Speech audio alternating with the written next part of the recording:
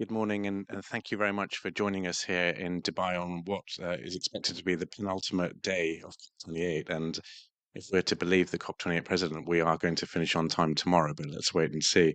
But I think the timing of this event is a very good one. My name is Kaveh Galimpur. I lead the international work at the Centre for Climate and Energy Solutions, and I'm joined by a really great panel here. So we have Lasse Brun from the UN Foundation. We have Alexander Deprez from IDRI, my old friend Juan Pablo from EDF, and also Ayman from the Mohammed VI Foundation. And also online, importantly, we have Luis, who was one of the co-leads for the UN report on climate and SDG synergies, and we'll turn to Luis shortly.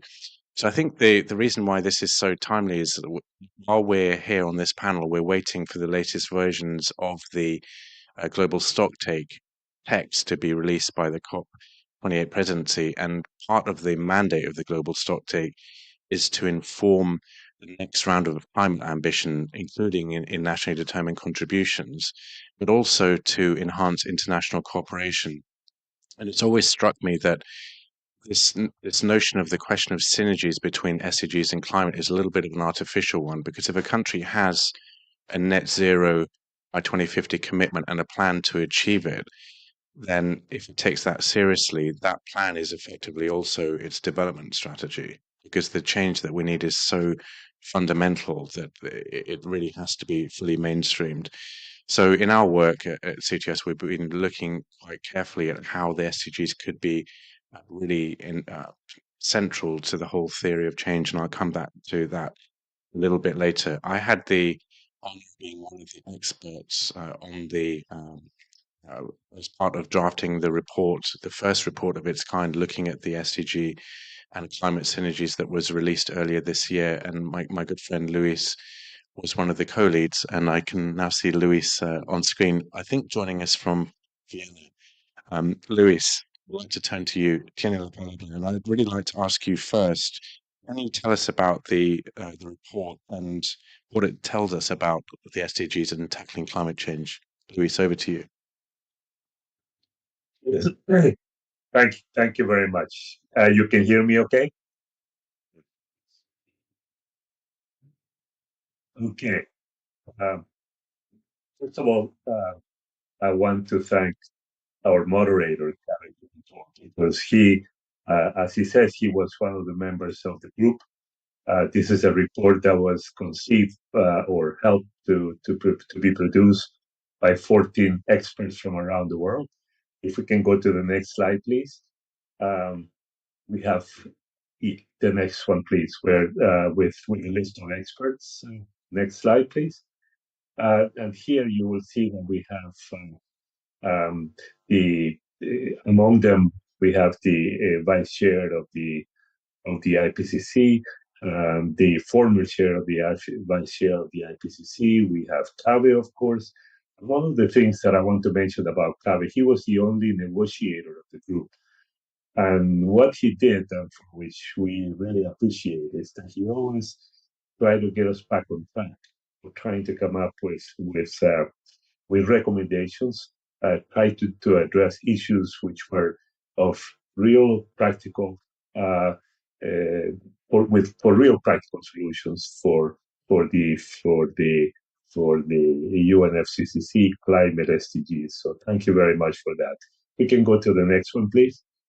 The next slide, please.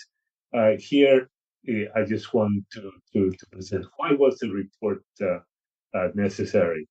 The some of the problems and challenges that we had many, but I list four here, which were really some of the most important. The first one was that yes, there is an increasing recognition that synergies can result in win-win situations, but the evidence of the data is so spread out thin. It's dispersed, some of it very difficult to access or even comprehend by policymakers. So we are proposing that we create a global platform for for helping to have this data. The second one is the absence of tools for identifying and enhancing synergies.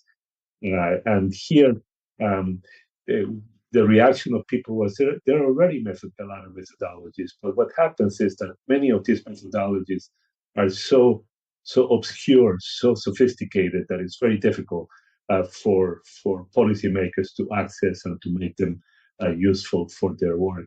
The third one is the finance, and we hear that in the global stack take is one of the major points of major barriers.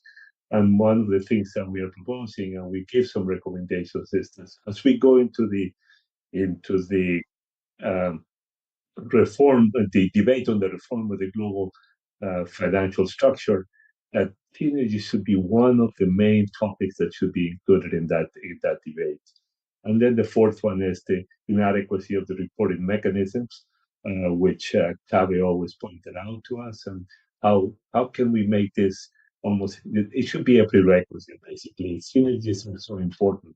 Why is it that they're not some NDCs, VNR, very few, if any, report on synergies, and we hope that this should be a mandatory requirement in the future.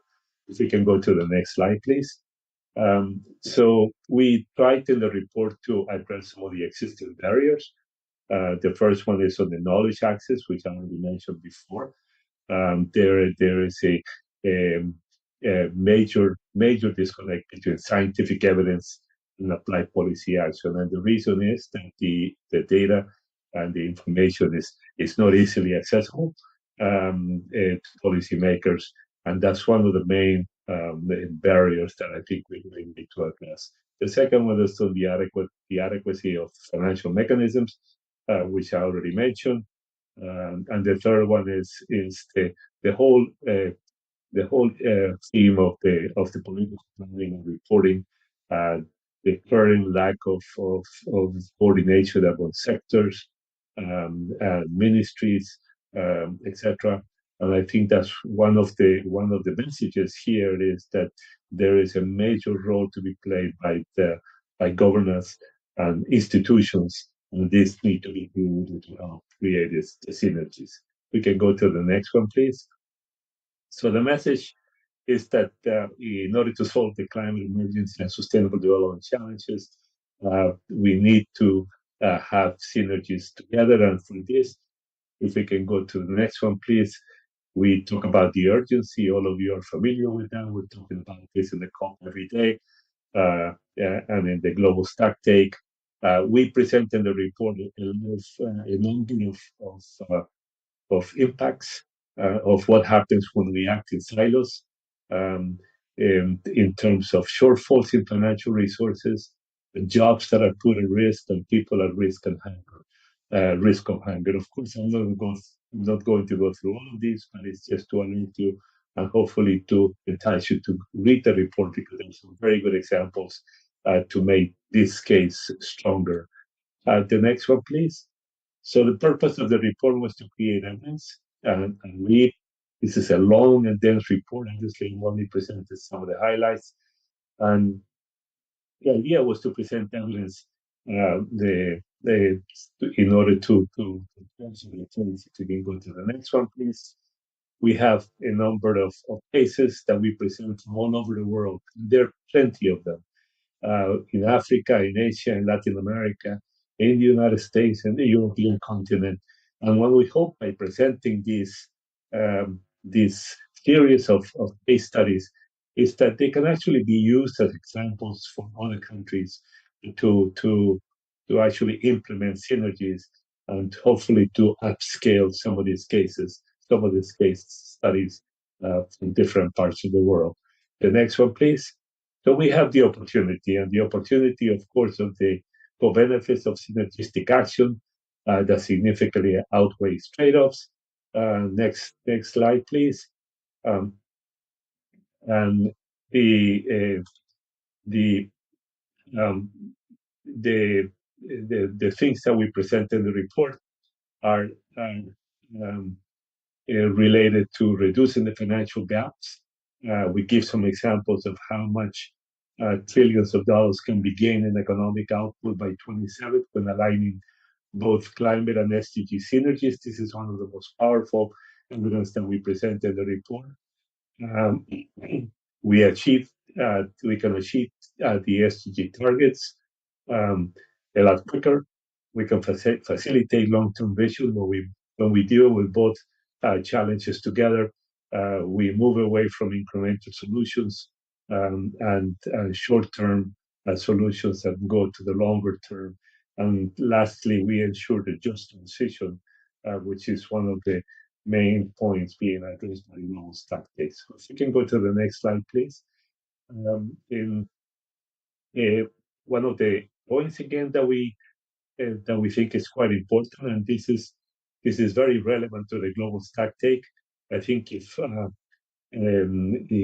we look at the global goal on adaptation, um, we one of the points that we need to make is that for most of the work on climate, on SDGs, and on synergies, we need to contextualize and make a context-specific analysis and localization of activities.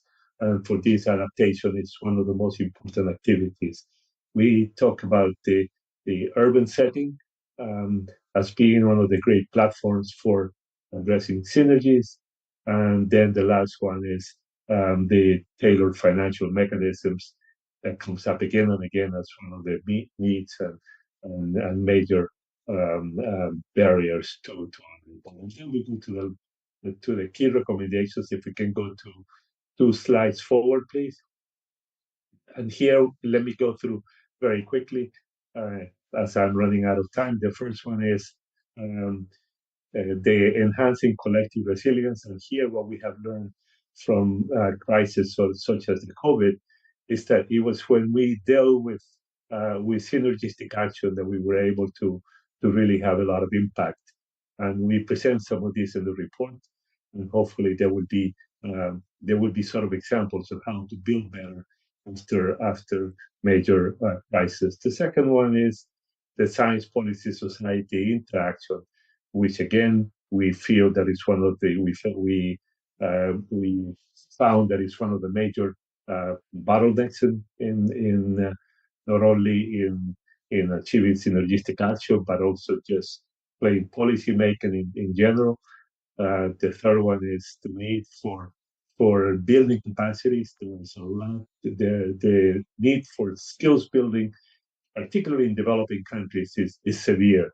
If we are going to have uh, more progress with the global stack take and with the the climate and development and the synergistic action, we need to put a lot of resources in in building skills.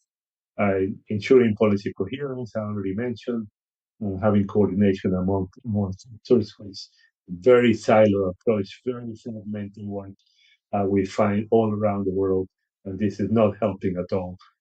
We as as as I will tell you in a minute, we are proposing to go into a second report, and one of the things that we want to focus on is developing an easier framework for policymakers to address synergies.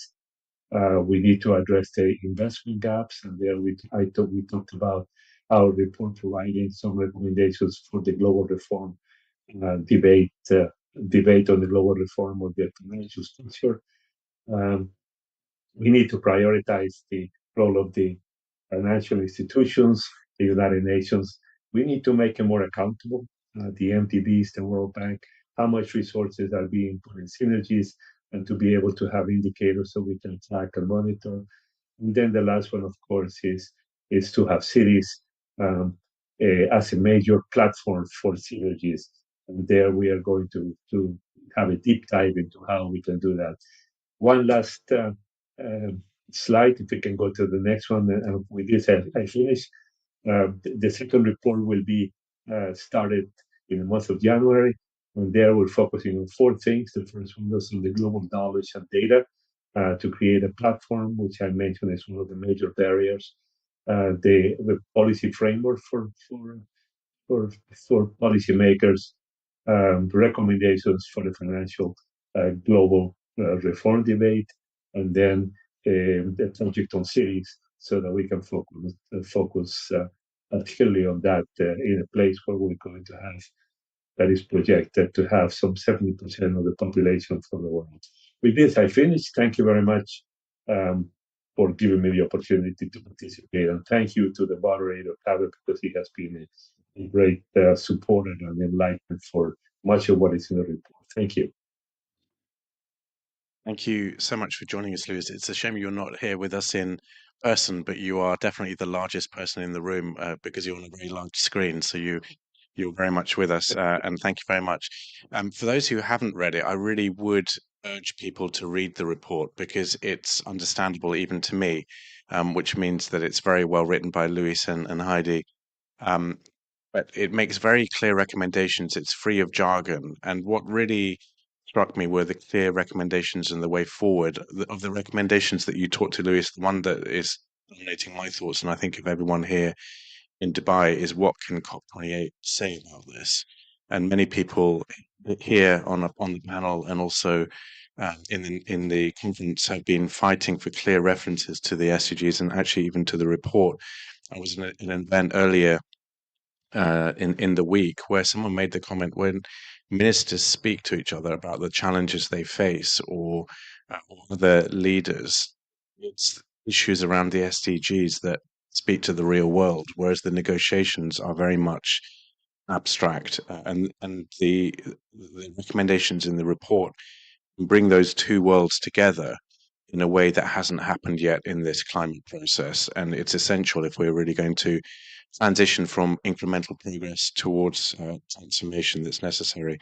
So thank you for that, Luis. And before I turn to our panelists, I'd like to talk a little bit about the work C2S. So we've been doing a project for over 2 years now, looking in depth at the global stocktake and how it could really add value and effect transformation. And I guess we're going to see the fruits of that work hopefully in the coming hours. But it really had the theory of change that emerged is that the global stocktake needs to send a limited number of clear, uh, actionable, uh, and very specific solutions to the outside world as to what's expected. So we at CTS in particular have been pushing the notion of tripling of the renewable energy by 2030, and also this notion of the phasing out of unabated fossil fuels. So we'll see what happens with that in the text, and I think that's going to be probably the key deliverable from this COP.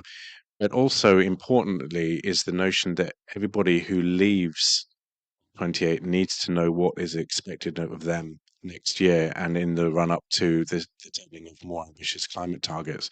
But I think the most transformational mandate from the global stocktake is this direction to enhance international cooperation. And I think that's really where the potential of maximizing the synergies with the SDGs comes in.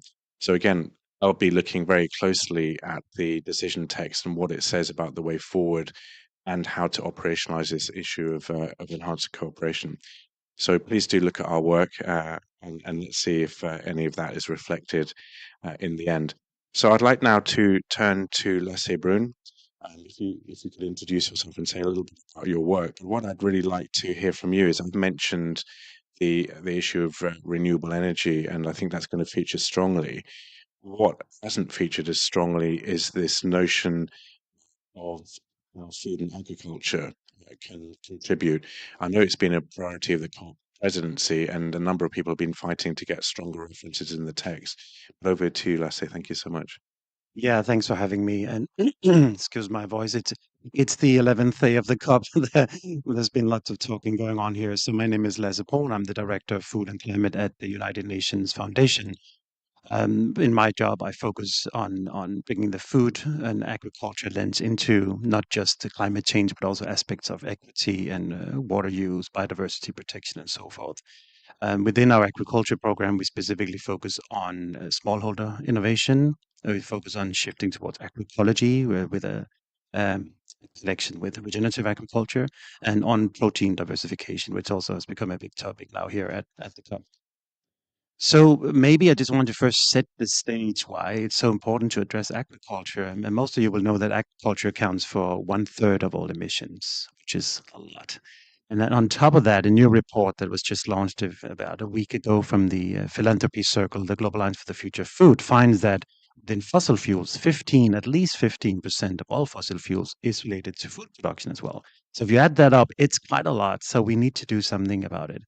So, adding to that, at the same time, we have massive problems with nutrition insecurity. More than 5 billion people are still, having issues with either they're not necessarily hunger, but there's about 1 billion people living in hunger. But a lot of people around the world has limited access to food, nutritious food, and so forth.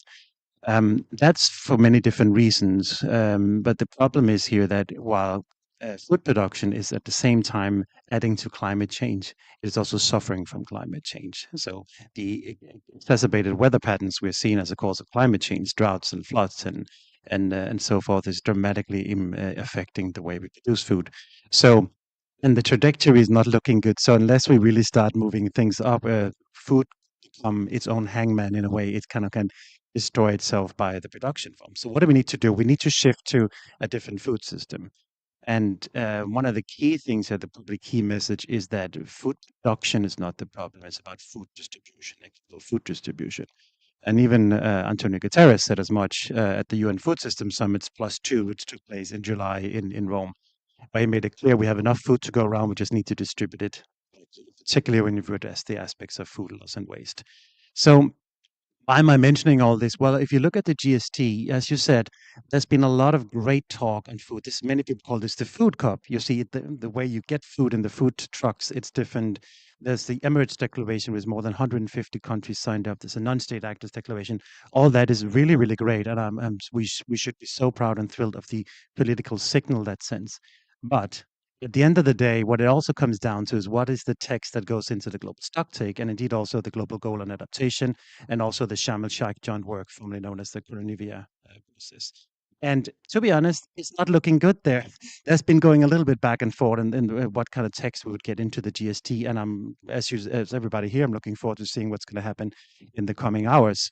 The thing is, unless we address food systems in the GST, we're gonna just kick everything back a number of years, and then it comes down to having those great political conversations about the need to address food systems.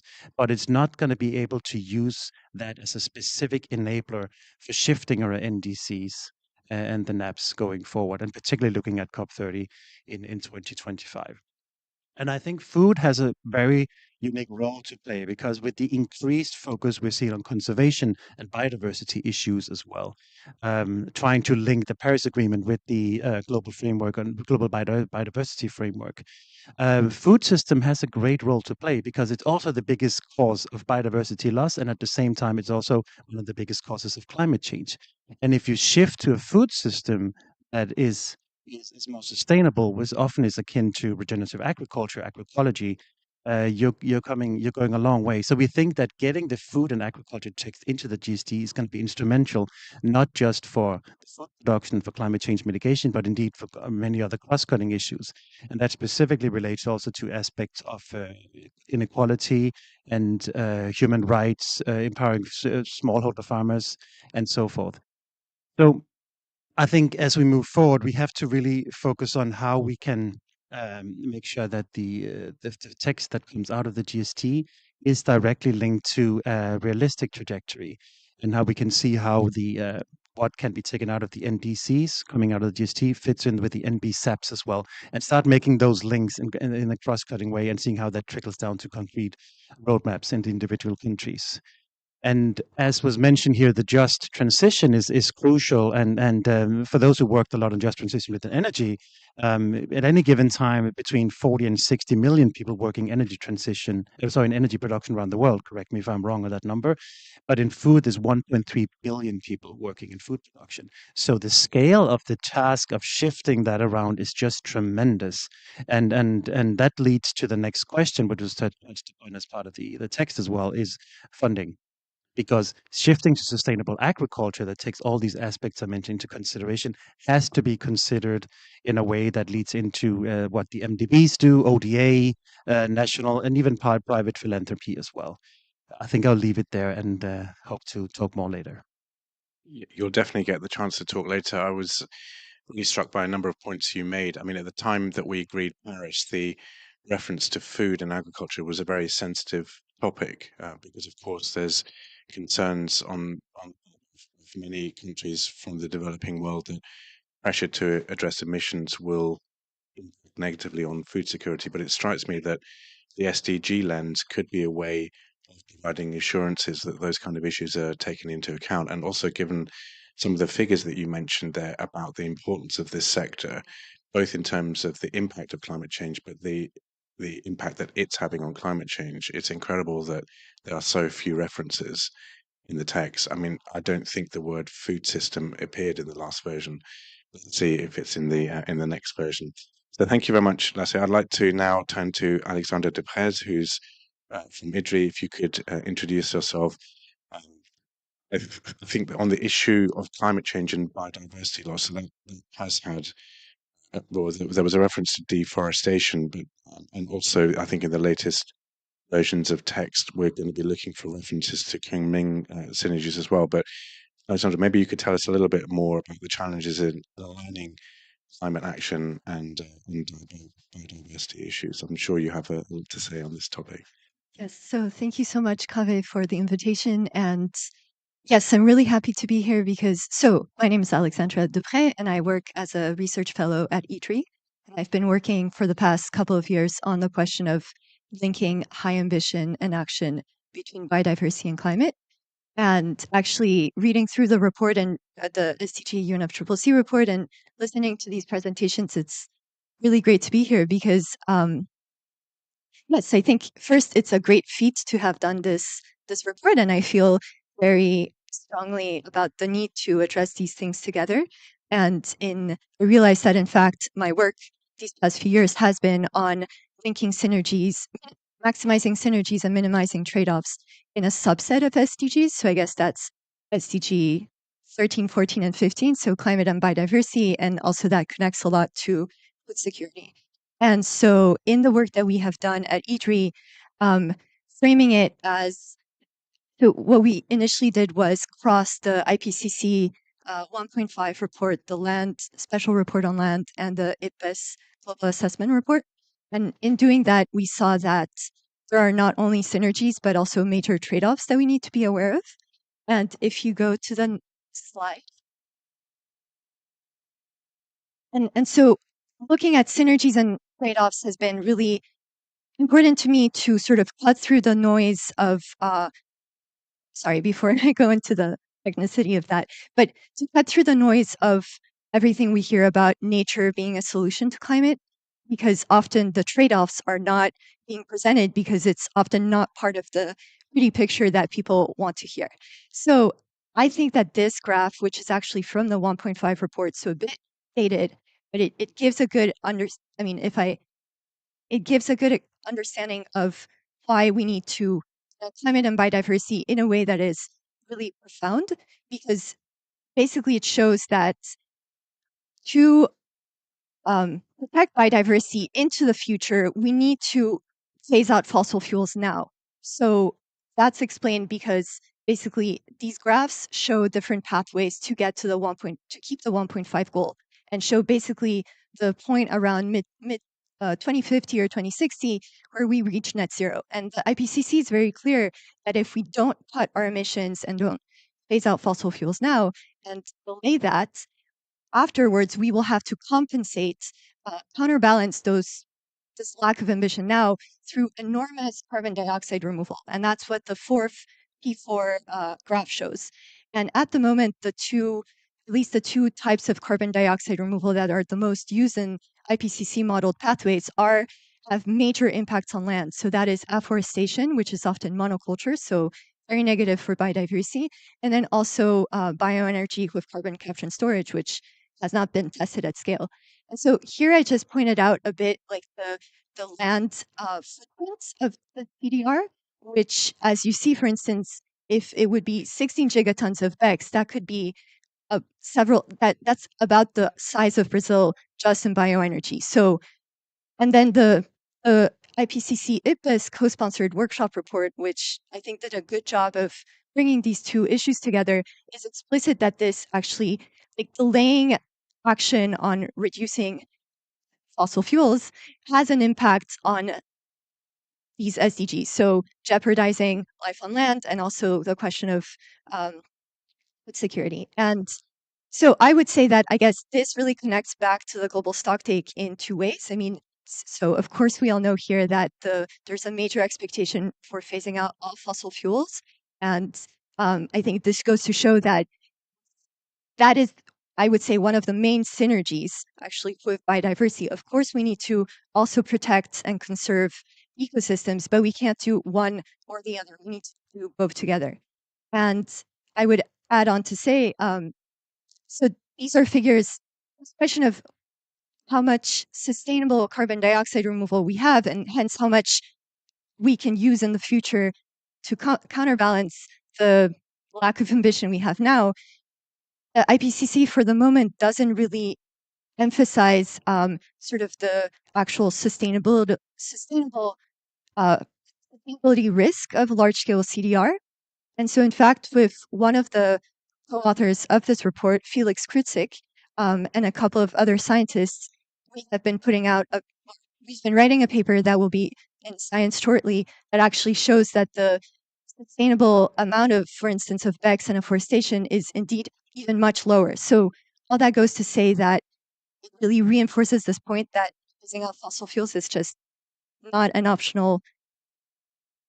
Yes, it really is the main signal that I guess I would be expecting from this GST to come out. And I would also expect for the GST to really have this understanding that we need to do both together, address the source of climate change and also protect biodiversity. And I think that goes back also to the question of major funding for preserving biodiversity. And I would just end with that. I think the reason why at the moment we're seeing deals that are major offsetting deals, so financing nature by offsetting fossil fuels, is also because there hasn't been at the moment a great political push to really a true political signal that we're serious about financing biodiversity in a way that doesn't depend on carbon markets. I'll let it at that. Thanks. Thank you very much for that, Alexandra. I mean, I think this issue of fossil fuel phase out or phase down, abated or unabated, is one that is going to be a key aspect of the final hours of the negotiations here at COP28. And on that, out of that debate, some countries are making the point that of emphasizing the need for emissions reductions now. But what really strikes me is that has not been part of that conversation are the potential secondary consequences of not reducing emissions now on the other SDGs. So this question of land use, the impact on food production, potentially biodiversity, has really not come up at all in any of the debates I've heard. So that's again, maybe the SDGs provides a lens to have that conversation in a safe way for all involved. Let's see what the text says about that. I'd now like to turn to Juan Pablo, who I've known for many years, who was formerly uh, deeply involved in the negotiations, and I'd like you to say a little bit about your current role and the work that you do. But again, we've spoken before. I'm particularly interested in what this outcome from COP28 says about the tripling of renewable energy. We had about 120 or so countries signing up to the pledge to triple renewable energy by 2030.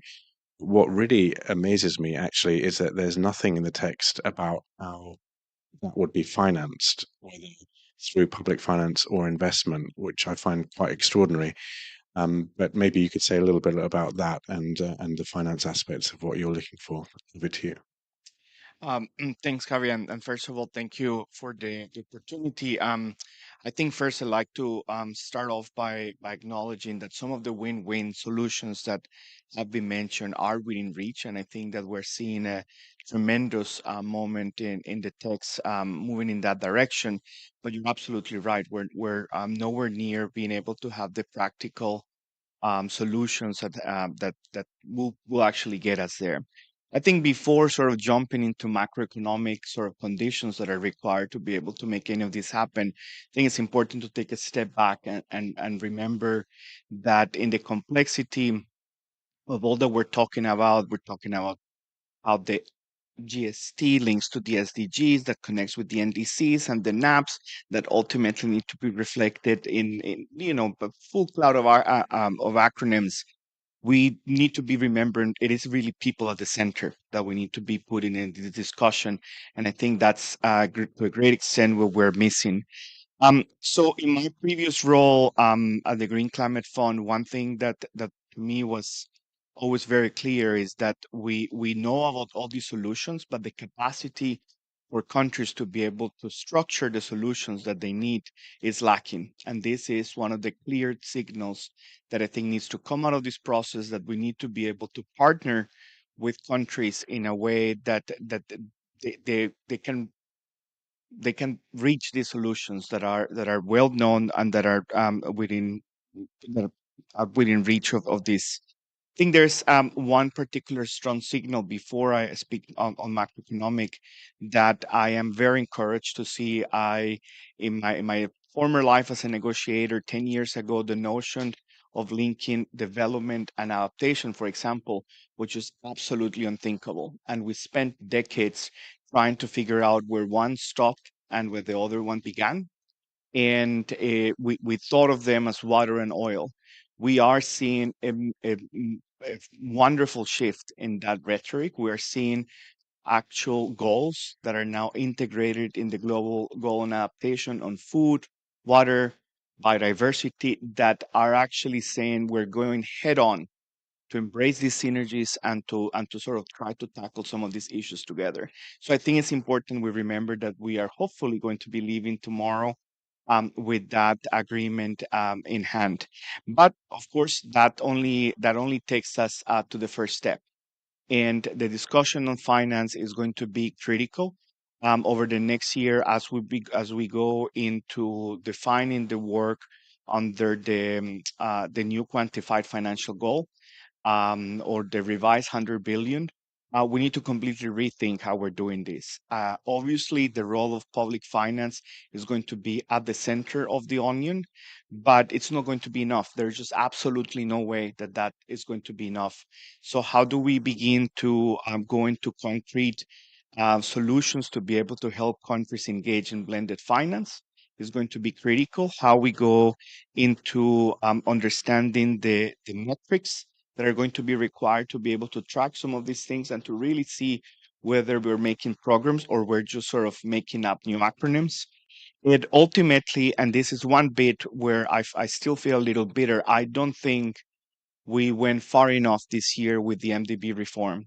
I feel that we were able to, we got it started and we began to engage seriously around the need to revise the quantity of finance that is required, and that's what it's all about. But we have not really engaged in the discussion on how the macroeconomic conditions that MDBs enable really gets us to the question of impact. Let me give you two concrete examples. Um, as we, for example, want to truly engage in this target around renewable energy, the macroeconomic conditions that lead developing countries to face with completely irrational interest rates in how they go about financing their investments, it's just unthinkable. Like, why is it that the interest rate for you to be able to finance a solar plant in Ghana and be sort of multitudes higher that if to develop the same size a solar plant in Scotland is just completely unthinkable. In a similar way, developing countries are entering in trying to pursue these aspirations of an integrated SDG and climate agenda with zero fiscal space. And not only zero fiscal space, but sometimes it actually goes in the negative. The way in which the macroeconomic conditions of some of the debt structures that countries have put them in a situation where uh, they can be overnight be left with a minus 60% of their GDP, and that we have so little in how we have lined up the way that the IMF work and the World Bank works to come and help these countries, not just by pausing the repayment of some of their debts, but to actually think of how we go about completely resolving them in the long term. It's a real challenge that we will need to address over the next few years if we want to realistically get to some of these targets by 2030. Thank you, Juan Pablo. Really important points. the one that shocked me the most was that it's 10 years since you were a negotiator. That made me feel very old. But it seems like yesterday. But you, at a number of points, I mean, the point on MDB reform, Glasgow sent a signal that did initiate a lot of reflection on that, but it seems the momentum has run out a little bit. So let's see whether anything in the outcome from here can reinvigorate that. You also importantly mentioned the global goal on adaptation. Of course, that's the other critical outcome that we're waiting for. So let's see what that says about some of the issues that you raised. And then specifically on the finance for renewables, my friend Francesca La Camera, who leads IRENA, made the point that it's not so much about finance for the projects, but it's specifically for issues like infrastructure, which is he cited as the number one barrier to deployment. And your point, I mean, really shocking that we hear figures, we hear often said that renewables are the cheapest source of energy in the world. But when you cite figures like you did, where the cost of borrowing for a country like Ghana can be multiples of times more expensive than in a country like Scotland that has a lot less sun than Ghana. Is it's a major barrier. So this sort of rhetoric isn't often matched up with the reality on the ground. So all really important points. I'd like to now turn to my friend Ayman. Ayman, I've known for many years. He was involved in the COP22 presidency and lots of other things as well. I'd really like to, well, hear your reflections on what we've heard from others, but particularly in your country of Morocco, has been a real leader in the world in terms of deployment of renewables. And I think your reflections in that context, but also your experience of being the pen holder in the presidency, it would be really interesting to hear your insights. Over to you, Ayman. Thank you. Thank you very much. First of all, I want to indicate that it's a pleasure to be here with you and also to commend the UAE COP28 presidency for all the great work that they're doing. As you were indicating, I used to be a pen holder in the context of a presidency, so I know how difficult the next few days are going to be. So I also wanted to connect you to the point you made about the SDGs being an important framework and also very grounded when the ministers are talking to one another in terms of the challenges that they're encountering. And in that regard, I have two small anecdotes to share that are very recent. As we were exchanging, I was sharing some information about this event in some of my networks, and one of them is some of the youth who we are supporting to take part here at COP28, and they got very excited because this is taking place in the SDG Pavilion, and apparently there are SDG pins being given out. They literally want to give it very close to their heart. And the second thing, as we were discussing nature, I was hearing whispers of nature, and I thought that was a reflection of our commitment for nature. But I think it might also be because there's a beautiful plant branching, rushing against the back of my head. Now, regarding more specifically, point to the question that you raise, I want to address it through tourism. First, Morocco case, as you indicate very helpfully, and secondly, international cooperation, as you were also indicated before, uh, potentially could be one of the key signals going forward. So regarding Morocco in that context, of course, there is the NDC, the updated NDC that we communicated in 2022 with a goal when it comes to emission reduction of 45.5% by 2020. And pretty much every year we've been ranked among the top 10 countries when it comes to ambition and action for climate. But I'm referring also to the NDC in the context of the way it was formulated, because within the very preamble of the NDC, it indicates the importance of alignment with the SDGs and synergies in that regard. It talks about synergies with the other Rio Convention. It talks about alignment with the SDGs, and it provides some examples. SDG 1, 3, 6, 7, 8, 9, 11, 12, 13, and 17 as being of particular interest. So it was taken into account very much so in the very formulation of the NDC, which I think is be seen as a good practice in the space that we're discussing here. Of course, we have our national strategy for sustainable development. It's a bit of a tricky situation for us because we preempted the adoption of the SDGs. We adopted our national sustainable development strategy in early 2015, so there were no SDGs per se. Then we did some work since then to align it better in terms of the SDGs, and then currently we are finishing regional and national consultation for the second round of this national strategy that will then better reflect the alignment with the SDGs. So that's the framework as well. Of course, the national voluntary VNR, the voluntary national But you are. But anyway, the context of HLPF. And still in the context of Morocco, just a few days ago, the minister of energy transition and sustainable development, which again is a signal of the importance in Morocco of aligning those agenda because it is the same minister that has both portfolios. She announced the 2050 net zero scenario for Morocco. And in that context, we have programs and projects across 7 sectors. And just to give you a bit of a figure as for what we're talking about, I'm trying to locate it quickly, and I'm failing to do so. But I do remember that the objective, for example, in energy was particularly, yes, 96% of electricity generated from carbon neutral sources by 2050. 96%. And this is just one example from the electricity sector, and there are others in the 6 others. I don't, for the interest of time, I won't go into that. And the second point I wanted to discuss is international collaboration. And Morocco happens to be very lucky in that regard, as we are at the crossroad of many interfaces. We are an African country, we are a Mediterranean country, also very connected in the MENA region. So that allows us to leverage interesting opportunities. And of course, we're very close to Europe geographically, but also in terms of our partnerships. And I'll be providing some examples of international cooperation that regard to speak to all of those. Within Africa, you're referring to COP22, and as you might recall, there were 3 commissions that were launched at the time: the Congo Basin Commission, the Sahel Commission, the Small Island Commission, that are African Commission, recognized in the context of the African Union, and are heralding the type of concrete action that are very helpful regionally and globally for climate and sustainable development. There was also, we talked about agriculture. You must be very familiar with the adaptation of African agriculture that was also announced at the time, that is very much still alive.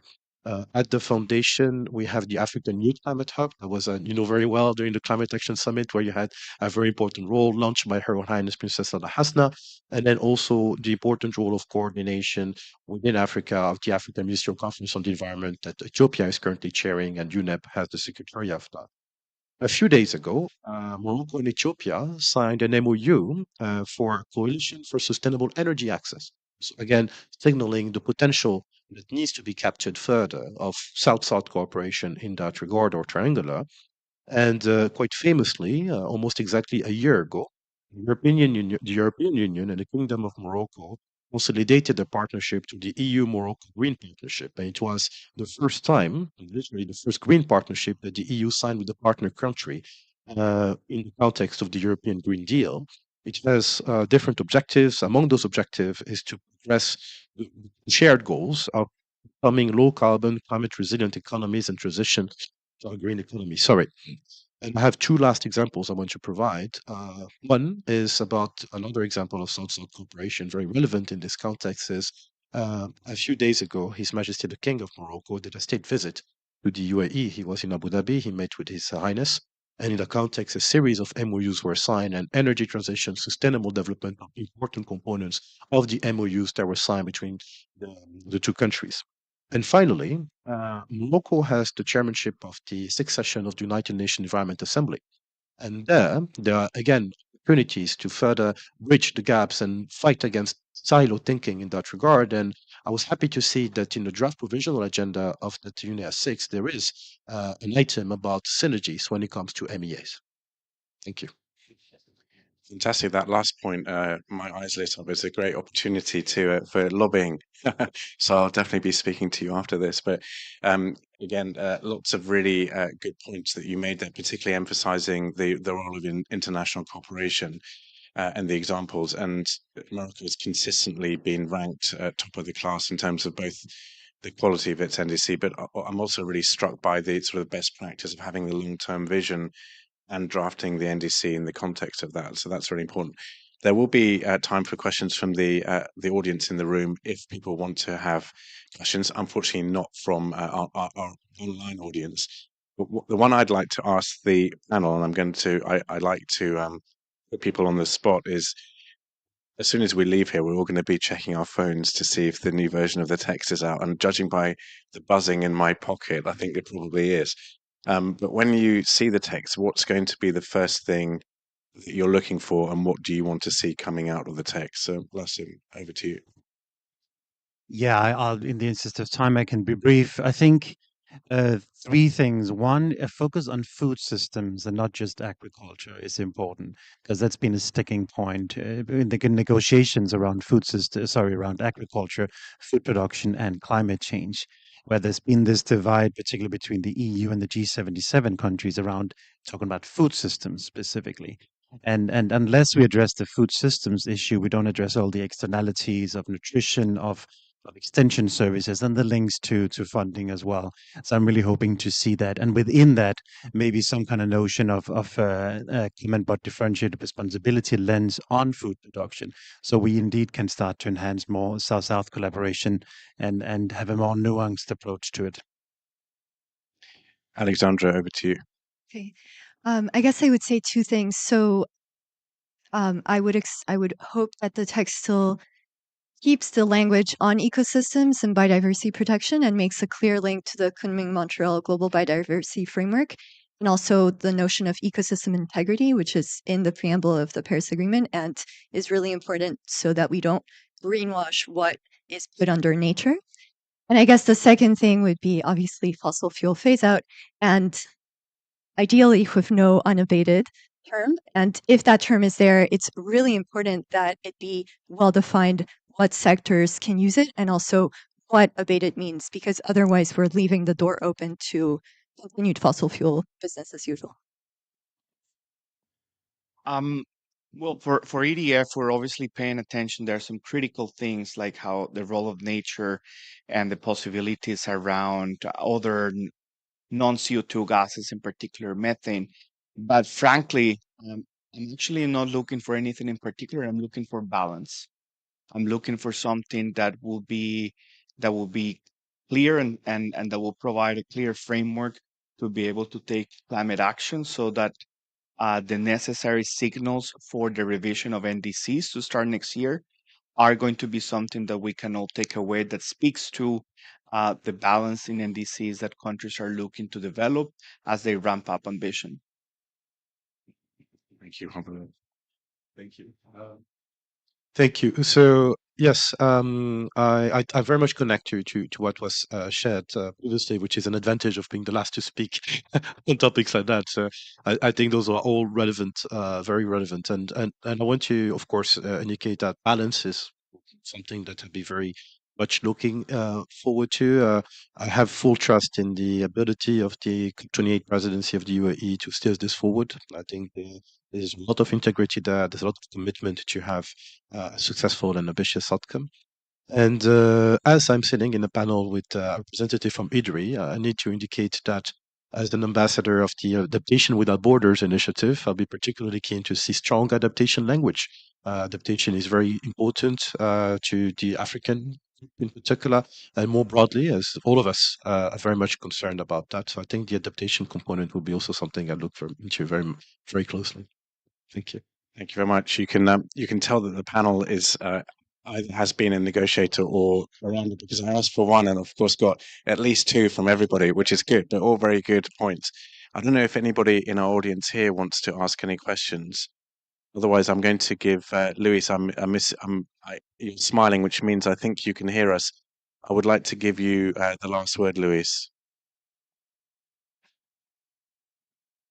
Well, thank you very much, and I really enjoyed the comments from all the panelists, including the expectations that we have on the GST. And I think that the one that personally I hope from the final version is the balance. I think that still the part of development is not as prominent as it should be. Um, I think that one of the things Gavin knows is when I used to be in the UNFCCC for a number of years, and I was actually recruited to the UNFCCC to try to bring the development issues into the negotiations, into the debates, and I had a very difficult time as many of the negotiators came very much from the climate and environmental ministries. So I hope that that there is more language on the on the part of development. And of course, the issue of finance and international cooperation, which everyone has mentioned, is going to be critical.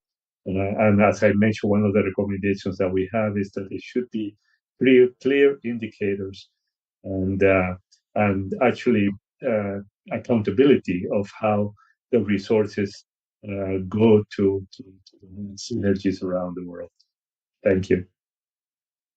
Thank you very much, Luis. And it just leaves me to thank very much the panel for joining us, especially after a very long 2 and maybe even 3 weeks for some of you here in Dubai, and to take the time. And also Luis for joining us from Vienna. And I realize it must be brutally early for you over there. So thank you very much for joining us. I'd also like to thank very much UN DESA and the UNFCCC for making this space available to us, but also throughout the 2 weeks. It's been really helpful, and also Jennifer from my team for organizing this. So thank you very much indeed. Thank you.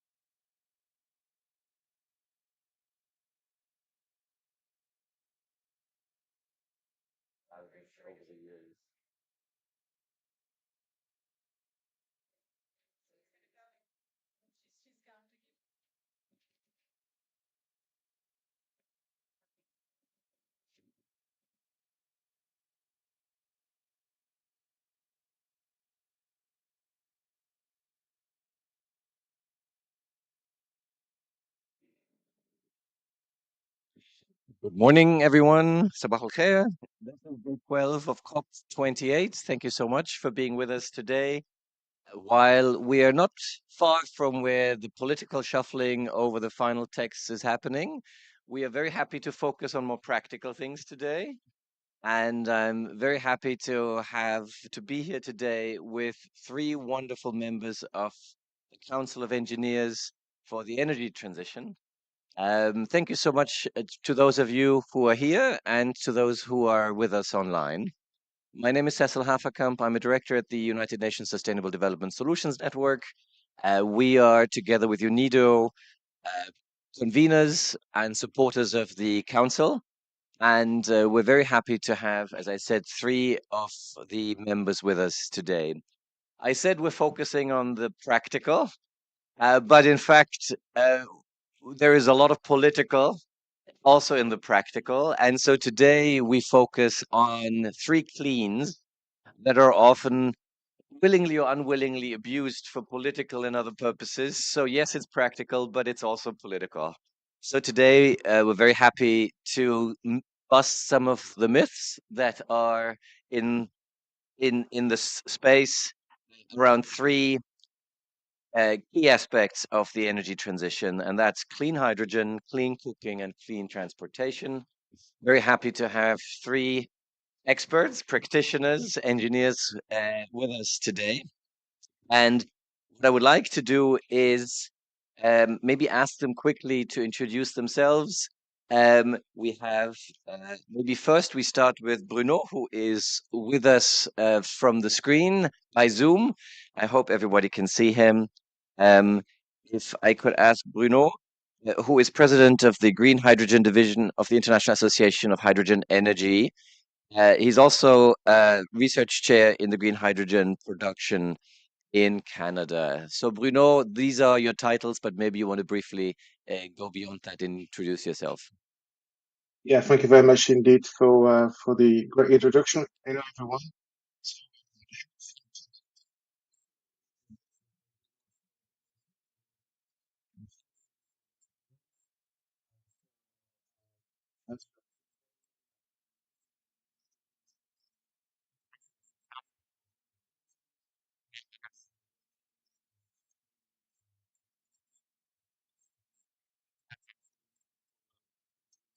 Is it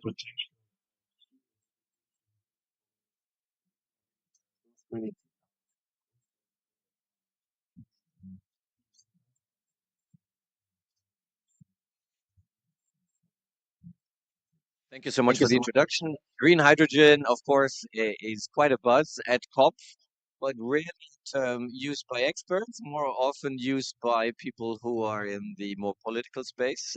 And there's lots of myths to be busted in that field. Thank you so much, Bruno. I come to our next speaker, Luisa Valentin Barros. She is Global Head of Consulting Business Development at Way Carbon. Good morning. Good morning, Cecil. Pleasure to be here with you within the SDG Pavilion. I'm Luisa. I'm based in Brazil, representing Latin America, and I'm working in the energy industry for the last 20 years, specialized in renewable energy. And within the seat, I started 2 years ago. We are doing work on the energy access and clean cooking. So we are working together on this working group with a special focus on Africa. That's it. Thanks.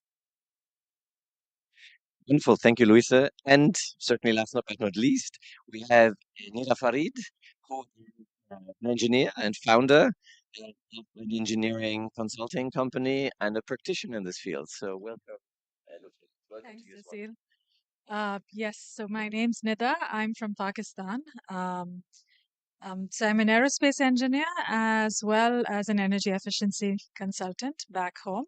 And I've worked mainly in the aerospace field and the energy field, sort of a mixed experience over the last 20 years in the US, in Europe, in the Middle East, just next door in Abu Dhabi at some point, and now back home in Pakistan too. On the Pakistani side, I focus more on the energy efficiency side because to me that's where the low-hanging fruit is in much of the developing world. But I have a lot of interest in the transition for the transportation side as well. So especially on the aviation and the road transport side. Yeah. Wonderful. Thank you, Nida. So you can see we have three experts for three quite tricky, quite complex, quite deep technical fields that have over time been recognized as essential to get the transition right. But often this is where the discussion ends. And today we have the opportunity to go a bit deeper. And I think in the next half an hour plus, we have a chance to bust some of the myths that we identified. And it's quite a luxury to have a panel without presentation. So it's all about discussion. And I hope we also get some questions from some of them in the audience. And maybe, I don't know whether there's a chance to get some questions from those watching online. So we can go right in. Starting with hydrogen, and that's mostly to Bruno. And I would actually, to the extent that you want, invite you as well, because I know these are not clearly delineated issues. So maybe I could ask Bruno to get us started, maybe briefly why the discussion of green hydrogen is so important for the energy transition. But then the question, sometimes people get very excited about a new tool and then they're all about this and then they talk too much into it and they make too much of it. And so maybe you could say, yes, why is it relevant? Why is it so important? But maybe is it the silver bullet for achieving the transition? And I'm sure this is not, this is quite a nuanced response, but we're starting with you, Bruno. Yeah, thank you very much indeed. So let's speak. So clean hydrogen is definitely not the silver bullet for energy transition. It's part of the solutions of different portfolio, different technology in order to get into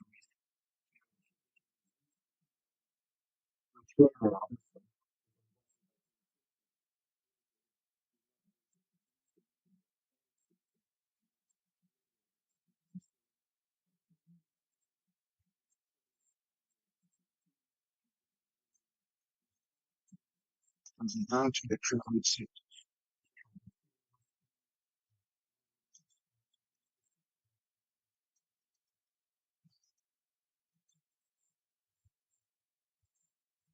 Molecular hydrogen. It's what is produced. It,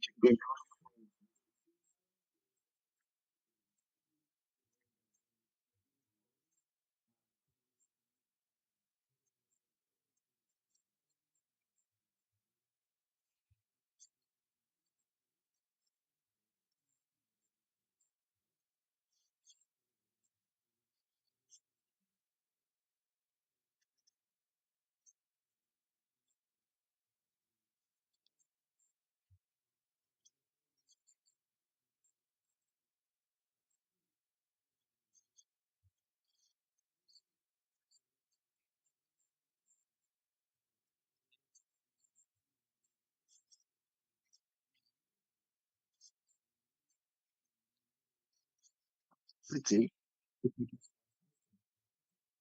Actually, this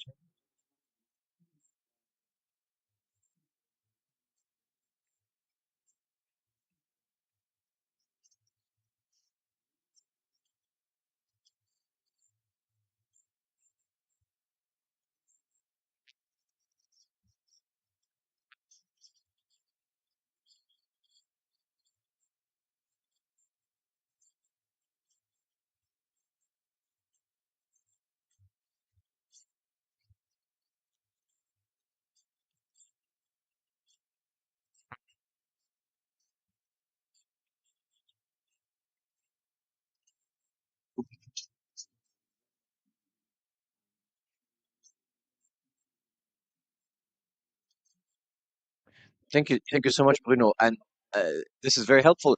You said at the beginning that especially for industry and for possibly high consuming parts of industry, um, does that mean, and you describe the kind of potential. So maybe my first follow-up question would be, there must be a downside to this, aside from the maybe limited scope of the application.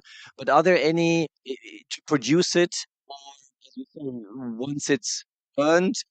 What are the downside there, and what would like to emphasize when looking at how can we clarify and inform a more kind of differentiated application and discussion on green hydrogen?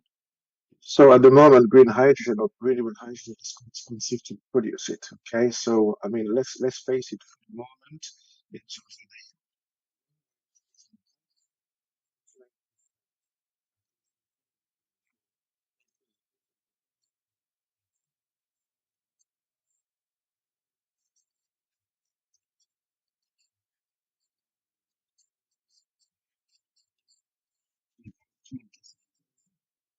if you want to really understand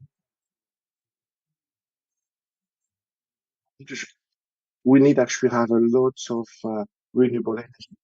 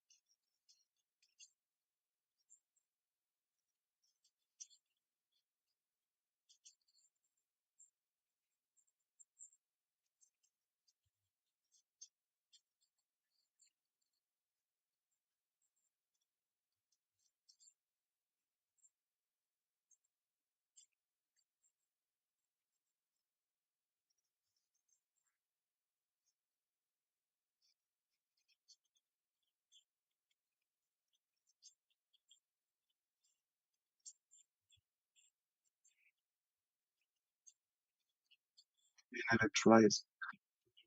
Obviously, I mean, in order to produce this green hydrogen, you know,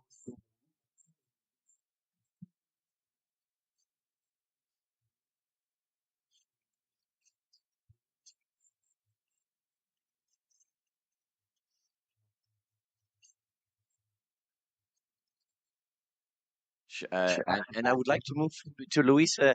Um, Please expand on this, but maybe specifically, we heard industry. Your key area of work is cooking, right? Now, that's more in the micro area of applications. Is hydrogen interesting for clean cooking? Yeah, it may be, but if I can, I want to follow up with a question to Bruno that I think it's a very important myth that we need to deconstruct. So I've seen a lot in COP, Bruno, a lot of countries saying that we want to focus on hydrogen, green hydrogen exports. So I would like to hear your thoughts on that, to elaborate. Like, let's say, for example, Brazil, they are getting ready to export hydrogen to Europe, but at the same time, there is a lot of use of gray hydrogen in the country. So I would like to hear your thoughts and how do you see this, paradigm of strategy? yeah, I think we need to be. So this is a very good point you make. Now, I think for me, hydrogen is very important. You know, locally to or be produced locally, only used locally. First,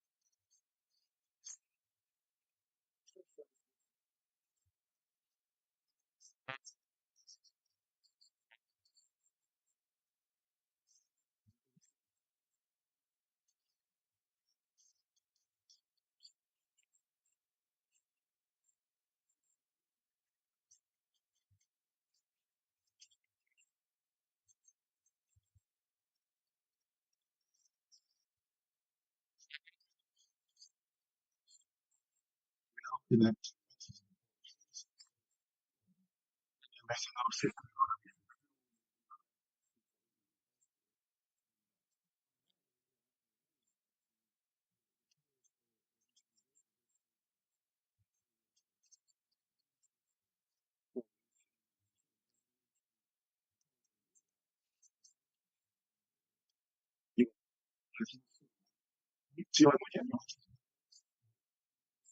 Yeah, um, to make your fertilizer and things like that.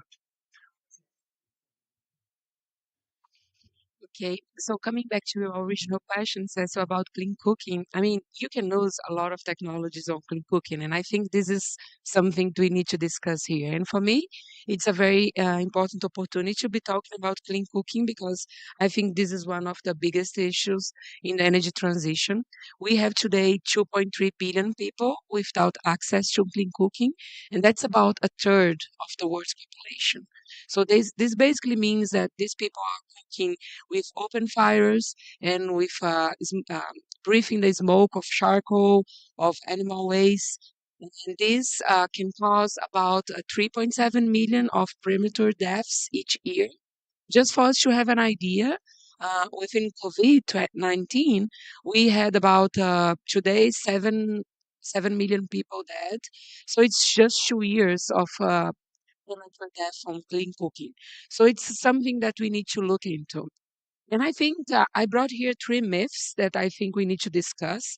And within the Council of Engineers of the Energy Transition, we prepared a issue brief about clean cooking and biogas. So, and focus is one of the myths. Clean cooking, there is no technology barrier. So if you look about research, previous research made on that, it focuses a lot on some type of technology, some type of stoves, specific, electric or improved cook stoves technologies. And this should not be the real point here because you have, it's not something that we don't dominate the technology. There is no missing policy. It's more like regulatory and political and financial barriers that we have. So I think this is a very important myth us as engineers need to deconstruct because we can deploy it. It's not something that we don't have the technology, like we've seen with green hydrogen, that we still need to develop some, technology, some structure to develop this type of thing. The other one is in terms of the investment. So if we want to give access to clean cooking to 2.3 billion people, it's not a lot of money that we need. So the International Wage Agency estimates about 8 billion annually. It's not a lot of money, but it's not. It's less than 1% was globally spent on providing affordable energy to people. So country giving subsidies for people to be able to pay for the energy bills. So if we get 1% of this money, we could give annually access to all these people that has lack of access to clean cooking. So I think this is a very important point because this is a low-hanging fruit that we could tackle. And the last one is we hear a lot, and sometimes if you see community programs on clean cooking, people saying there is a cultural barrier to change open fire and cook to new technology. And this is not really true. Course, you need to have capacity building, you need to have campaigns, you need to have engagement programs. But the thing is, and also you need to be careful with the affordability issue because in the long run, you need to guarantee that these new technologies are affordable to population and they are able to operate them. But the challenge that we see is much more about knowing how to operate if the cook stove stop working, how to the community be able to fix it, much more than a cultural barrier, I would say. So I think these three myths about clean cooking are very important for us to understand, so we can, have structured actions to provide access for 2.3 billion people. Thank you so much, Louisa. You refer to it, but if I could ask you, given that we have the luxury to have this discussion here, we're at the SDG Pavilion. Clean cooking is central to several of the SDGs. Can you just very briefly maybe give us an overview geographically and maybe over trends? Sometimes, and maybe by people who are not very informed, there is this impression that this is an area that's improving. Access to clean cooking is increasing. Is this true uniformly across the world, or which regions of the world would you say clean cooking must remain or must become a priority? And then specifically again, where would you see the main technologies that people should focus on? Because sometimes people get distracted by the glitzy solutions, not understanding the engineering aspects. So, just from you, from your perspectives, where would you think, where should people focus on? This is where most of the solutions will come from. Nice, very good question. And especially us as engineers, we love to focus on technologies, but when it comes to climate change, energy transition, we need to think about all the technologies all together, and we need to understand that we have to combine. So this is very important topic because when we look from the last 13 years, there was a lot of progress on clean cooking. So I have some numbers here. We um, we fell from 3 billion from 2010 to 2.3 billion. It's still a lot, but it was a lot of progress. But this is concentrated in Asia and developing Asia and Latin America. And it was basically reached by providing subsidies for LPG. So if you look at Brazil or other places in Latin America, there is access of LPG through subsidies that are continued subsidies for the population to access. But this is not the normal for the rest of the world. So Africa, and especially because of population growth, and I would focus specifically on sub-Saharan Africa, the number has grown. And has grown a lot. It's about 2.20 million people without access in the last 13 years. And and one thing is these 75% of these people are concentrated in rural areas. So I think this is another important information we need to consider in order to think about solutions. So and if you look at the numbers, these numbers in sub-Saharan Africa are growing. So and coming back to your second question, I think there are a lot of technologies, even improved cook stoves that will bring some efficiency to clean cooking. But you have ethanol technologies, you have electricity cooking that could be adopted. You have biogas, which is something that not only will bring the solution to clean cooking, but also to give more, to provide biogas production, biomethane, to treat residues and animal waste that you could be used, and also provide another source of income for local and community population. So I think it will depend on the challenge, the local challenge. If it's agricultural setting, you could think about one technology. If it's Kenya, for example, is adopting a lot of electric cooking, or even LPG, which was what caused this growth of clean cooking access by 70% in the last 13 years. It's still a solution, but it's not the only one. So I think this is what we need to consider when discussing all the technologies that are available. Thank you. That's wonderful, and I think very relevant again, given that we're talking about the context of SDGs, and maybe one of the most beautiful aspects about the Council of Engineers. You're not just looking at technology only; you're looking technology for purpose, and the purpose is development. I would love to come back and maybe invite the audience later to maybe specifically ask about something that sometimes is perceived of as as a dilemma, or say, because you mentioned Africa, that quite a number of people in Africa are wondering, uh, we need to develop, and we need in rural areas, we need access uh, uh, to fuels for cooking. Can progress on the climate side should not question or be instead of development, right? So the question really is that looking at these trade-offs. Maybe my final short question, then I would love to come to transportation, is in terms of infrastructure that is needed. That probably plays into this as well, because if you mention rural areas in particular, the question of having heavy infrastructure be installed is not a realistic one, while that might be different in cities. Is that correct? Yeah, and of course, infrastructure is an important question also for transport. Yeah, that's a very good question as well, because this is another myth. When you think about 2.3 billion people without access, you think, okay, but if we provide access to them, we'll need to invest a lot in infrastructure in terms of transmission, distribution, and even the distribution of LPG as well. But that's not true. I mean, and I have very good numbers here from the International Energy Agency. If we achieve access by all the 2.3 billion people by 2030, this would add less than 3% of modern energy demand. This is right, only 3%. And this can be with the existing infrastructure we have. Of course, in Africa, you would need, especially in sub-Saharan Africa, some investment to support the infrastructure. But this is not that thing like if we talk about hydrogen or other technologies, even renewable energy, even wind and solar, that we do know that we need to reinforce the grid, the transmission and distribution grid.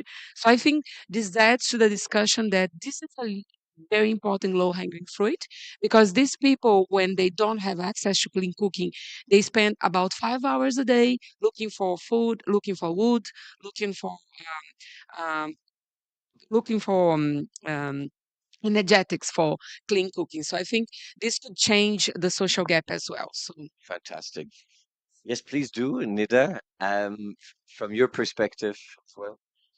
Yeah, so I just want to add a couple of things here because I was on the board of the gas company back home for the last several years, and there's a lot of experience we picked up on the Pakistani side with this too. Um, So I think one of the myths people have, like you just mentioned, they'll just add 3%, right? If you add clean cooking access, that's just 3% more energy demand for the world. A lot of people, when they think of gas, they think that their gas bill is coming from cooking, but that's not the case. It's coming from water heating, right? So cooking is just a very tiny portion of your gas bill. So even in Pakistan, we've been really debating how to provide access to people for clean cooking, and it's a very politically, you know, they think it politically they get more votes by giving gas pipeline access to the population. And we've been campaigning a lot to make them understand that whether you add cooking through electricity or you give access to LPG cylinders, etc., those are probably preferable ways to give access to clean cooking to the general population than trying to extend the grid infrastructure. Because when you extend the grid infrastructure to the rest of the country, that costing, we ran the numbers when we were asked to expand the grid infrastructure. Uh, they would have been giving about $3,000 in subsidy over the year. They would have spent $3,000 per household per year in order to pay for that grid infrastructure. Whereas by giving LPG cylinders or electricity access, etc., that household would have probably spent maybe $300 or $500 a year on the actual fuel for clean cooking. So it was way, way, way more expensive to actually be expanding your infrastructure. Whereas LPG cylinders are very easy to transport compared to this. Or for areas that already have electricity access, switching to an electric stove or electric plate kind of cooking is much easier. So I think what we fight on the ground in the developing world also is what looks good for the voters, for the government, versus what is actually feasible and technically sound. Could I ask very pointed, if you want, provocative Sure. question? Do you think people raising concerns of infrastructure and infrastructure costs, this is politically motivated to not actually go into this space? Okay, I will say something very controversial. On the ground in many of our countries, people like to go for infrastructure projects because that's where the money is, you know? Whereas a lot of the solution, that's why it's really good that the UN has decided to put together a Council of Engineers because we focus on what is actually technically correct, but not where the money gets made. So Yeah. that's what happens a lot when you're working directly with government. That the solutions that are chosen are maybe not the most relevant. Then Which maybe indirectly yeah, underlines the importance of having engineers be involved, not just at the stage of execution, but actually in the process of reviewing the options, of evaluating options, and ultimately informing the decision making. Because I can imagine many of you, you're let into the room when the decisions have been made, as you say, maybe primarily driven yeah, by opportunities to yeah. inject money into a field where everybody benefits from, and where the aspect of, is this helping the most possible beneficiaries? Is this something that's sustainable? Is that something that actually addresses? Or maybe whether there maybe is not, maybe there's a better solution for that that would have been cheaper, or ultimately friendlier for the user.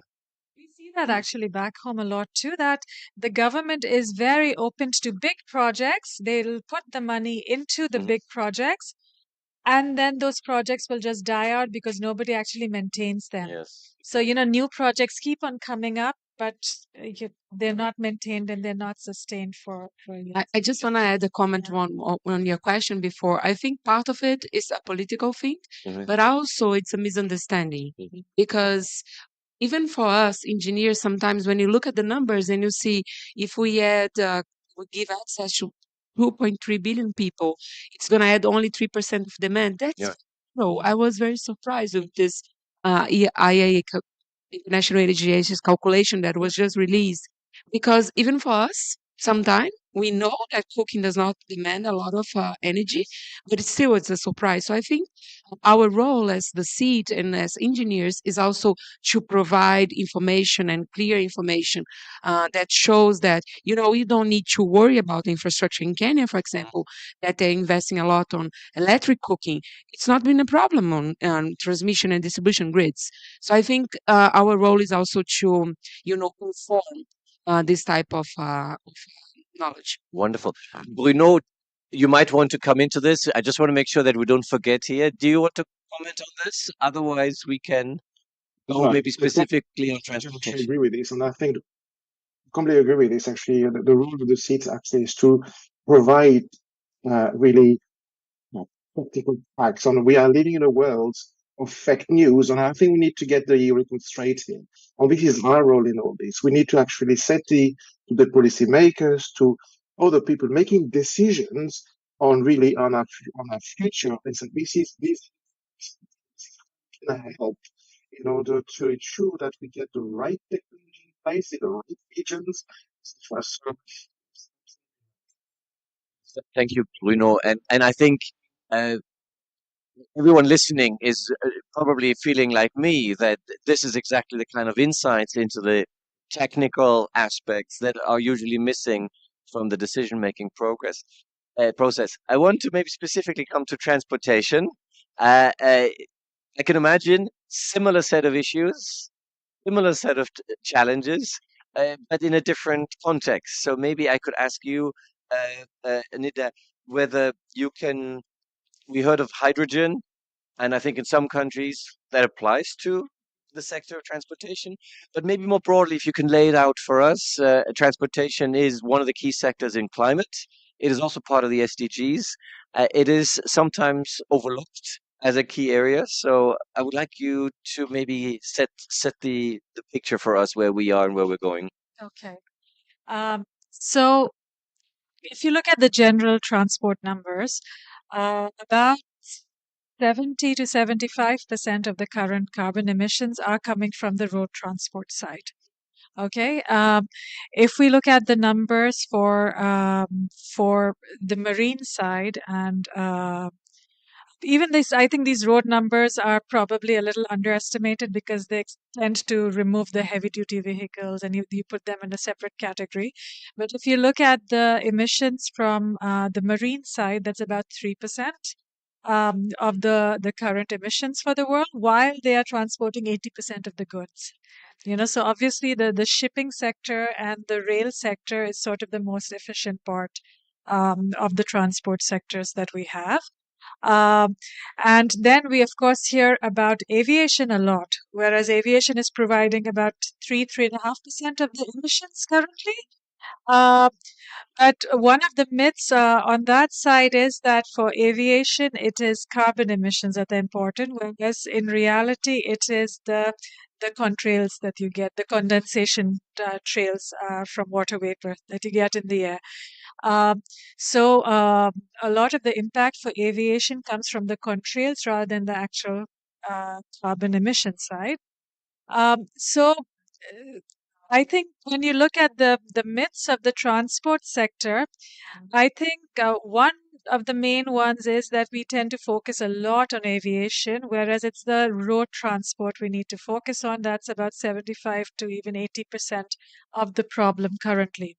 The good news is that we are starting to see quite heavy electrification of the road sector. A lot of the range issues have also been solved as far as the passenger vehicle side is concerned. Right now, there are some concerns on the safety of lithium-ion batteries because there have been reports of fire in certain places. But at the same time, we have to also remember that you have a lot more fire incidents with fossil fuel cars, right? Um, but there are still, safety concerns with batteries at times, which is the reason that when you see the adoption on the aviation side, you see a lot of interest in hybrid rather than fully electric. So there are a number of companies that are working on fully electric planes, but there are quite a few working on hybrid planes because they mainly feel that they're not comfortable enough with battery technology yet to go fully electric in that situation. Um, so on the road side, a lot of our problem, honestly speaking, I think will be solved by the electric side, especially if you have good charging infrastructure on highways. I think city traffic, electric makes complete sense because you can recharge your car at home every night, for instance, especially during off-peak hours. But for long distance traffic, then you need good infrastructure and good range capabilities so that a person feels comfortable or secure traveling, maybe 300 or 500 kilometers on the road from their house to wherever they're going. So this charging infrastructure is quite vast already in the US and Europe and parts of Asia Pacific. Um, in the US, honestly, charging stations are almost the same amount as petrol stations right now. So in these parts of the world, the charging infrastructure is quite vast, although they may be still facing the last mile kind of issues that you see for electricity as well. Um, but I would say in Africa, in South Asia, I don't know about South America. I think I would need to ask Louisa about that. In these parts of the world, we do need, a better charging infrastructure. Back in Pakistan, it's just starting. I mean, I would think my city probably has 5 or 10 charging stations, and we're a city of 25 million people. So for us, we've started to see electric bikes on the road now, and they usually get charged back home, right? Um, so on the road side, as I said, electricity seems to be the way to go. All the people are looking at biofuels as well. There's a lot of interest on with hydrogen uh, as well. But fuel cell vehicles using hydrogen, I think the last numbers I looked at showed about sales of about 70,000 cars last year, whereas we had sales of about 18 million electric vehicles last year, right? So there's a huge difference. Fuel cell vehicles are probably at the stage that electric vehicles were about 15 years back, right? So hydrogen on the transport side, I think, has a lot of interesting applications, maybe for heavy duty vehicles.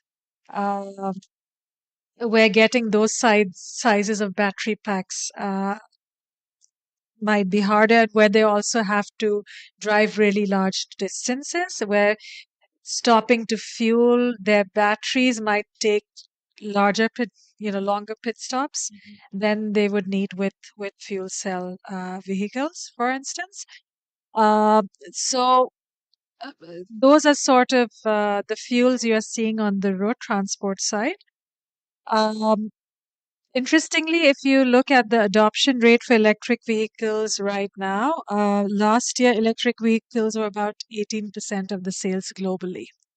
So I think we've had quite quick turnaround times with those over the last 10 years. They have become a very significant part of the road transport sector now, which is the good news, which is, I think, the good news that I would like to share with the world.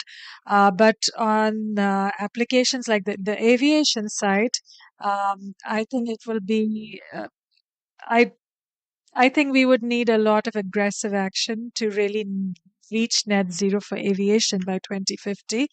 But a lot of the solutions might actually be either from the biofuel side, where you can restrict the amount of soot that is burnt. When you look at these condensation trails that I talked about, they're about 60 or 65% of the climate impact for aviation. So if you actually even just have biofuels that have reduced possibility for soot, then you dramatically reduce the number of condensation trails you get. Right. So even if we are not getting to fully electric or hydrogen by 2050, there's a lot of scope just by having biofuels there, right? By improving efficiency of planes over the years, by transitioning short distance flights to a more high speed train modal shift, right? Where a lot more passengers take high speed trains instead of shorter flights. I think that's where a lot of the scope for reduction comes in. Thank you so much Yeah. for laying it out and also for helping those maybe that have not been able to spend a lot of time on this to differentiate the different subsectors of transport. And broadly speaking, especially as, of course, not far from here, they're negotiating fossil fuel phase downs, phase outs. But what we understand is that in the area of transportation, to a large degree, there's a market dynamic that is going in this direction. For you as an engineer, you generally seem to come across as this is going in the right direction. Differentiated across the subsectors. But this is super helpful. Thank you so much. At this point, I would like to ask maybe some of our people in the audience if they have any questions around this broad issue of what kind of engineering solutions must be part of the discussions over phasing out or phasing down of fossil fuels, especially in these three areas of hydrogen, shipping, and transportation. So just a quick look at people in our audience. Not yet. But maybe then we continuing the discussions in the panel. Luisa, please. Yeah. So I want to add on this discussion on the myth busting because I want to give, I don't know if everyone knows, but in Latin America, besides deforestation, which is our main source of emissions, especially in Brazil, we all know that we are all trying to work on that, is transportation.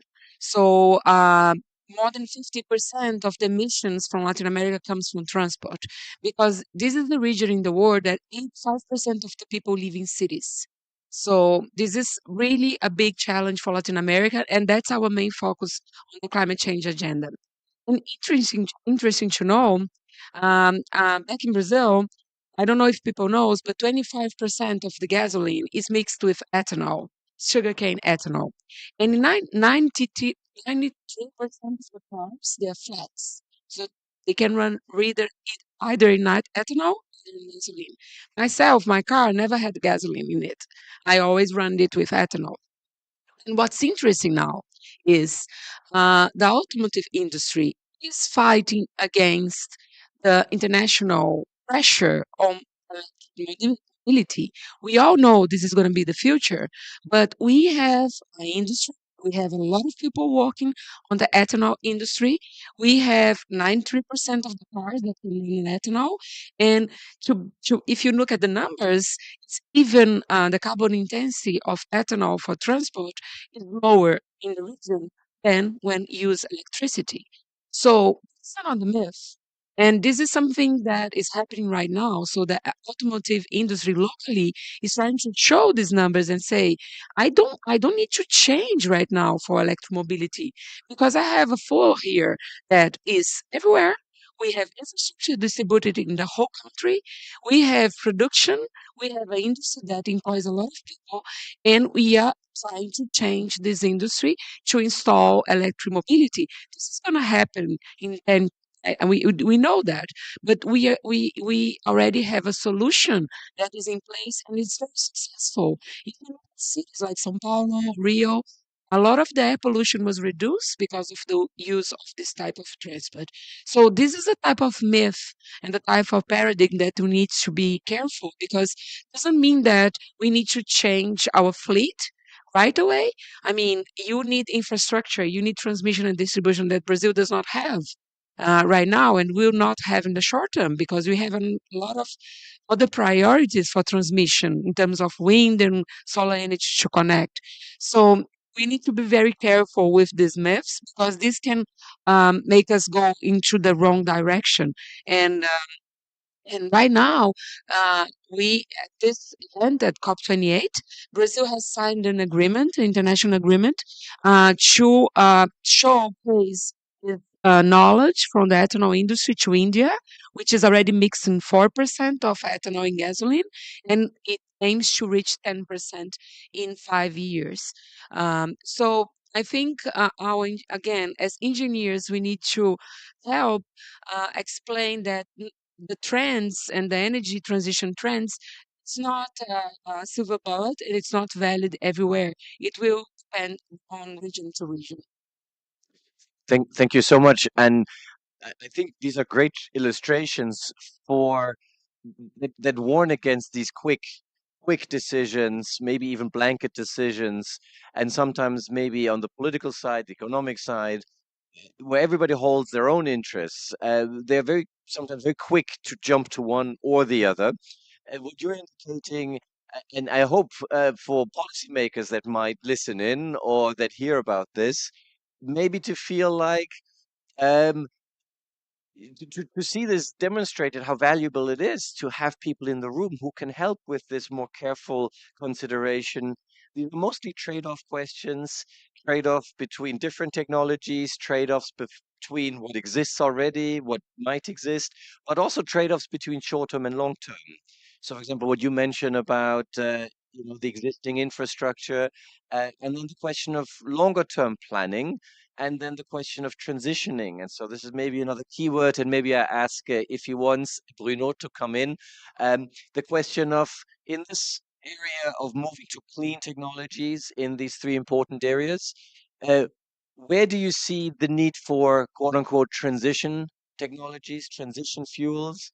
And maybe linked to that, if I could challenge you, without expecting that you know where these negotiations are at the moment, but what is the one thing that you would want the negotiators to keep in mind when they talk about the end of fossil fuels from a practical engineering point of view? I think we heard from you, Nida, you said there are just simply areas that are so difficult to abate. They're so difficult to decarbonize. And we need to do everything, maybe more polite, we need to do everything in the other sectors we can, but possibly there's still some areas left where this is just part of the picture. And I think many would even say the use of LPGs in rural parts of Africa and Southeast Asia for development purposes, not because it's good for the climate, but because it's good for development, is another one of those. So you two can still think about this a little longer. And then we come kind of to full circle for this session. But I go to Bruno again about this question of transition and maybe specifically hydrogen as a trend. How can we transition there? And then broadly the question about what do you think should be on the mind of negotiators and state parties as they hopefully come to a deal for COP28? So first of all, from my viewpoint, I think it's important to have engineers, having experts actually talking about those technologies there, and also we need to ensure it's both the policymakers in terms of what actually makes sense for as a technology for different as the region of the world. Since this hydrogen, transition, actually, we need to look for the low-hanging fruits here. So the sectors, as I said before, that have to decarbonize. This is the sectors which are really polluting and electrification will not work whatsoever. So we've seen already actually some region of the world, the green steel now are being produced, green hydrogen production, things like this. So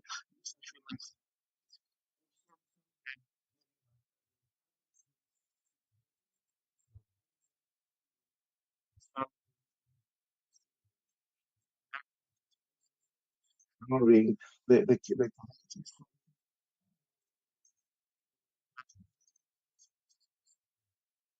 so let's be clear, hydrogen fuel cell vehicle is actually, I think we need to really be careful also there's a myth there that's this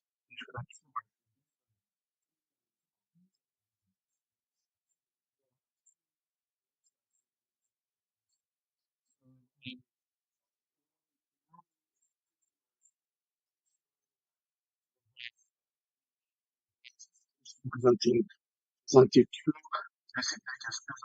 People are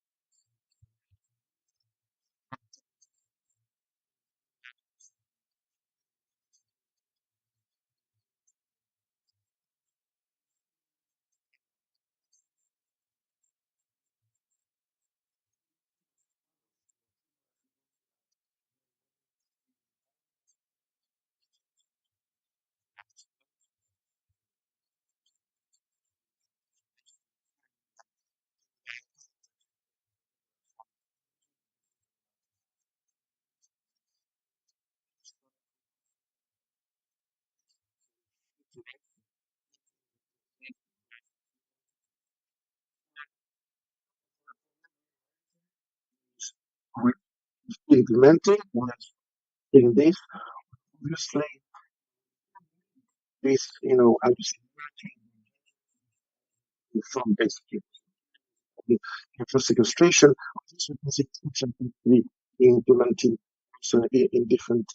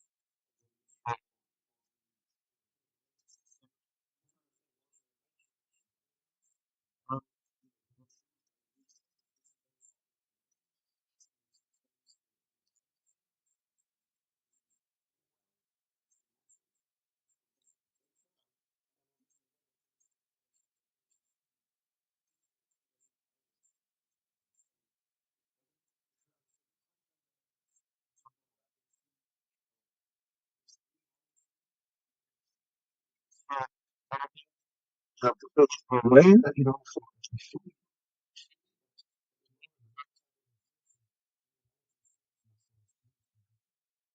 Wonderful. Thank you, Bruno. And a very important reminder that this is not the end of the story. Innovation continues and research continues, and the need for careful consideration and again the involvement of experts in helping making decisions, because ultimately innovation alone is not going to go to scale. It's then the investments and the investments in the right areas for the right sectors.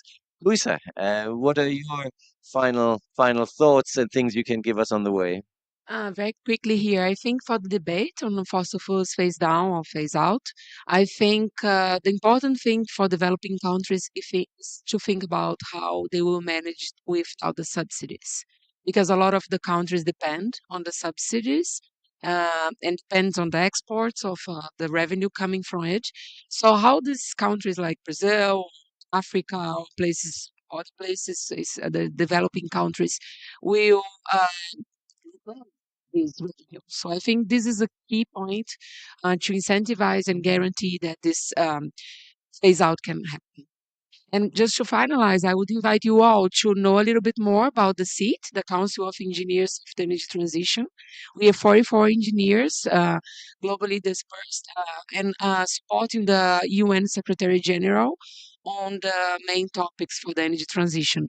We in a few weeks we're gonna release 7 issue briefs on specific topics, and in a way that we're gonna, deconstruct a lot of myths that energy transition carries. So I invite you all to look it up online and look for the briefs because they're very interesting. Thank you.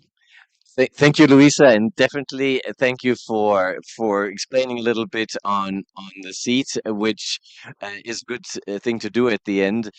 Nita, from you, and then maybe there's questions about seat, but then we're done for today's session. Thank you so much. Sounds good. So I'm going to actually answer what you asked before, what I would like to say to the people doing the negotiations right now. So this, some final words for them. This is a little bit of my energy efficiency work coming out too. So I think what we as people and we as policymakers forget is that nobody needs energy. Okay. What you actually need is a comfortable room with light and heating and cooling as you see fit. You need mobility to move from one place to the other. You need communication, entertainment, productivity, etc. Nobody actually needs energy. So if as policymakers we can start thinking about how do you provide these services to the people rather than the energy to the people so that they can run their machines that will give them that service, right? If you think about the actual services you need to give people for them to have a comfortable and high quality of life, then the way you think about the energy transition changes because then you're no longer married to any technology or any specific solution, right? I mean, if you like I talked about the modal shift from for short flights, if you shift to high speed train instead, right? You have a significant decrease in carbon emissions that way. So similarly, I mean, as far as cooking is concerned, you could have electricity or you could have biogas or you could have LPG cylinders. As far as water heating is concerned, you could use heat pumps, you could use your your gas boilers of high efficiency gas boilers or so for everything that you want there are many different technologies and many different fuels that can get you the same solution. So, as policymakers and as energy ministers or whatever of a specific country, if you stop thinking about it as an energy problem and start thinking of it as a quality of life problem, then maybe the way we think about these solutions changes. Yeah, that's sort of my last thing. That's kind of a deeper, I think too deep probably for the ones who are currently struggling over commas and individual words. But I take your point, and it reminds me of what often your colleagues are saying about cars. Stop thinking cars, think mobility, right? And so would you making this argument a bit Exactly. broader, which also implies that people are maybe less ideological about technologies, that people are just more focused on what is the end purpose, as you say, of energy. And of course, here in the SDG Pavilion, and maybe that's a good moment to thank the hosts that we have today. Here at the SDG Pavilion, the main purpose we're concerned about is development, is equitable development that includes sustainable development and averting climate catastrophe. You've been fantastic, wonderful illustrations of the power of engineering, the kind of practical and yet based in science, based in actual, as Bruno said, not fake, but real expertise. I hope those that have been listening online and in person probably didn't need convincing. But I think and I hope that with the seat being what it is, being available, being ready for governments to approach, either through the UN, UNIDO is the other co-convener alongside STSN, to not to be too afraid to involve engineers, to not feel involving practitioners in policy processes is slowing them down. Of course, we know there's another reason to exclude them. You alluded to it, but I think that's what we all have to fight back against. If all these investments are meant to bring us forward, it's important to involve you and others in the process. There's more information on the seat online. There's a website to that, including the names of the 44 engineers. There is an engineer near you somewhere, so don't hesitant to reach out. Thank you to our co-host Unido. Thank you to the SDG Pavilion. Those that are here at COP, we wish you a final, successful, interesting end to a 2-week ride. And thank you to our fantastic panelists. Thank you. Bye-bye. Bye-bye, Bruno. Have a good day. Merci beaucoup.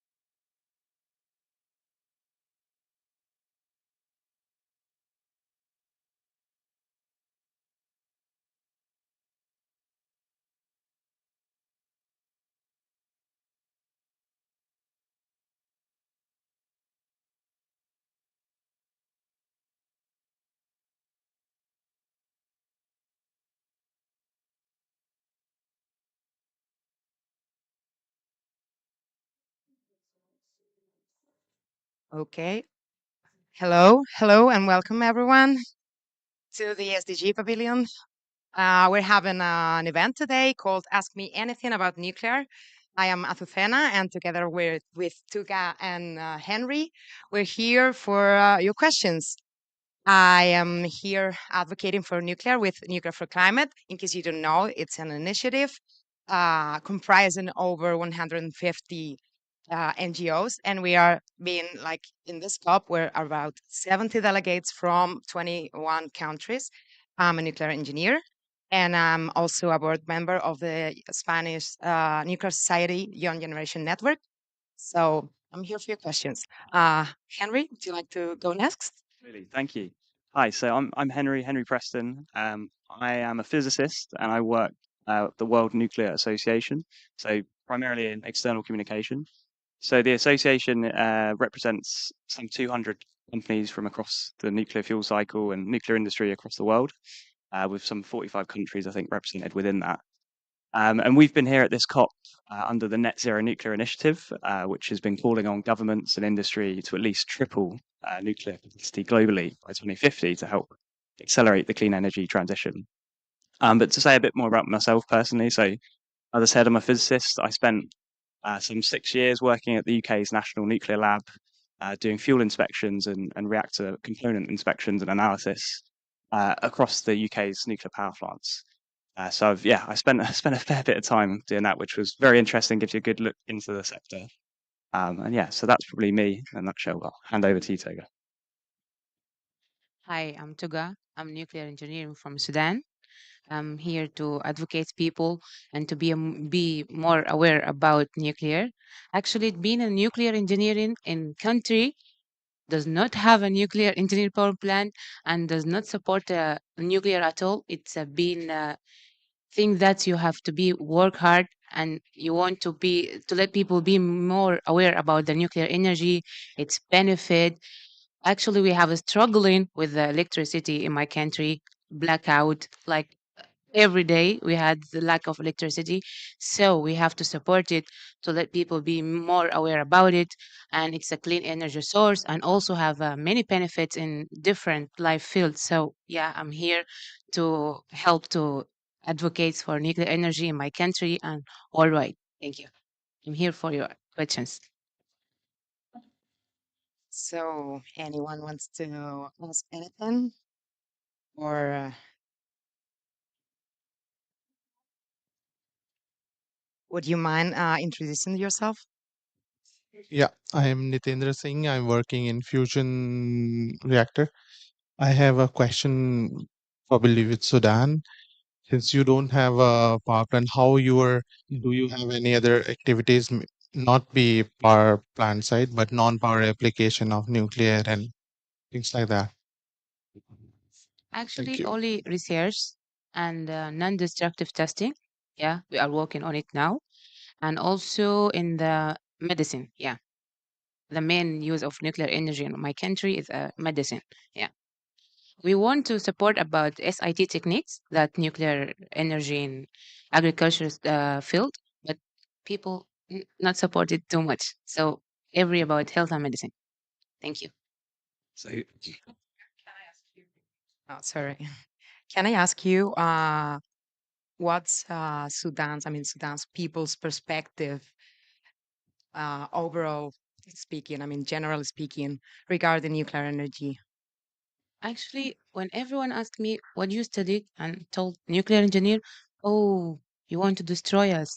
Oh, you want to make a bomb. That's the response about nuclear engineering. All they know about nuclear energy is bombs. All you know, you mean, or all the other people know? Yeah, all you the knew people. Before becoming a nuclear engineer? A little bit from the people that I met, my family and my friends, that's more aware about the different application of nuclear. I told them about it. Actually, yeah. Leading by example. Yeah. At first, they didn't believe that nuclear energy is a huge power plant. How could be this huge and not producing any carbon emissions and not have any carbon emissions? So that's good. Yeah. so just comment on that. So it's a really good point, and you highlight the sort of research and medical applications. And I think, being on the SDG Pavilion as well, I think it's a really good point to actually say nuclear is, yes, it's there for making energy, electricity, heat and power, fantastic, but it actually times into a lot of sustainable development and other areas. So we actually did a report on this, looking at all of the UN's sustainable development goals, how nuclear can contribute to all of those. So whether that's, life-saving medical isotopes, like you mentioned, whether that's using desalination plants for clean water, or just giving more land back to nature by the sort of energy density of uranium. So, there's a whole range of things that falls into. Sorry to but I'm very curious. How did you end up studying nuclear engineering? Actually, I have a study. Okay, normally we spent about 5 years to study nuclear engineering, but in my country, guess how many years I spent to finish my study? 8 years. 8 years. Yeah, yeah, Because it was more difficult. yeah. It's more difficult, and we have stopped for 2 years because our country did not have a nuclear power plant, and we have a course we need to do practice in nuclear power plant research or power reactors, and we don't have one. So our university supposed to send us to any country that have reactors to finish our course. So this was struggling. We can't fund it. Though, why you choose this field if you don't have a nuclear power plant in your country? So we stopped many times. At 2018, we stopped about 1 year and 4 months, and after that, at 2020, we stopped about 1 year and a half. So it took me 8 years to finish a nuclear engineering. Wow, you have a lot of merit. I don't know if someone from the audience has any questions. Feel free to ask, please. You don't have any? Yeah, sure. Go ahead. Um, what is your position about the nuclear power plants and political instability in countries? Yeah, I can try on that one. So that's quite interesting. So, nuclear, one of its key attributes is actually energy security, because it provides 24/7 energy. Actually, the fuel for nuclear reactors lasts several years, so there's not a sort of volatility on the fuel supply side. So I'd actually say it's quite good in that sense compared to something like fossil fuels, where you're at the sort of whim of the gas markets, for example, which we've seen with the energy crisis in Europe. So that's yeah, there's actually quite a benefit of nuclear in terms of that energy security side. Yeah. Do you want to add anything to that? Yeah, I would say that I think nuclear technology is one of I think it foresees the long term. It's one of the technologies that foresees the long term the most. I mean, we think about like in 40 years, 60 years, 80 years for a nuclear power plant to operate. So, yeah, that requires some minimum stability. I mean, you can compare it with any other investment. If there's no stability, no investor is gonna go in there because it can't be worth it. So, yeah, I think nuclear technology is like projecting in the future. Yeah, like in 40 years from now or in 60 years from now. That's why we are advocating for this now, actually, because, well, this way of saying that the best time to how can I say that? So the best time to build a nuclear power plant was 20 years. 20 years ago, The yeah, best same time as is today, right? exactly. Yeah. Same as with the trees. That's why we advocate for that now. And yep, we need like minimum political stability to get to that.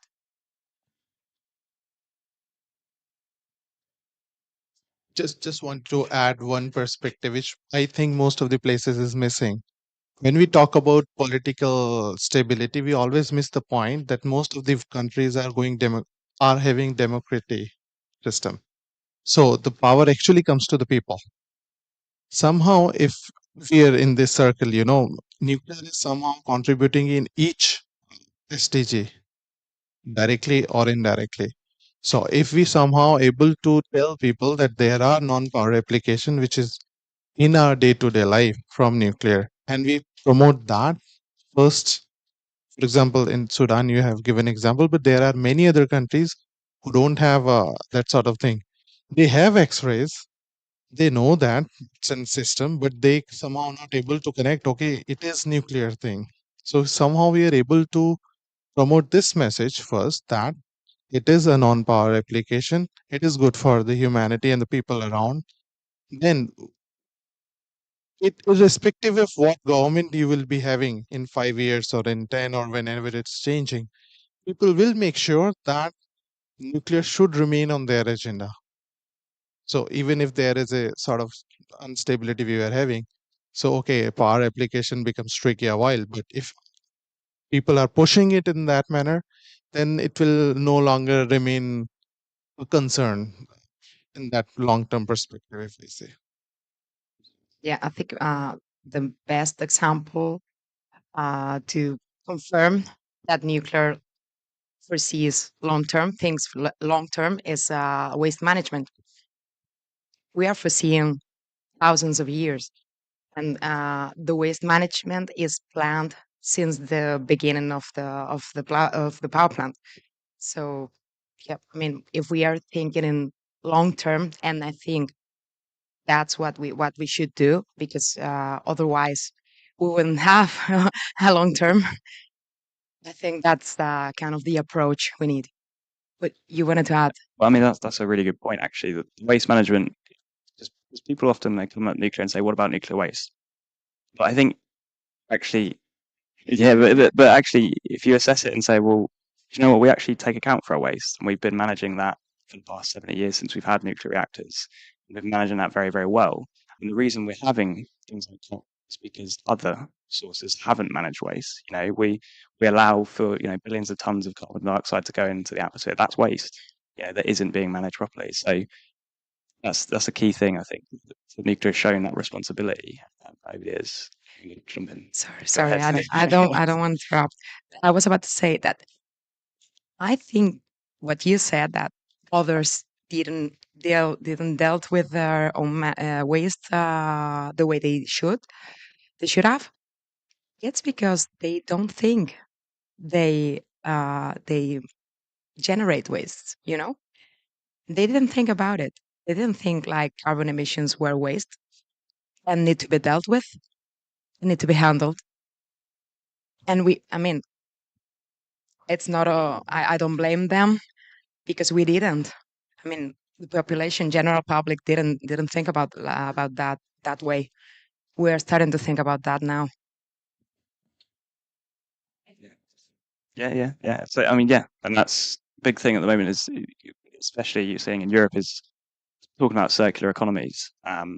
And it'd be a disservice to call it nuclear waste for some people, because a lot of the highly radioactive stuff we would call spent fuel or spent nuclear fuel. And actually, there's a lot of useful material in that. So we talked about medical isotopes. Well, so I think 50% of the world's cobalt-60, which is a life-saving medical isotope, is produced in Canadian nuclear reactors. So, from an outsider, it might be seen that that's waste, but actually that's a very useful material. And similarly, nuclear materials are used for things like space probes and satellites and rovers that have gone to Mars. That's what's powering them. The Voyager satellites that left our universe and that still not our universe, sorry, our solar system, that are still sending back observation data. That's powered by radio thermal nuclear generators. So it's there's I think one man's waste is another man's treasure. That's where I'd say it. But yeah, also excellent point from the audience. So thank you. Would you like to ask something else, maybe? Perhaps maybe I'll ask you something, Athena. So, Uh, what's your journey, I guess, to become sort of advocate for nuclear energy? well, actually, I started in solar. Well, to be honest, no, I started in nuclear. Well, I say that I'm a nuclear engineer, but the exact title is industrial engineer. But my specialty is in energy. So yeah, I discovered nuclear energy when I was studying, engineering, and I was very curious. I mean, it appealed me because it was like science fiction for me. So yeah, I wanted to dig more. And then Fukushima happened. And so I thought, okay, you're not gonna work at a nuclear power plant, at least in Spain, where I'm from. Yeah, forget about it. And an opportunity in solar came. So it arrived and I took it because my specialty is energy. And I think mm, I mean, there's no such thing as good energy sources or bad energy sources. Carbon did their purpose, but it has to stop. I mean, it boosts it boosted economies, development. But yeah, okay, your role has finished. Now it's time to take over, and I think it's the nuclear turn. So yeah, I worked for R&D and innovation in solar, and both concentrated solar power and photovoltaics, and also in energy efficiency. And then an opportunity came across, and I took it. And I've been working at a nuclear power plant for the past 5 years. And yeah, it's completely different because it's operation compared to research and development, which is projects. So the way of working is different. And also the safety culture is completely different because in R&D, okay, there are some like measures, minimum measures, but the safety culture and the safety approach a nuclear professional, I mean, nuclear person that works at a nuclear power plant has nothing to do with anything. Like everyone's caring about the others, about themselves, and about the others, about nuclear safety, about how can I say that? Personal safety, industrial safety. It's like mind. How would you say that? Help me with that. Mindset, yeah, Mindset. Yeah, it's embedded in the culture. exactly. Yeah. I mean, and you get educated since day one, since you arrived there. It's like this is the way you. I mean, these are your behavioral expectations, and you're being accountable for that every second. And yeah, that was more or less my journey. So I started. Well, I was part of. Was a member of Jóvenes Nucleares, the Young Generation Network for the Spanish Nuclear Society, since I started my master. And then when I came back, I mean, from solar to nuclear, I became more involved and I became a board member. It is my third year.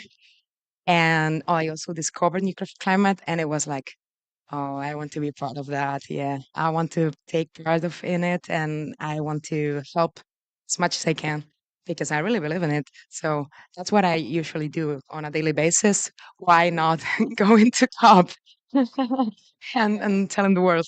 So I guess your journey is pretty much the same. So if you don't mind sharing, Actually, I remember something fun when one of my cousins, when he asked me that, what do you want to study? I told him nuclear engineering. Oh, you are going to be the next Oppenheimer. No, no. I told him no. I want to advocate more for nuclear energy. We need it in my country. We're struggling from early time, the blackouts, no enough electricity, and sometimes it affect on the hospitals, the patients on ICU. Suddenly the blackout. So this is a very bad thing. And also we're suffering from climate change. The temperature in summer it's 10 to 50%. Yeah. So why not? Why? Yeah, yeah, 50. a lot. Yeah, yeah. So why you not advocating for nuclear engineering? I start with the African Young Generation Nuclear, and I'm the only one participate Sudan in this organization. The only one. Yeah, Or you were.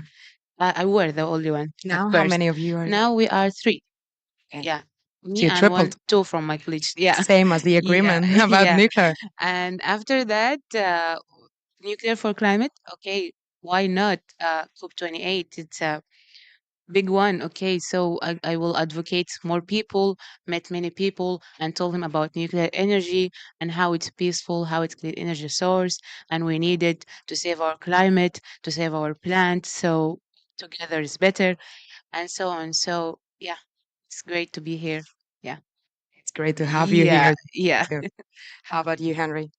Um, okay, yeah. So I mean, I kind of said I spent some time inspecting nuclear power plants, but I guess before that, what got me into nuclear, I guess like many students, like STEM, engineering, physics students, there was that existential threat of climate change that we grew up with, and that kind of weighs on your thinking. And studying physics, I was like, okay, I think energy is what I want to look at, what I really drive into. I did various projects in uni, and then I did this project on nuclear waste. I looked at simulating materials to encapsulate nuclear waste, did a load of research on that, and I think in my mind going into it, as a sort of naive, I don't know, 19 or 20-year-old or whatever, you kind of think, oh, this is a really big problem. If I can solve this problem, we can solve all of energy.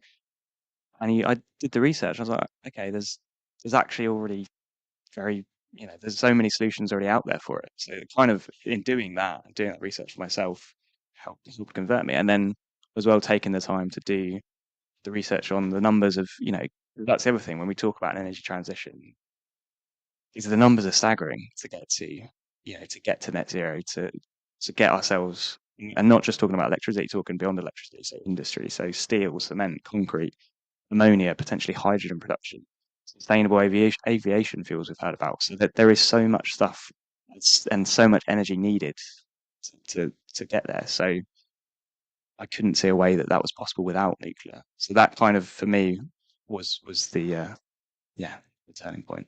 Yeah. Yeah, I think when you have the information, like the solution is pretty straightforward. It's like when you see it, you cannot unsee it, and then you can understand why others don't see it. How long have you been advocating for nuclear? So I did it's my third COP, so actually was with Nuclear for Climate at COP26. So I guess that's the first time I was kind of out of the nuclear bubble, speaking to people. But I think it's so important to do it, and do things like this because people are often just curious about. They have never had anyone to ask questions to. I mean, unfortunately, they're curious. I think so, and that's another thing. There's often this. I think there's a perception of a perception we have in nuclear. So there's so often we have this perception that people don't like nuclear, or people have some fears around it, or but actually, most people I meet, they go, "Oh yeah, I think nuclear's all right." It's other people that don't like it.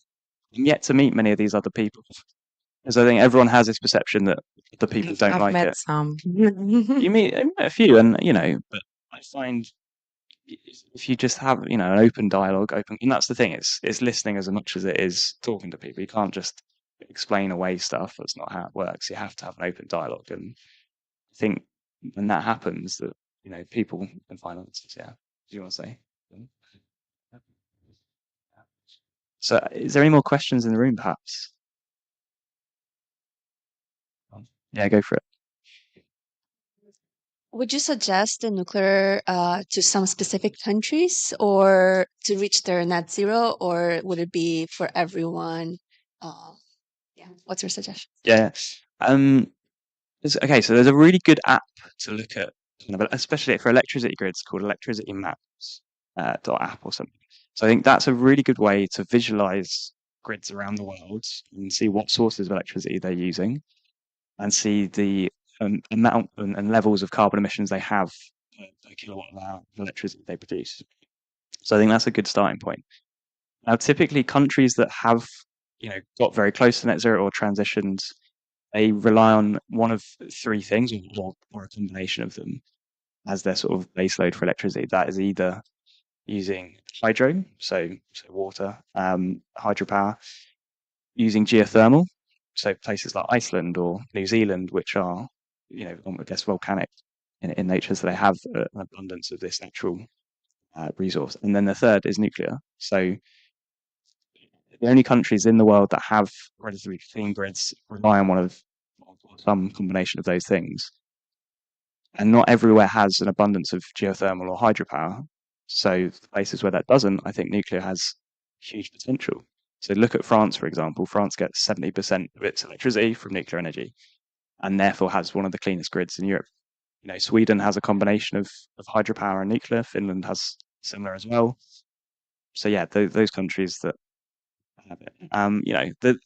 So it's not to say that nuclear should be everywhere, because there are other ways, and it's not going to be a perfect solution for everyone. But where those access to those sort of resources of geothermal and hydropower aren't, then I think you have to look at nuclear. I mean, if you look in Europe specifically, if you look at Germany, where they have switched off their nuclear power plants from their sort of national green policy, which is within their right to make that decision. I'm criticizing that. But if you now look at their grid and actually the emissions from their grid, they've had to burn more coal. So they've stopped using nuclear in favor of coal effectively. And I think that is quite, that's extremely damaging for the environment. It's damaging for people's health. And I think it's a sad decision that has happened. And just to, I guess, so I'm rambling a little bit, but to quote I think it was a Swedish minister that spoke actually during the ministerial declaration last weekend. They said, let's take the politics out of energy policy and put science back in. So I think that's what I'd say to that. Yeah. Great answer, by the way. I would just add that maybe I would suggest nuclear for countries with for small countries, or for countries with which doesn't have a lot of surface, because it's like the most dense. So yeah, for example, Japan, either you use offshore wind or you use nuclear. If you don't want to go, I mean, if you want low carbon energy sources as option, that's an example. I would, yeah, for small countries, like less surface, I would suggest nuclear. Of course, I will suggest it to my country. Of course.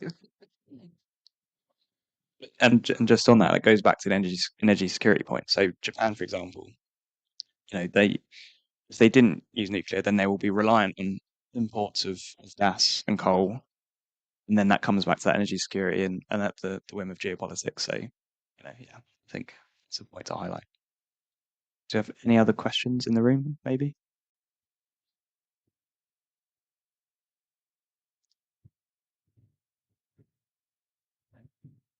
I would like to ask you, and I mean, it's a slightly different topic, but still related. What's the weirdest situation that you experienced as a nuclear advocate?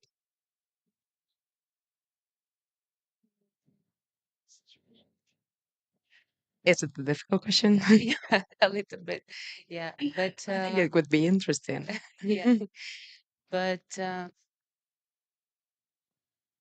everything that I have faced in my whole country, it was the worst thing. Yeah.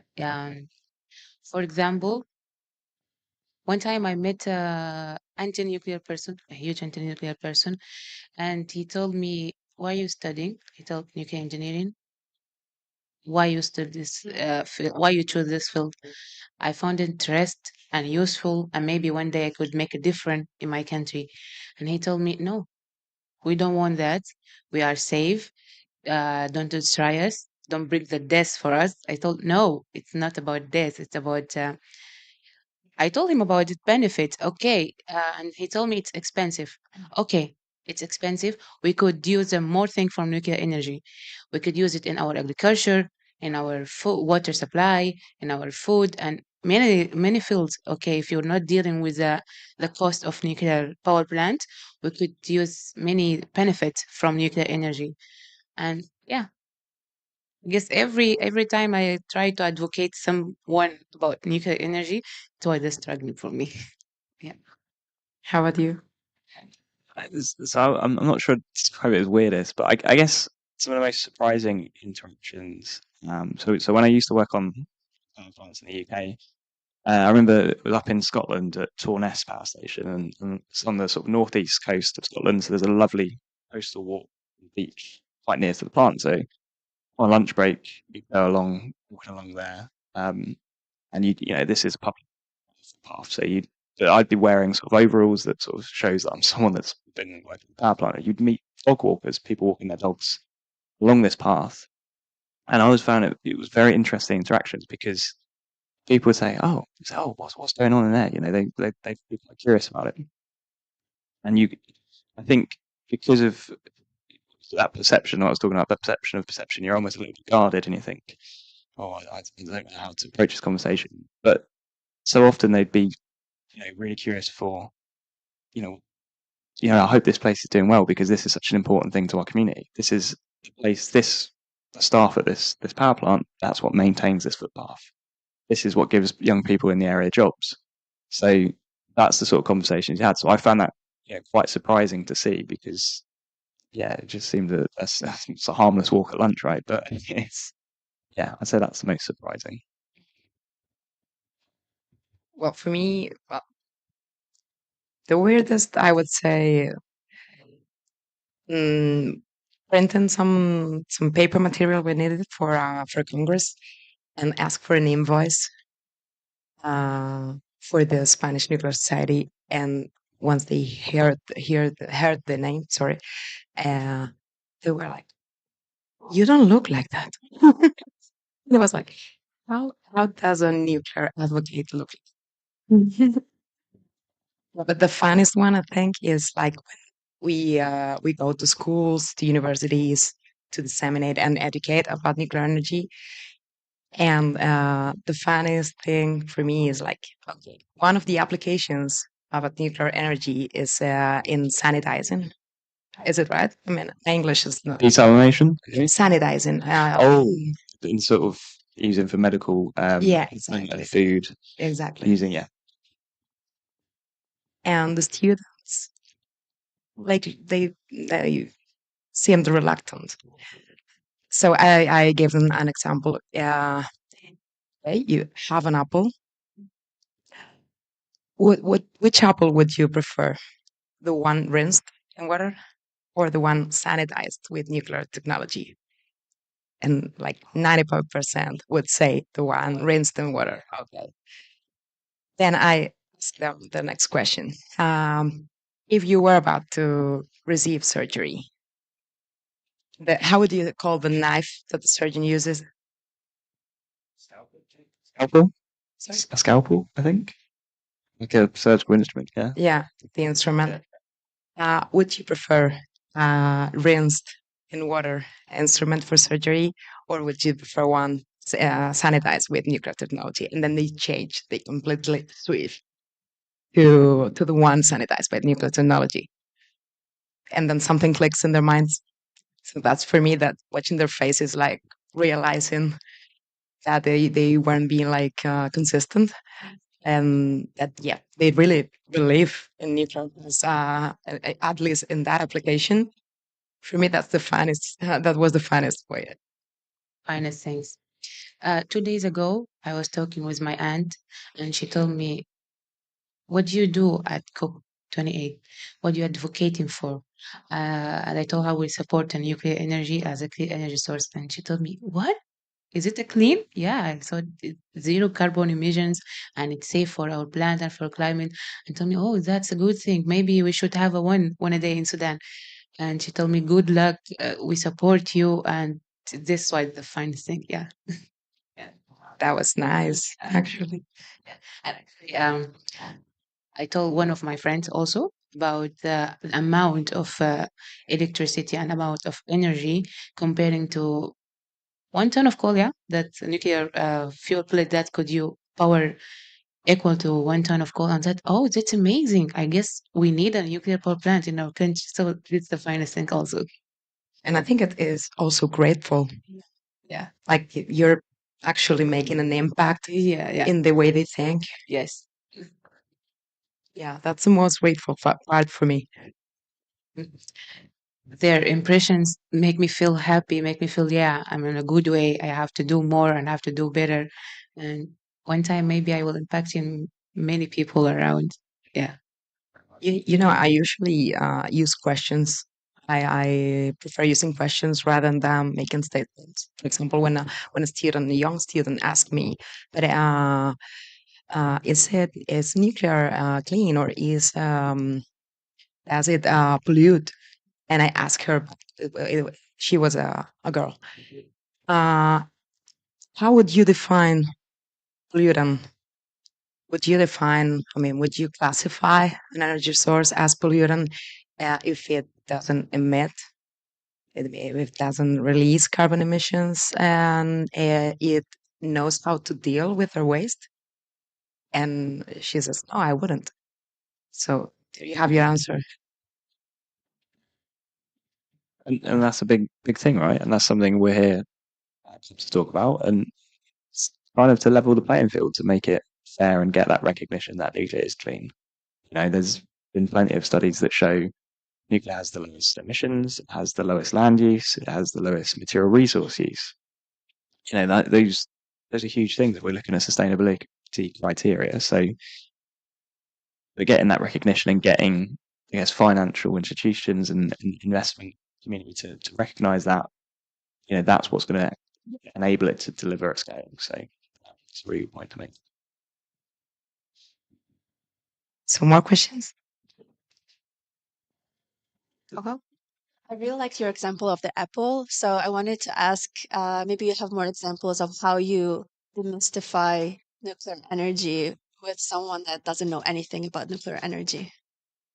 So apart from saying it's the safest one, like all these things that it's difficult to understand. I'm giving you the turn, but I just wanted to give credit to a colleague from Jóvenes Nucleares, Elisa. She's the one that gave the Apple example, and I loved it. So yeah, we like there are synergies among each other, and we use it all the time. So yeah, go ahead. Yeah, it's about understanding radiation, I guess. I think some of the best things I've seen is when you've got a setup that shows like a radioactive source, and then show how easy it is to block various different types of radiation and use a Geiger counter and a alpha beta, scanner to find that radiation. So you can put just a sheet of paper in alpha radiation. If you just put a sheet of aluminium, that'll block your beta radiation. And then if you a piece of lead, that can block gamma radiation. So I think showing people that suddenly goes, okay, so radiation isn't, we can protect against that. And also realizing that radiation is everywhere, is all around us. You might have seen people in blue t-shirts with handing out bananas. Guess what? Eating a banana is as much radiation as living next to a nuclear power plant for a year. Yeah, you get more radiation from, well, the most radiation you get is from the natural environment. So from radon in rocks, the sun coming down at us is putting radiation towards us. So when you take a flight, it's actually above the cloud line and above that protection from radiation. So that's a big source of it. So yeah, that's what I'd say. Also, this is for food. The potatoes, the sprouting that's grow in the potatoes. So you know that you could inhibition of this sprouting by using a small doses of radiation, nuclear radiation, small amount of doses, and we could inhibition this sprouting. Yeah, and also the fungus that in meats or strawberries, for example, when you adjusted it to amount of radiation, small doses, safety for the human health, we could prevent all of this. Yeah. Yeah, and we have more analogies upstairs at the booth. I don't know if you had the opportunity to check Bella the bear, the giant gummy bear. So yeah, we use it, for example, okay, she is made of air inside. But if she was made of uranium, you will have enough power to power the Burj Khalifa for 235 years. So that's an analogy about how much energy density nuclear has compared to other energy sources. We also use the gamma bursts because they are the same size as the uranium pellet, as you said. It equals, uh, yeah, exactly. And then the bananas, of course. We were talking about we were dressed like bananas to attract people, so it's more appealing. And someone asked us, and we were telling them bananas are radioactive, and they reacted like, so should I stop eating bananas? No, you shouldn't. Of course, you shouldn't. I mean, they have vitamins, they have fiber, so the benefits are above the disadvantages because the dose is very low. So it is, we can't compare it to living next to a nuclear power plant. You live there for a whole year, you receive the same dose as if you ate a banana, and you receive 24/7 electricity, guaranteed, reliable, clean, safe. So yeah, the benefits are way over the disadvantages. So those are examples that can be very like close to the public. They can understand it. For students, for example, we in Jóvenes Nucleares we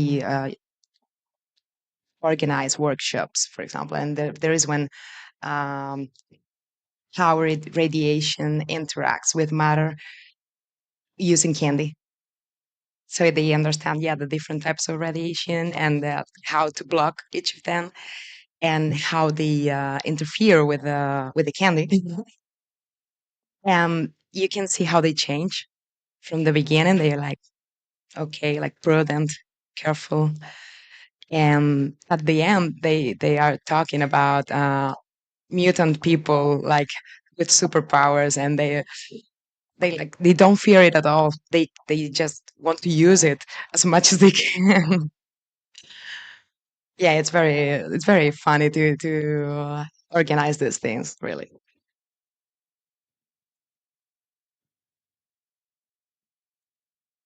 Yes.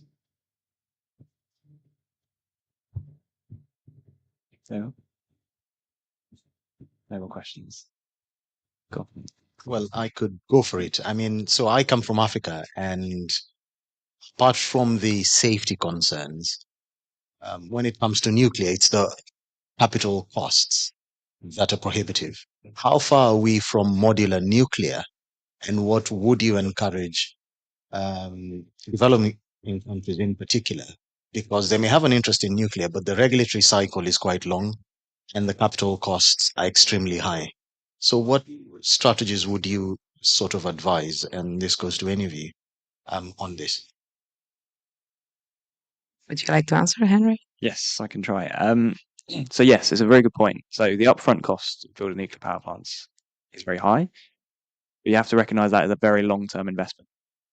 So it might take, the average time I think at the moment in the world is about 7 years to build a nuclear power plant. Of course, there's been examples in the West of that overrun. So you're making an investment into energy infrastructure that is going to deliver constantly, and that's going to deliver for 40, 60, 80, maybe 100 years. So I think you have to view it in that this isn't just it's a huge amount of energy you're going to get. Now, in terms of ways to actually get that finance, well, this is something that, again, with things like the Net Zero Nuclear Initiative, things like World Nuclear Association, this is what we're pushing, things like the World Bank to actually recognize the benefits of nuclear to help leverage funding, especially for developing countries. So we work very closely with the Africa Energy Chamber, ASEAN, UNESI, all of these sort of regional organizations to look at that and then go out to places like the World Bank and say, you need to deliver this access. You also said about modular reactors. So these small modular and advanced modular reactor technologies, well, it's particularly for the SMRs, we're starting to see commitments being made. So there was Poland announced this week that they've picked 6 sites for 24 SMRs. And we're expecting to see these start to be built towards the end of this decade. So the first of the kind of these SMRs, they might take longer to build, they might be a bit more expensive.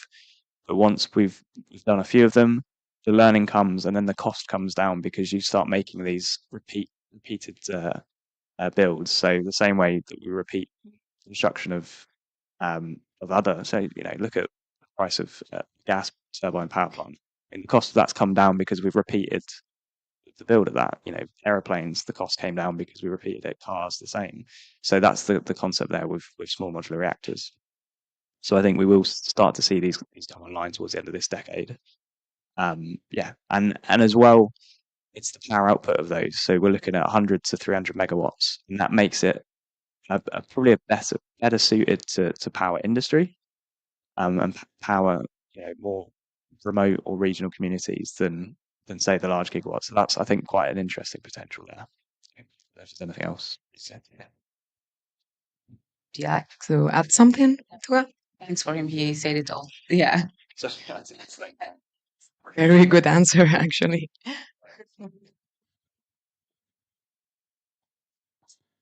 Yeah. So one point which you have mentioned is nice, that if we go for SMRs, and it will be low investment, but even if we say we have assuming that we have a SMR ready, but the regulations are still not ready to be deployed. So even if we consider that, assume today SMR is ready, need to be shipped to any other country, there is a time lag of 3 to 5 years just to change the regulations.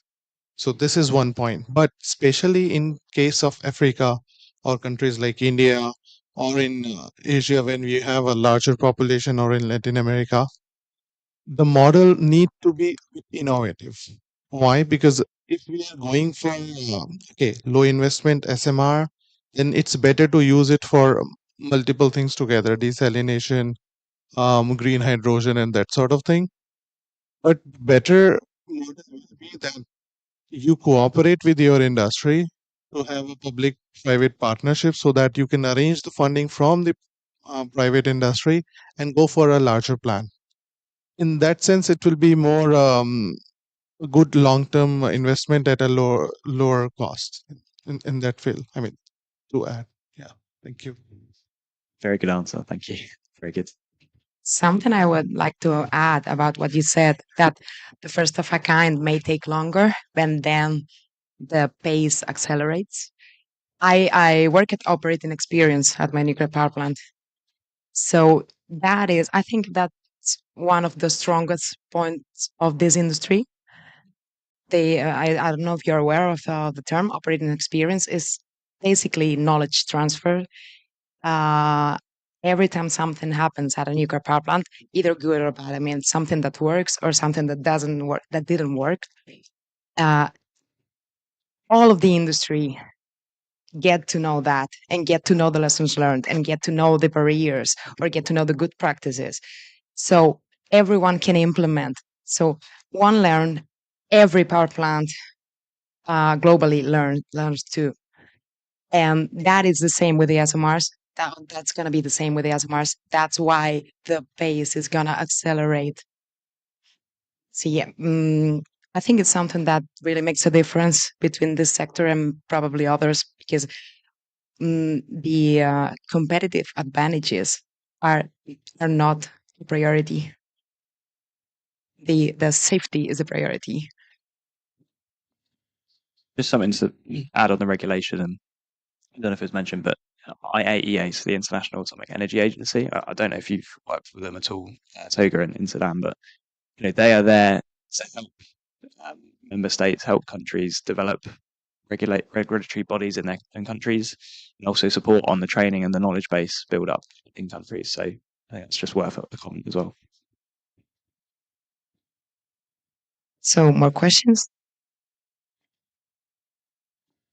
Are we on time? Okay, make the most of it. Please go.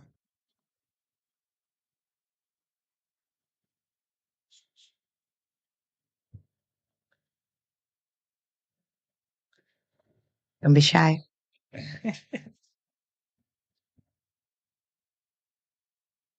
Oh, good.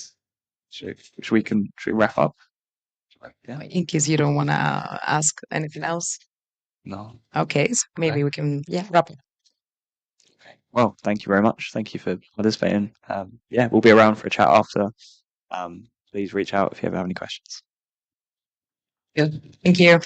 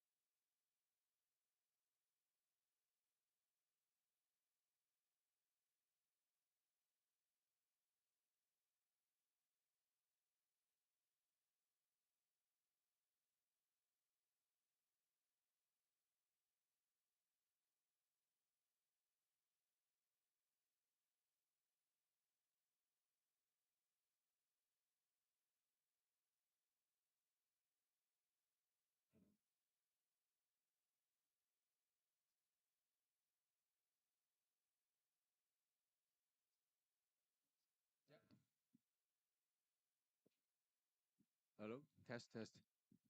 Hello, it's working?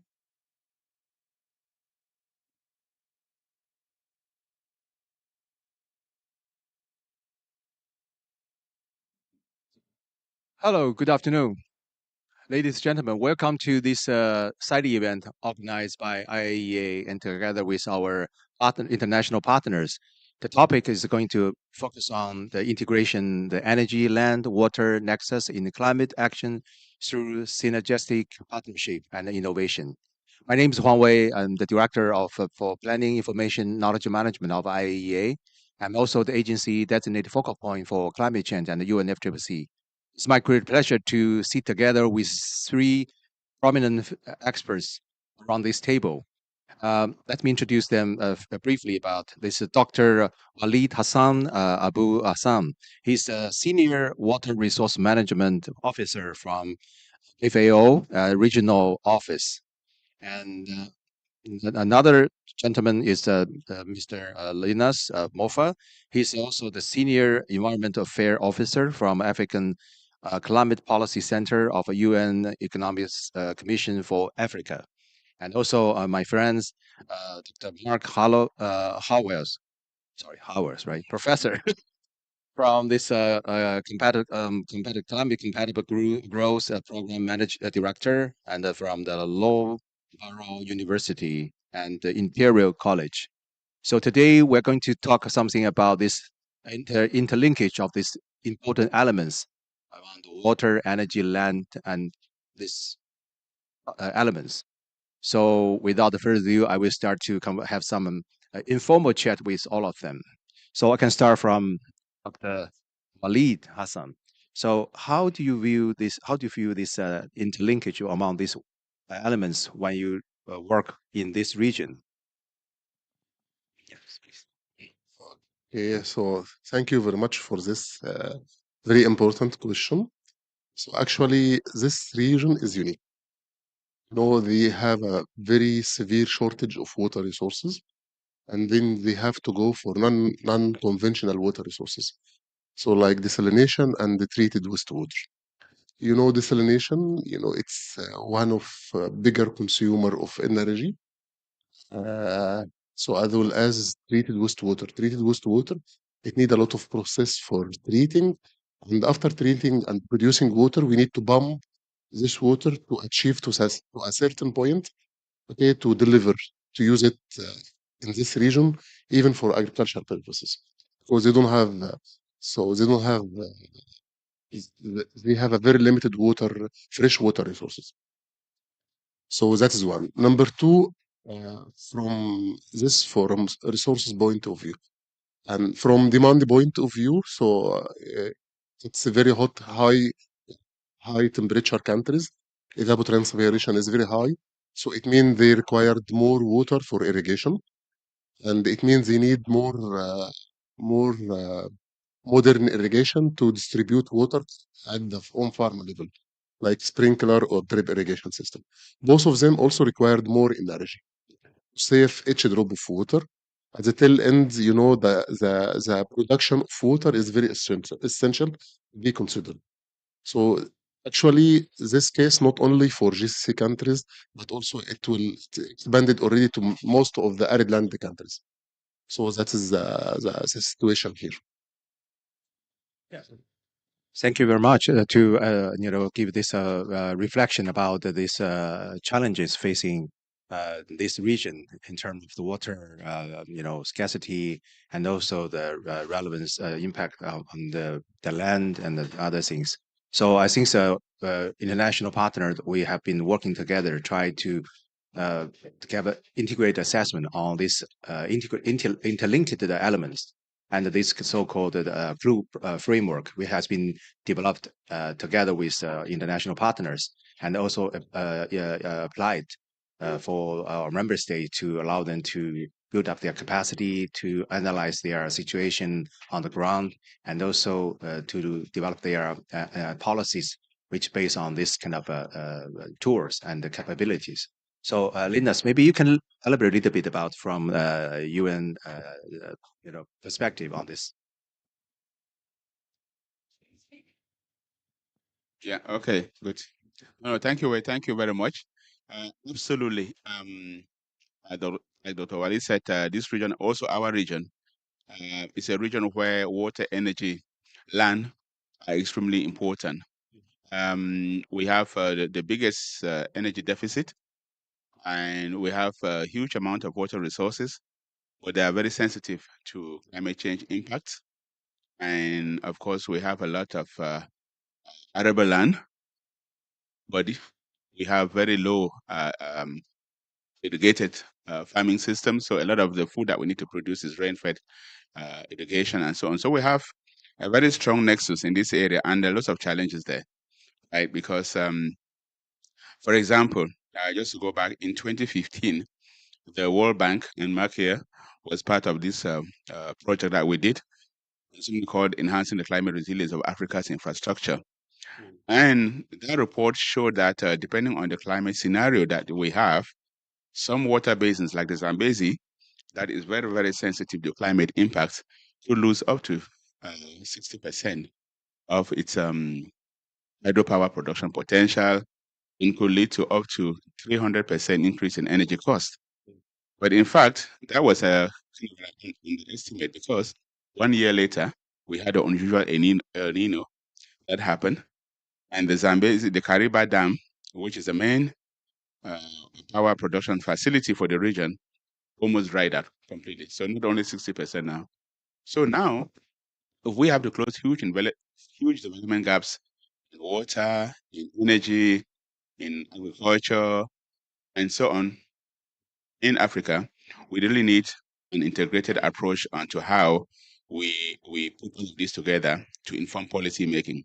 And that is why then where the idea of international partnerships become very important.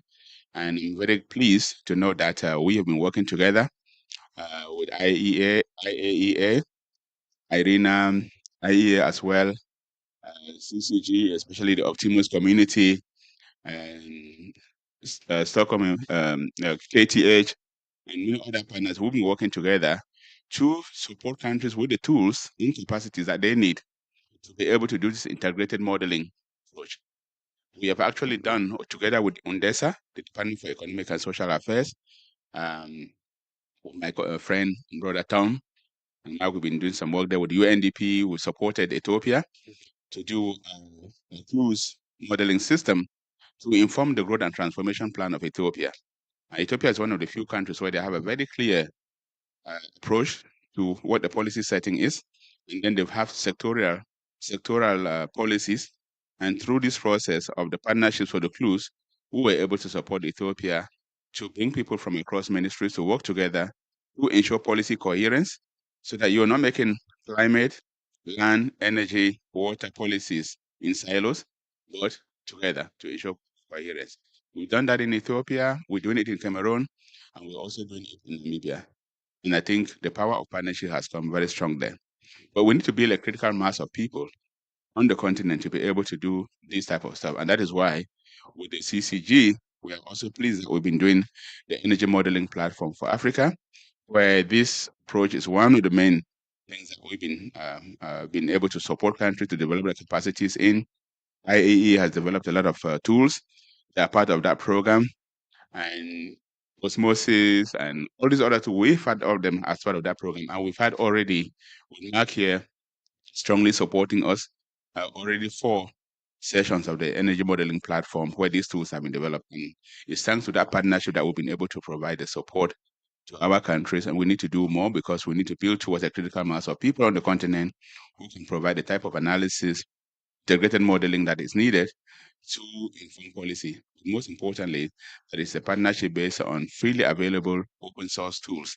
That is very critical. So I think I can stop there for now, but I think this idea of having this type of partnership for this type of tools to support integrated assessment, integrated modeling, to support policy coherence is extremely important as climate change impacts continue to impact most of our regions.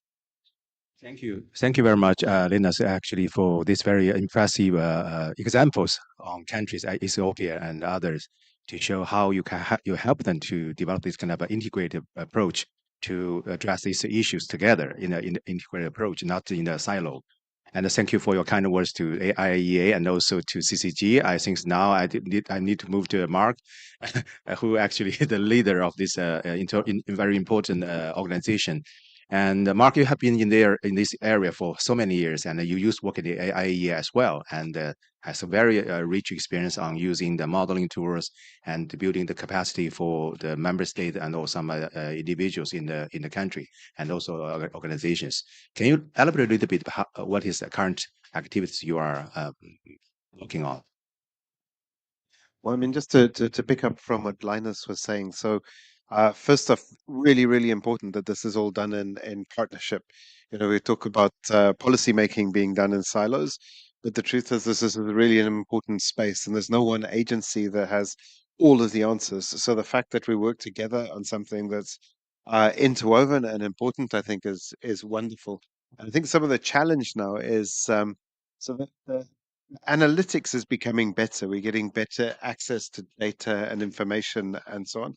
I think the challenge now is to bring these together into a way that is very easy to communicate. For example, if you're talking to somebody who oversees agriculture, they won't understand too much about energy. They might understand some things related to water. There may be some other infrastructure issues that they're concerned about, but their view is very much around agriculture. And what we need to do is create these tools that have all of these other pieces in them, but communicate very clearly to the different stakeholders. And so when you're having a look at a scenario going into the future, the agricultural minister can have a look at it and understand why he needs to tweak some things one way or another to incorporate the other sectors. But then also the energy minister, often, you know, the agriculture, you know, other sectors, they're not sectors that he's that concerned with necessarily, or she's not that concerned with necessarily. But just small changes can make for an energy system that's still resilient and secure, but can provide a lot of extra security, for example, for agriculture. The points you are making about the hydro systems in Africa for the study on the resilience of the African energy system was really interesting because there we saw these strong distortions. It was the case that a lot of the revenue that determined where water was flowing came from the construction of hydropower plants. And when you were generating electricity, that determined when water was flowing. So it could take water out of the basin at a time when farmers might need it quite a bit. And by just changing some of the cost structures, you were able to ensure that there was water available for agriculture when it was needed, and then water available for energy when it was needed, and so on. But by looking at these things together. So I think it's really important to get the analytics right, but we also be able to communicate to the different stakeholders. So it's not that we're doing things in isolation, but we do it together, but also in a way that I can absorb why this is important to me and other sectors as well. One area that I think is becoming very important now is between the ministries that oversee physical systems, land, energy, water, climate change, and so on. These are very sort of physical pieces and the infrastructure that goes on there. With the finance ministry, the finance ministry has to decide, you know, in a limited budget, especially in a developing country, is it going to be putting its money onto sanitation? Is it going to be worried about education? Is it going to be worried about all of these other things? And if you can come up with a coherent picture across your physical infrastructure, that just makes it a lot easier. We can think about where to spend money, where there are positive things positively reinforce each other. So I think the analytics is becoming clearer, but developing better integration and communication tools, I think, is really important. We worked with the government of Bolivia in one instance, and they're using one of these climate, land, energy, water tools together with some of their macroeconomic tools to think about how to allocate resources um, in a cost optimal way. And it was really interesting working with the planners who were in charge of the planning ministry explaining how the different parts of the economy were integrated because they'd only seen the integration from the point of view of an economic model, not the physical system underneath. And it's a different system, but allowing folk to do that allowed them to think about, well, you know, how much biofuel can we move into the economy? How should we arrange our hydro systems? How should we think about irrigation in the long term and so on, which was very helpful because it meant that money was just better spent, which would mean that the economy is both more resilient but more economic. Thank you very much, Mark. I think that you mentioned rightly that we actually need to do more in the coherent and the integrated approach and using our different resources and the strengths to address these issues.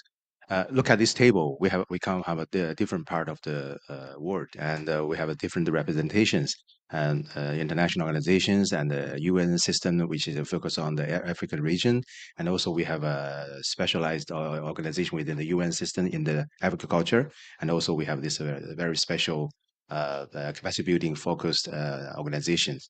I think we need to work together to make sure how we can complement each other using our different resources and capacity building. Uh, I think the agency we have been conducting this kind of capacity building for decades using our analytical tools and experience.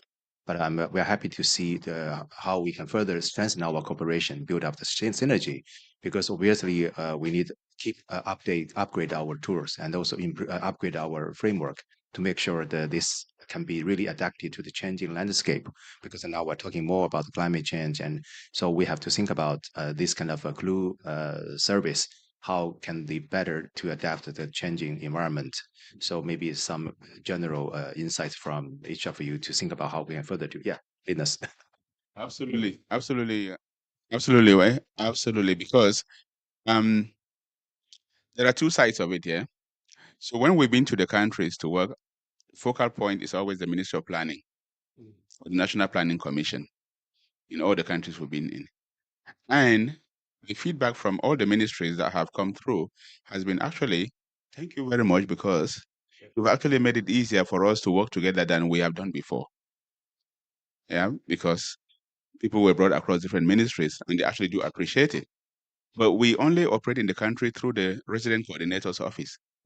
The resident coordinator office is one that does all the interaction, bringing all together.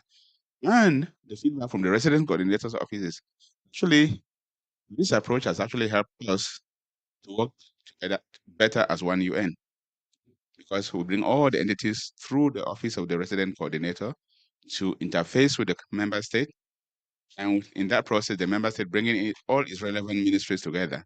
So I think it is a partnership that has really wonderful wins because of this cross sectoral and the fact that climate, land, energy, water, are such big things. So I think that partnership in terms of the UN and supporting entities and within the country's ministries is extremely important. It's one of the major, for me, one of the major lessons that we've learned in this process. It's very interesting. Linus, you just remind you one thing that, for agency, when we approach our member states, especially for the country eligible for TC support, we have to go through our national liaison officer. It's similar to your residential office. So we might also build up some good relation and, connection and between these two, make sure that our capacity building can be really, coordinated. Yeah, Mark. If I can say, I mean, apart from the fact that exactly like you say, this one thing we found very, very interesting, and this came out of the instance in Costa Rica, which I think is a really neat example, is that because it was very important in the modeling to represent what was happening in the different ministries. So the analysts spent time with ministerial analysts to make sure that this general model represented the sectoral plans well enough that these other ministries were happy. What was interesting is that it built up trust. So those other ministries could see their stuff in the national development strategy in a way that they felt it was being properly represented. And I think that's really, really valuable. But I think it also goes that goes a step further, even to coordination across different agencies. For example, if you're looking at harmonizing the water and energy planning with the agricultural system, which will no doubt the agricultural ministry will have strong engagement with the FAO and others. And if the FA at an agency level, we understand how these pieces fit together, I think it's really neat because we can kind of see how we can move together really well. And this space is really big, and so coordination is critical. And if this helps us understand how to coordinate in a way that's non-competitive, I think that's just wonderful. Strategically, I think this has become even more important now that there's a lot more climate finance available.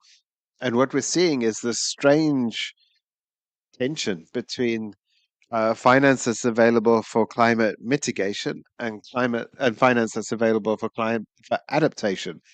And there's almost no frameworks apart from this one, which does both of them at the same time. So you can do adaptation, mitigation, bring ministries together.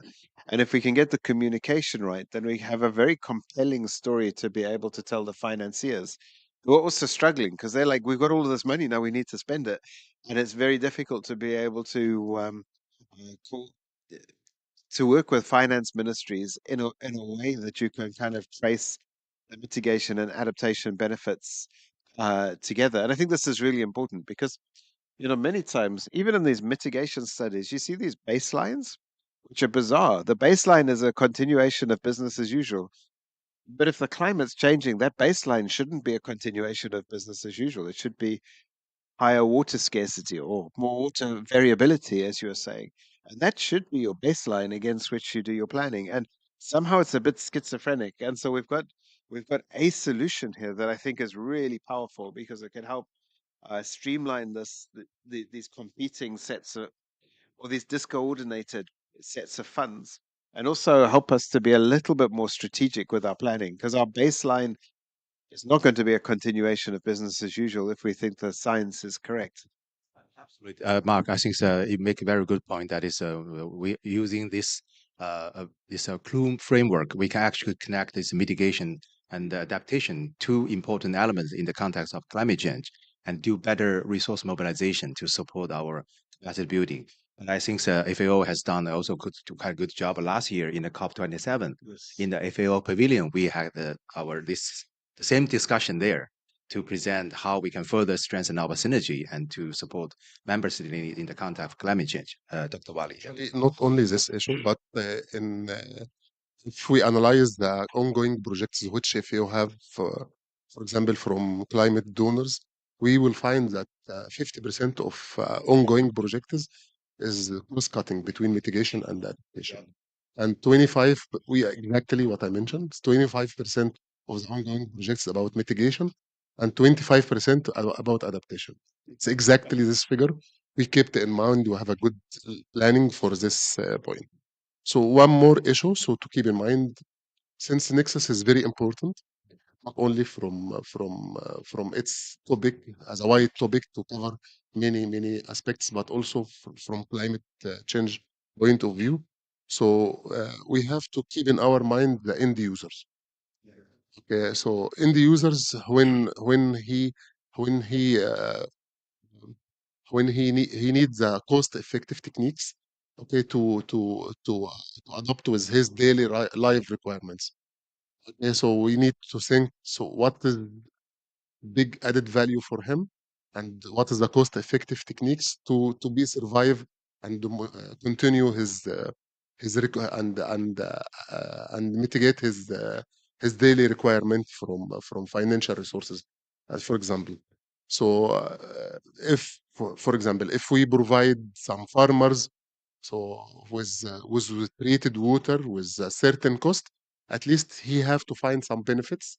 So to have some cash money at the end of the day to complete his daily requirements. So this is one point to keep in mind.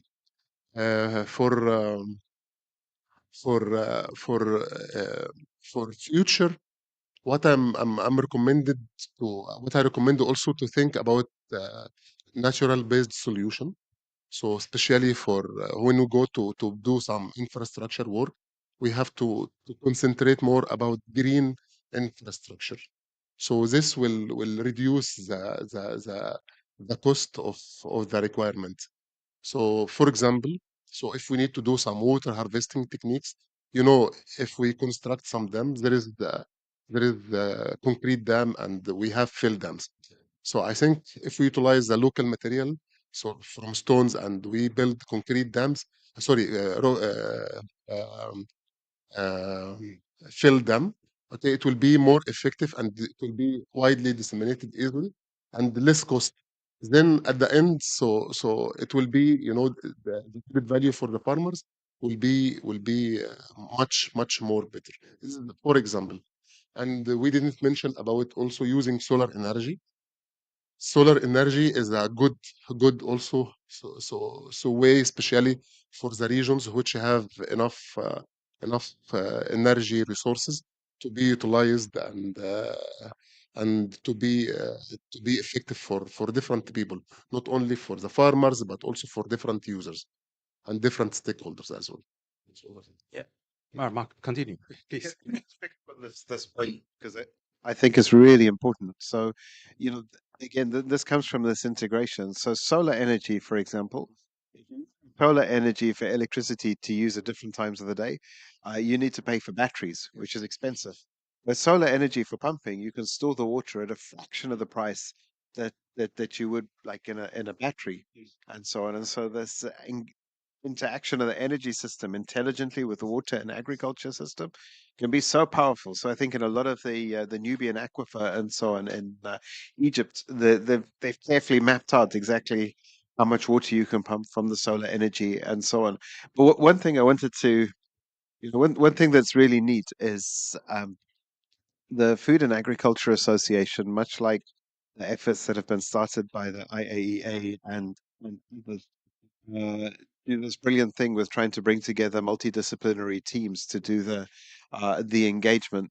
And I remember in fact, we did a clue study in Jordan with the FAO, and this power of bringing people together, I think, is just so important.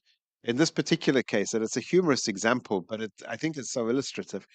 Is I remember we were talking to the folk who are overseeing water, and Oman was running out of water, and we needed more water. The flow in the River Jordan was getting lower and lower, so there was going to be more. They were going to be extracting water that had a high mineral content, sort of demineralizing it and then pushing it back into the system, and this would balance it out, and it would be enough. And I remember sitting with these folks saying, "Well, hang on, how much energy are you going to require for that? Because if I run these numbers, that's a lot of energy." And then I went to speak to my friends in the energy ministry, who I remembered from my time working at the IAEA, and I said, "Can I have a look at your demand forecast?" And they showed me this nice energy demand forecast. And then I said, "Okay, where's the extra demand for the desalination and this?"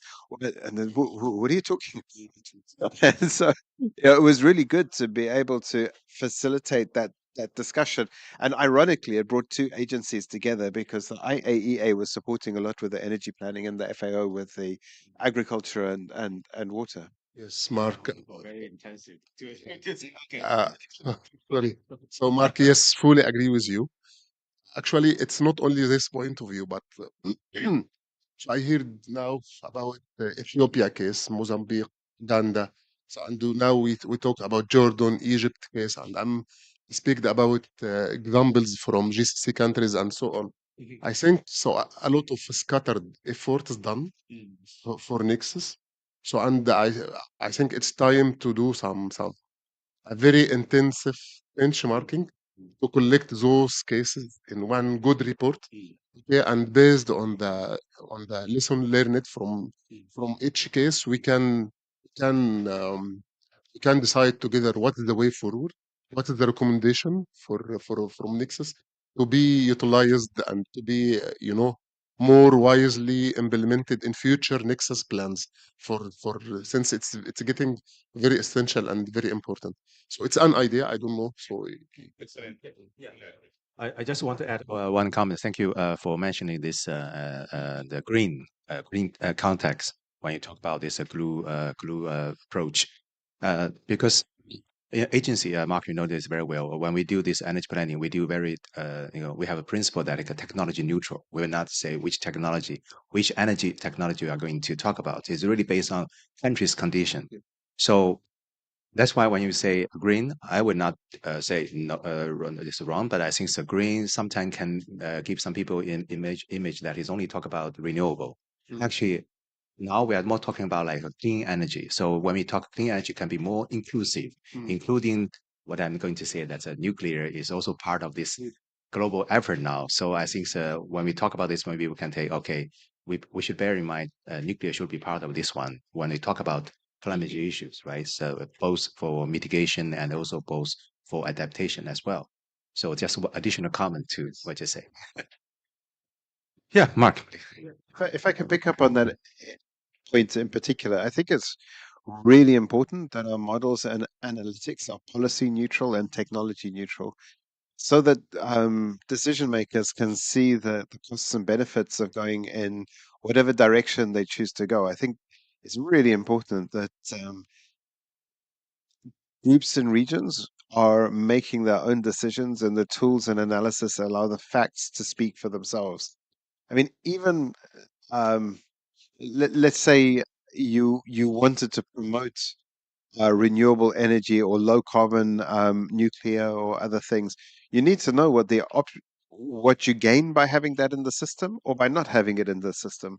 You know, and many of the NDCs that we have around here are going to be conditional because they're going to be more expensive than business as usual. You can't determine what's more expensive or less expensive unless you have every single option in your system.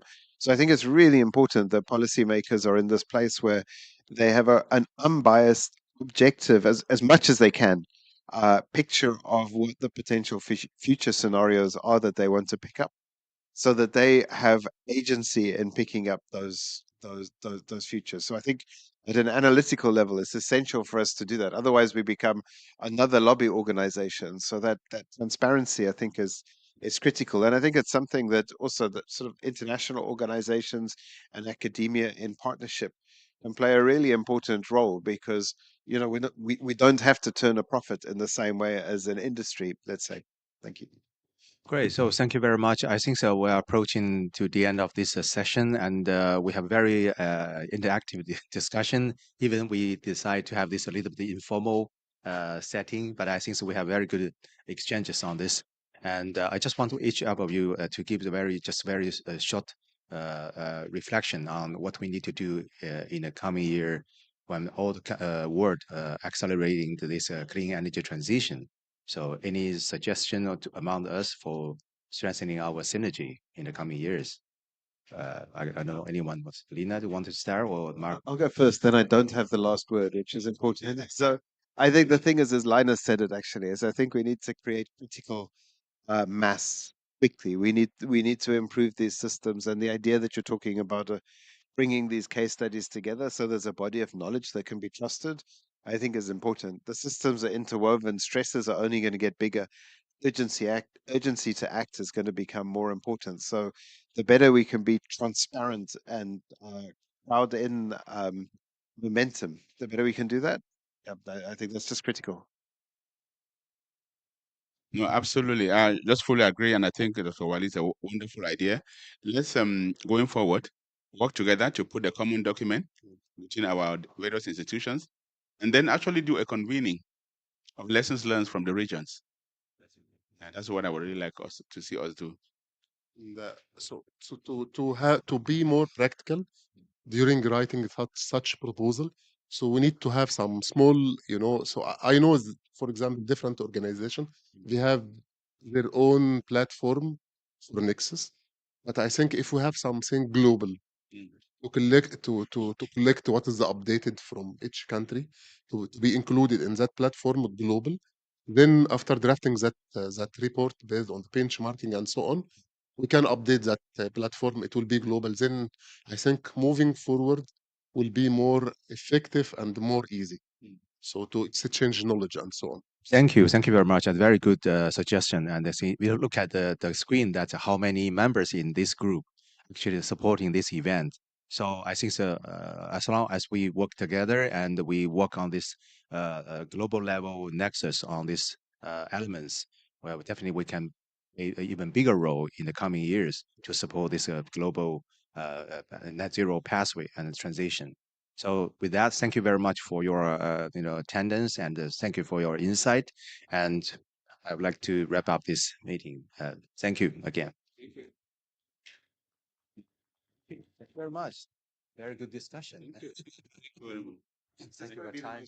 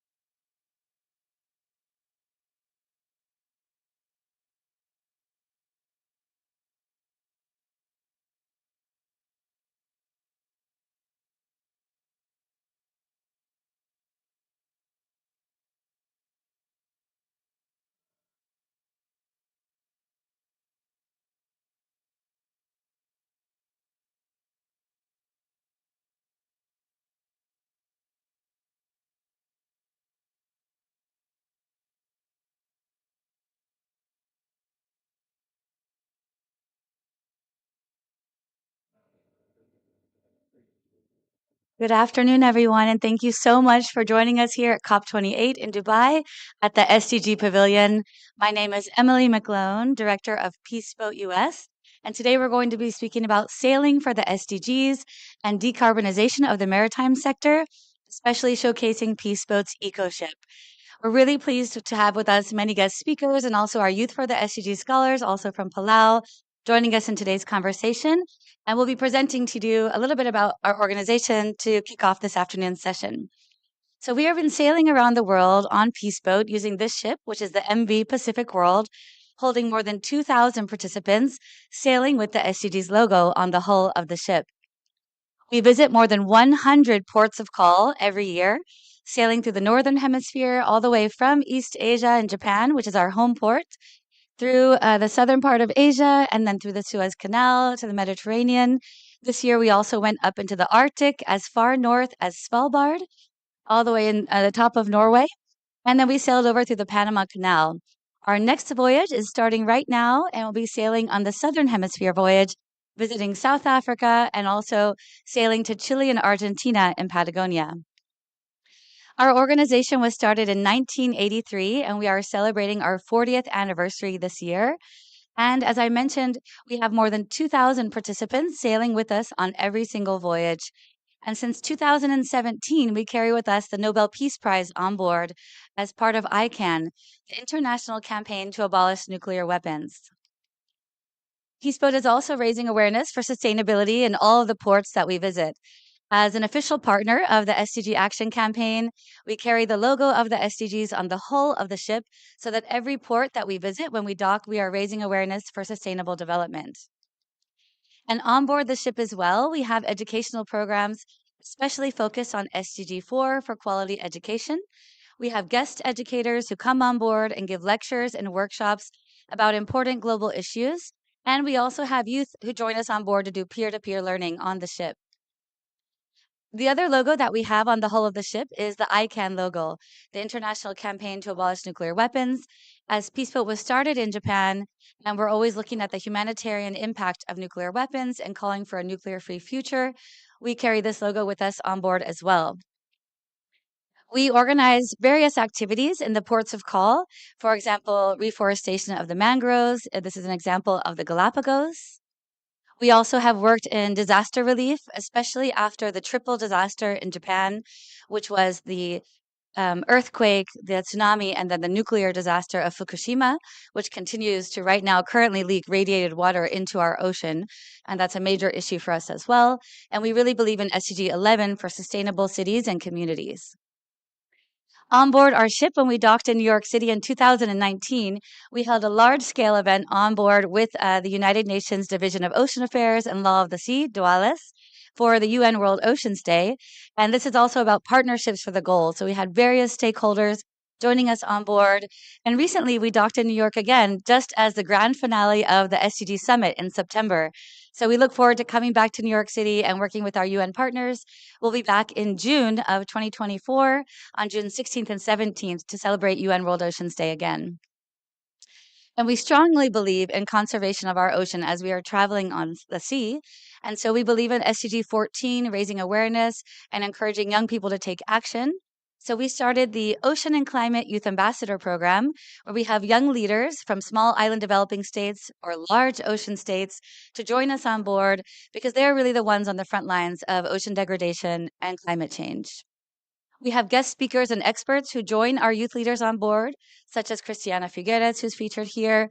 She's traveled with us on board and inspired young people to always have that kind of determined optimism, to keep working together and to keep sharing their voices.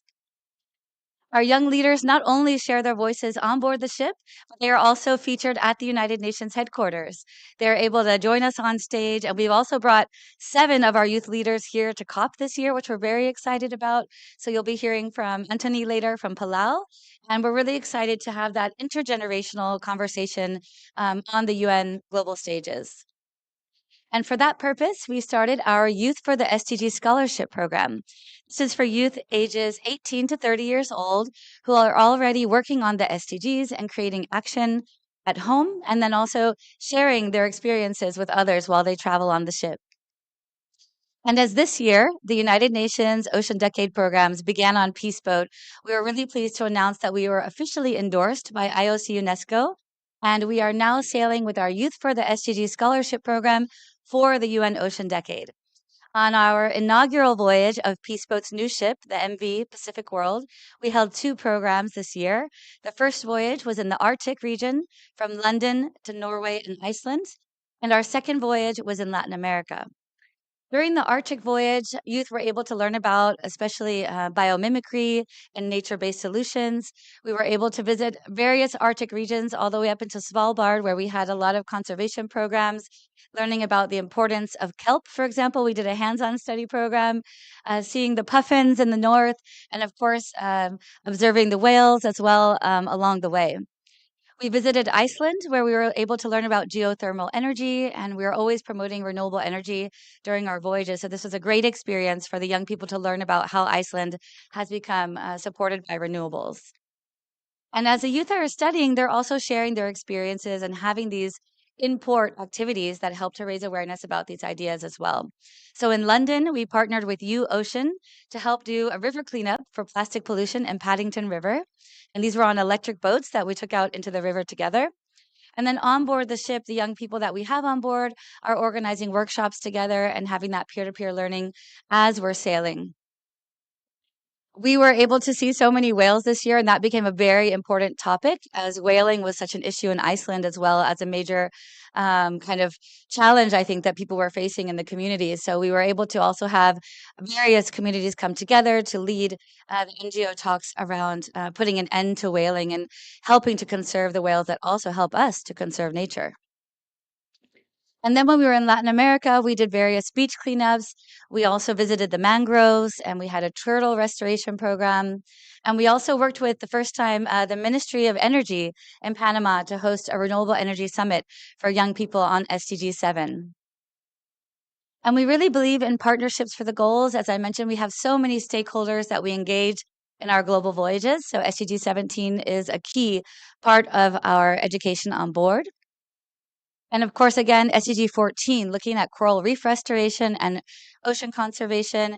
We've learned so much about the effects of climate change on coral reefs. And so we're really trying to make a major effort in working on a blue economy and finding solutions for coral reef restoration. This year in Mexico, we hosted the Blue Economy Forum in the port of Manzanillo. And we are really excited to work with the organization Restore Coral to help and foster that coral reef restoration, but also to find innovative solutions for our ocean. And that is what has brought us to the EcoShip. This is Peace Boat's solution for maritime decarbonization, which is one of the main themes of today.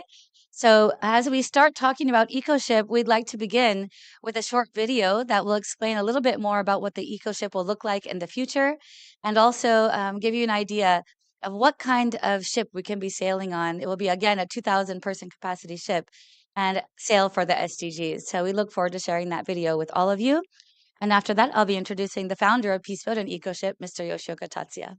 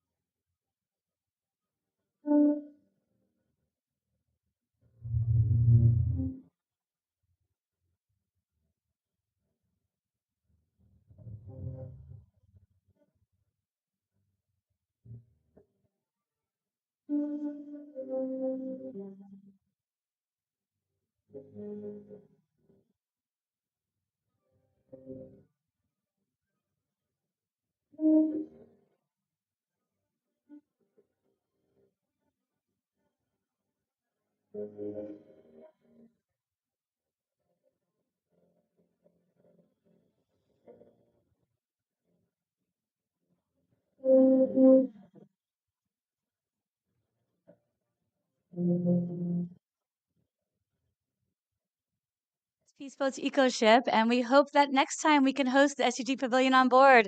Round of applause, everyone, for Mr. Yoshioka Tatsuya, the founder.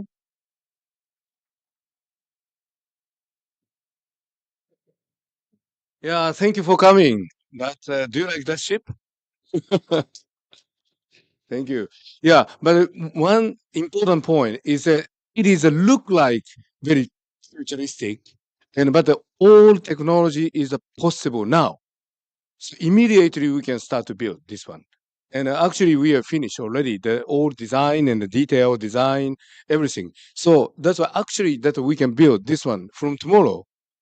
But unfortunately, the building society and also that the industry itself is so conservative still. And I think that is really in this situation, and we need the kind of the innovative action, I think. So, and I really hope this eco ship, can be the game changer in the maritime industry. And also, we are very keen about that maritime research, oceanography, and also that's the also education for the young people, and marine biology, and that's possible during the cruise. I'm not talking about the research ship. I'm talking about even the cruise ship. Besides the cruise, we have the passenger, and but on the other hand, utilize about our cruise to the research the venue. So, and this is a unique disco. It's a kinetic floor. So that's why the passenger can create electric power by dancing. This is a small amount of the energy, of course.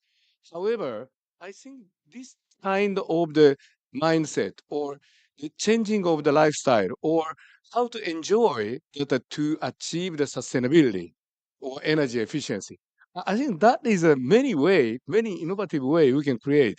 This is one of the that's through the cruising, through the dancing, to change the people's thinking or the way of thinking, toward the innovative way. This is that research labo idea, and also what is the next?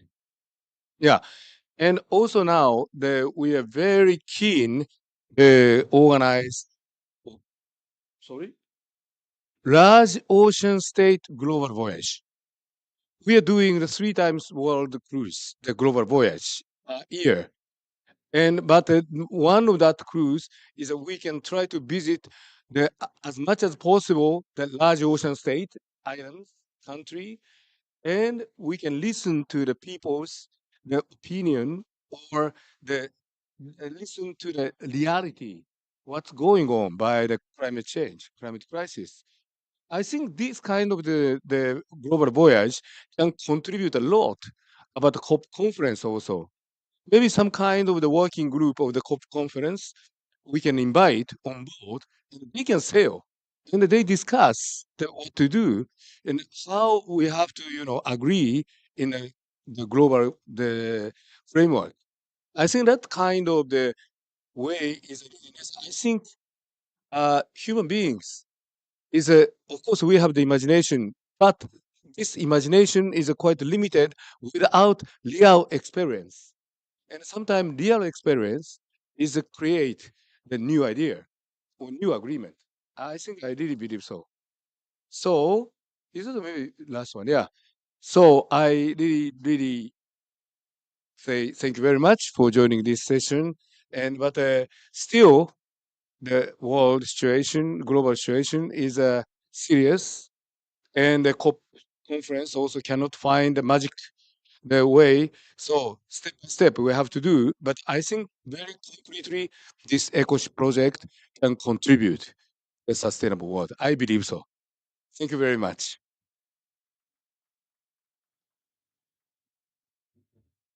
Thank you, Yoshioka. And it's really been incredible to watch Yoshioka's vision from 1983 until today, continuing to lead the organization and to now have this incredible innovative solution for the ocean and climate. So really excited to travel with all of you eventually on our eco ship and to invite you on board as part of our partnerships for the SDGs. And yes, he is still young at heart for sure. And so here at COP28, we've had lots of conversations about renewable energy. And with that, I would like to invite Gavin Allwright to come up to the stage because he is a leader in wind energy. And he's going to share with us how we can create the eco ship with this positive wind energy together. So, Gavin, welcome back to the stage.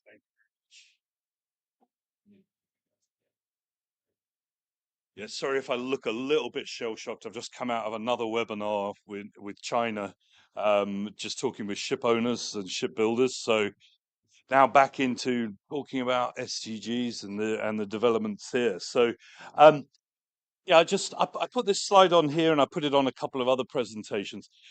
I walked past this logo a couple of maybe I don't know 100 times during this week. Didn't notice the wind propulsion vessel until about 2 days ago. I went, oh, okay, a bit of Emirati heritage, but actually focusing on what we like to think of as the future of shipping. And I'd like to welcome you all to the decade of the wind propulsion, which we declared in 2021. And that could be, everyone's declaring decades or years of or whatever. It could be just a bit of fluff. Actually, this was a call to action for our members to say, look, guys, you've been talking some good talk. And I talk a lot of good talk. Now it's up to delivering. And actually, that's probably the one message that I'm taking away from this COP. It's not necessarily what the policy guys are going to decide. It's actually what I've been hearing from industry and what I'm hearing from the NGOs that I've been able to engage with is they're not going to wait around. We don't have time to wait around for all the frameworks to be in place. Action, delivery, optimistic visioning going forward will deliver it. And if the negotiators can't make up their minds what they want to do, that'll have to follow on afterwards because we can't wait anymore. So that's the message that I'm hearing. Hopefully you're hearing that too. Just very quickly, I'll talk about International Windship Association. We have over 180 members.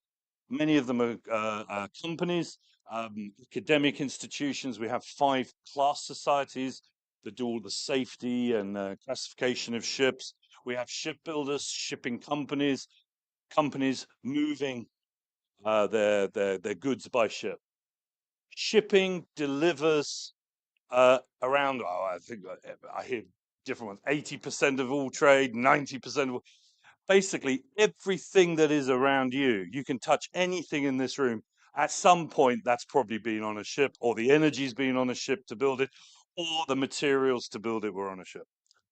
3% of global greenhouse gases for the large vessels, but we have 4, 5, 6 million small vessels as well, all burning diesel, all getting older in developing countries.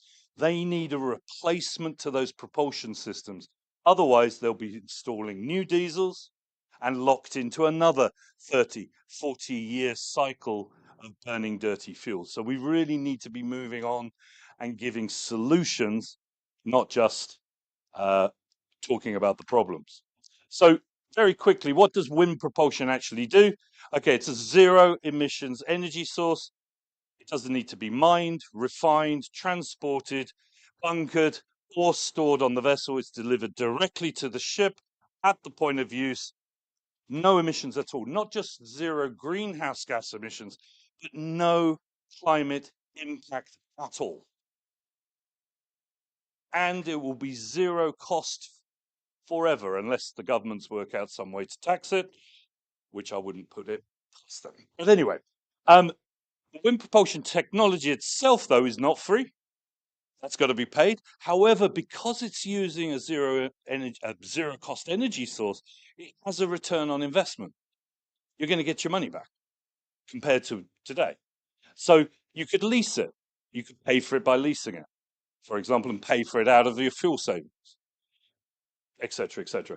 Now, for retrofitting, we're talking about putting wind propulsion onto an existing ship that doesn't do anything else, just puts wind on it. You're going to get 5, 20%, maybe up to 30% of your power averaged out. Some days it'll be 100, some days it will be nothing when the wind's not blowing.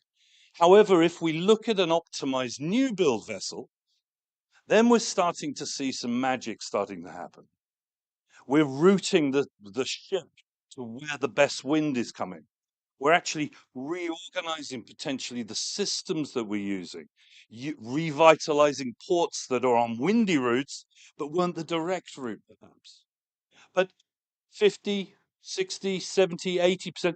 We've even got members that are looking at climate positive ships that generate more power and get to offload that as a cargo, stored as hydrogen or whatever it may be. Anyway, and there are about 7 different technologies, but I'm not going to go through them all. If you want to know more about that, please let me know. And I can introduce you to people that will talk all year about that stuff. Okay, and we like to call this a win-win-win situation. So if you don't remember anything else, take that away with you. And you've probably heard that one before. Okay, now, COP28, we delivered a call for action. Now, of course, the bottom 2 are quite obvious. We want to have a level playing field, not just fuel. We're always hearing about fuel, fuel, fuel, fuel, fuel. Well, actually, wind has now been designated by the International Maritime Organization in the life cycle assessments as a fuel pathway. Now, this is a different mindset. It's like, oh, hold on. Isn't a fuel something you put in a tank? And how do we, but really, we need to stop looking at the carrier of energy. We need to be looking at energy in itself, in its entire essence, and using the low-hanging fruit. Solar passive heating and cooling for buildings. Orientating housing that looks to the south so we get the best power and energy from solar. Solar water heating, but we don't. What we're doing is we're going for PV panels instead of looking at water heaters. We use most of our electricity actually to heat up water, but we don't use it directly because it's not sexy. Wind is one of those direct uses of energy. And the great thing is shipping has access to this uniquely. Nobody's going to barge in front of the ship and say, hold on, that's my wind. Get your hands off.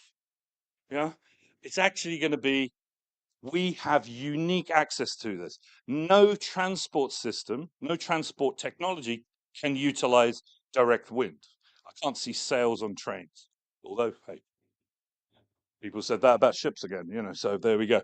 But the top one is a really important one. We are calling for the funding of an SDG delivery fleet, a fleet of small and medium-sized wind assist and primary wind vessels for least developed countries. And I love this new, I haven't seen this expression before, large ocean developing countries.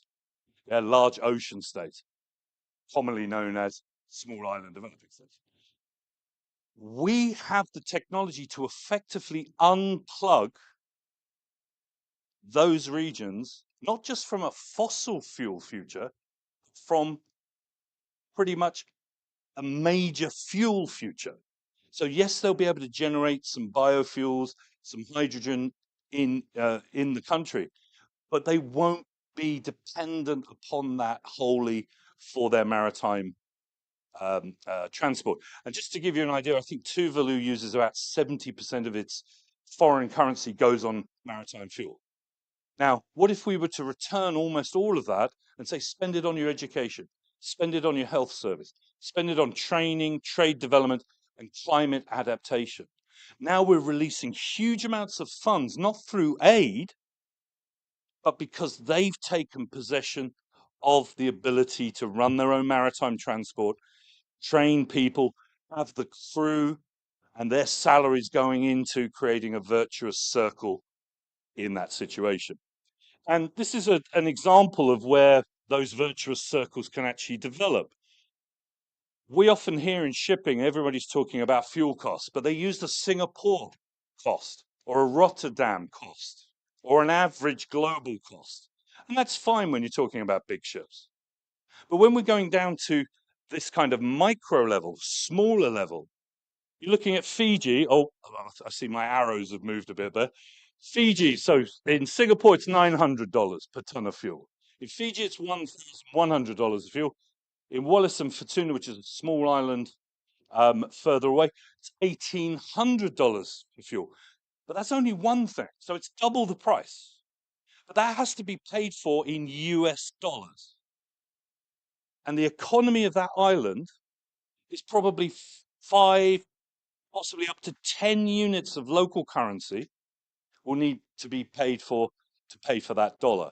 That means all of that money is being sucked out of the economy simply to run a ship to transport quite often Western products that they shouldn't actually be buying anyway, or don't really need anyway. But that is the system we have.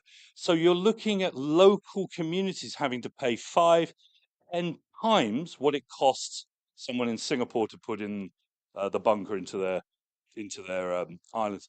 This is not being appreciated pretty much on all the development scales that I'm seeing.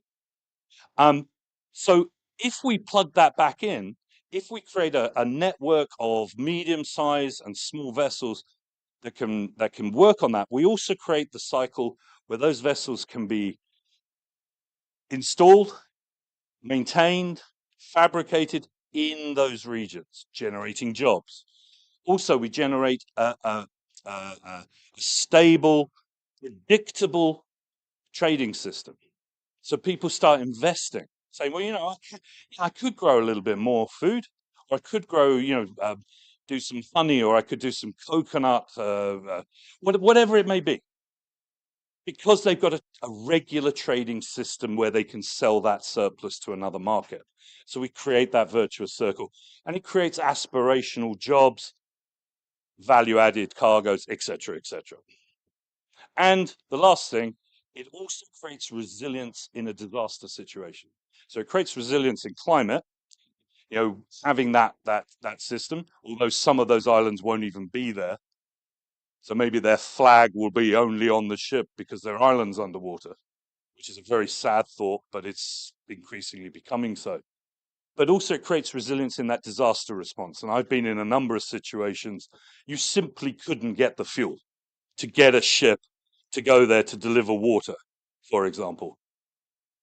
So they were airdropping orange sachets so the kids could put it in the seawater so they could drink it and it wouldn't make them sick.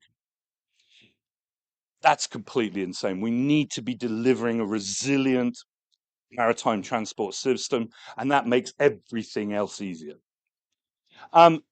We have a lot of traditional and new systems coming through for small vessels. Indeed, the Marshall Islands have just launched an 80-meter sail cargo vessel that was funded by the German government, will be in operation from March next year, which will be inter-island. And then we're plugging in the Marshalls with multi-hulls that are actually co-designed with indigenous knowledge, with indigenous crews, to actually feed into that larger cargo vessel, which then can transport it back to the main island and beyond. So this is just, when we're talking about energy, and I'm not sure why I put it at the back, but anyway, I'll wrap. I think this is just, I got excited, so I put an extra slide in. That's just an idea of where they think, I'll skip over that. But this is what we're looking at, is if we bring in wind, activity and vessel optimization, we're pretty much 60%. We can reach 60% of the energy requirement for shipping. So we call it the hybrid wave: wind, activity and vessel, 60%. Then you plug in eco-fuels, and then you fight over the last fifth. But at the moment, everything, we're just saying, we have a big problem, let's just drop fuel in 100% for 100%. Well, we're not going to reach the IMO said a 20 to 30% reduction in fuel, in emissions by 2030. Forget it. Fuel can't deliver that. It has to be from wind, fuel efficiency, and vessel optimization. But equally, 2040, 60 to 70%, we can't reach that without fuel. But in the very short term, we have the option to do a lot, but we're not doing it. Okay, that's the market development. That's where we are right now. By March, we'll have over 50 ocean-going ships in operation. I think about 2.5 million deadweight tons, meaning roughly 2 million plus tons of cargo at any time can be in operation with some form of wind moving it. We need to be obviously scaling that quickly. And there's a couple of forecasts there. One says up to 15% of the world fleet will have wind on board by 2030, 40 to 50% by 2050. We think that's conservative. We think it can be far higher. And on a macro sense, if we actually released all this fuel cost, so if we rolled out wind propulsion across the fleet by 2030, pretty much every ship can take it, some form. If we did that, every ship has some form of wind propulsion up to 20% of its power. That would unlock enough savings in fuel to pay for the vast majority of decarbonisation, if not all of it. So in fact, we can have it for free. It doesn't have to cost a penny from what we're paying today if you plug in a free energy source. And that's the last slide. So all of these companies, and I could probably make 3 or 4 more slides of this, all of these companies are currently producing wind propulsion ships, developing. This doesn't even have the technology providers on. These are the shipping companies. Some of the largest shipping companies in the world are members of ours. We have MOL, K-Lines, Oldendorf, which is a big bulker company. Hundreds of ships has just declared their first wind propulsion ship. All of these companies are involved. So we're not mainstream yet. It's not a mainstream technology solution just yet. We're a little bit further. But mainstream players are investing hundreds of millions. I would say we're nudging on probably $1 billion have gone into this sector already. Ships installed, production lines, training, designs, etc., etc. So it's growing. We have a capacity to build about 1,000 units per year. And the smaller ships absolutely can be done tomorrow, if not yesterday. Should have been done yesterday, but there we go. But what my last comment is that SDG fleet, we need a flagship. And it would be lovely to have a flagship where we're doing COP30? They're putting some pressure on you. COP30 on board the new eco ship as an SDG flagship for this smaller fleet of small SDG vessels. Wouldn't that be a fantastic option? So you got 2 years? Yeah. All right, 31. Anyway, thank you very much.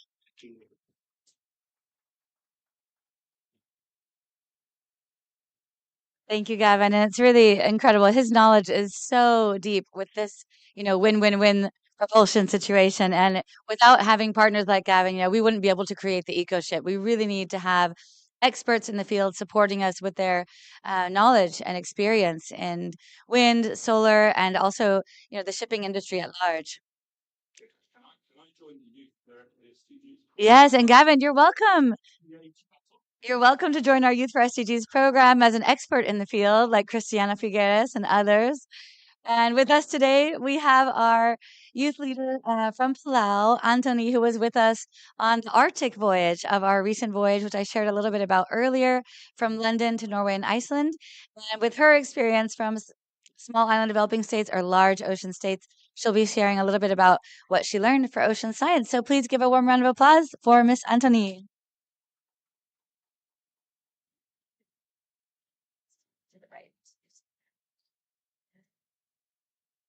Good afternoon.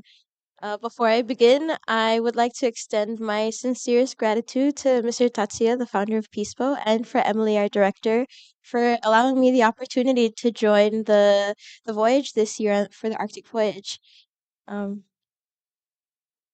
So I joined the team a bit later in London. I traveled from Palau to London. So when I got there, I kind of had a great introduction. And so one of the first activities that I got to do with the other youth scholars was water quality testing with Earth Echo International. And so the water testing we did was on pH balance, turbidity. So from parks in London to a coastal island in Tromsø, Norway to Iceland even. So we had lots of exposure to citizen science, and I was able to understand what Arctic waters, what it had, and what difference it had to the Pacific Ocean, where I was more comfortable with. So it was a really great experience all around to know what it was like to be a citizen and how to practice ocean science for the UN Decade of Ocean Science. When we got on board, we had lectures, and I work for a NGO in Palau called the Friends of the Palau National Marine Sanctuary. And so a background to that is we protect 80% of Palau's water. So I was really glad to hear Mr. Alright's presentations on small island developing states and large ocean states, because Palau does have the largest, if not one of the largest, ocean states in the world. And so with that, the FPNMS, one of its initiatives is the Palau Pledge. So if you visited Palau within the last 6 years, you would have had the Palau Pledge stamped into your passport. It is the only government-mandated pledge in the entire world. It was written and created by Palauan children as a promise to future Palauan children that visitors like you who come to Palau love, care, and respect for Palau the way we do. Um, and so we had courses on board from each other, from youth scholar to youth scholar, and we created eco-ship pledges as a callback to the Palau Pledge. I would like to read aloud one of the groups because it was very heartfelt. And so they said, "We, the people of the ship, hereby swear not to pollute these waters, to commit our voyage to the SDGs, to be stewards of peace, and to only rely on what nature has provided for. This journey we promise by this pledge that the only wake we leave are the waves behind us, to honor our environment and to respect our ocean and all her beauty from now on." On the left side is the vision of their own eco ship, what their dream of the eco ship was, and it did involve wind energy and solar energy. And this was definitely a step in the right direction. And so in 2030, I hope for all the maritime ships, everything in the maritime sector will follow suit Peaceboat Eco Ship. We had classes on board the Peace Boat with experts in ocean conservation, environmental protection. We had an expert in the seed bank in Svalbard and researchers who came to share their experiences in nuclear energy, and also with other youth scholars. Lastly, I would like to share this photo from UNIS, which is the University Center in Svalbard. It is the northernmost institute of higher education that's in Svalbard, in Norway.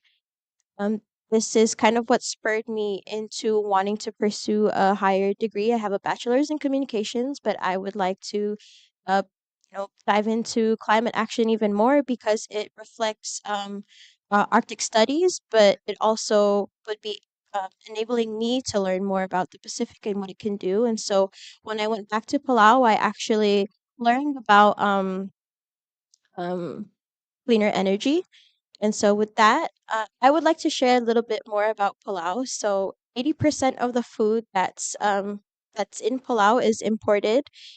We get most of our food by ship or by plane from fossil fuels.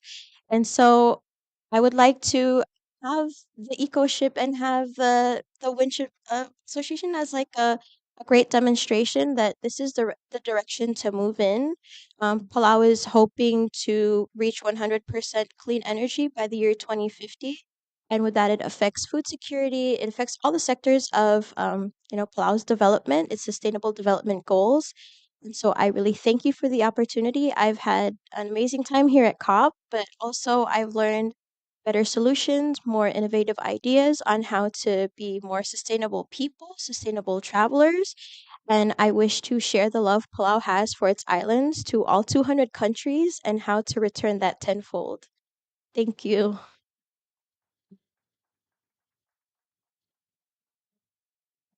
Thank you so much, Tony. And thank you for sharing the Palau Pledge and also our pledge for Peace Boat. That was one of the most, I say for me as a coordinator of the program, it was a very heartfelt and a kind of inspiring moment.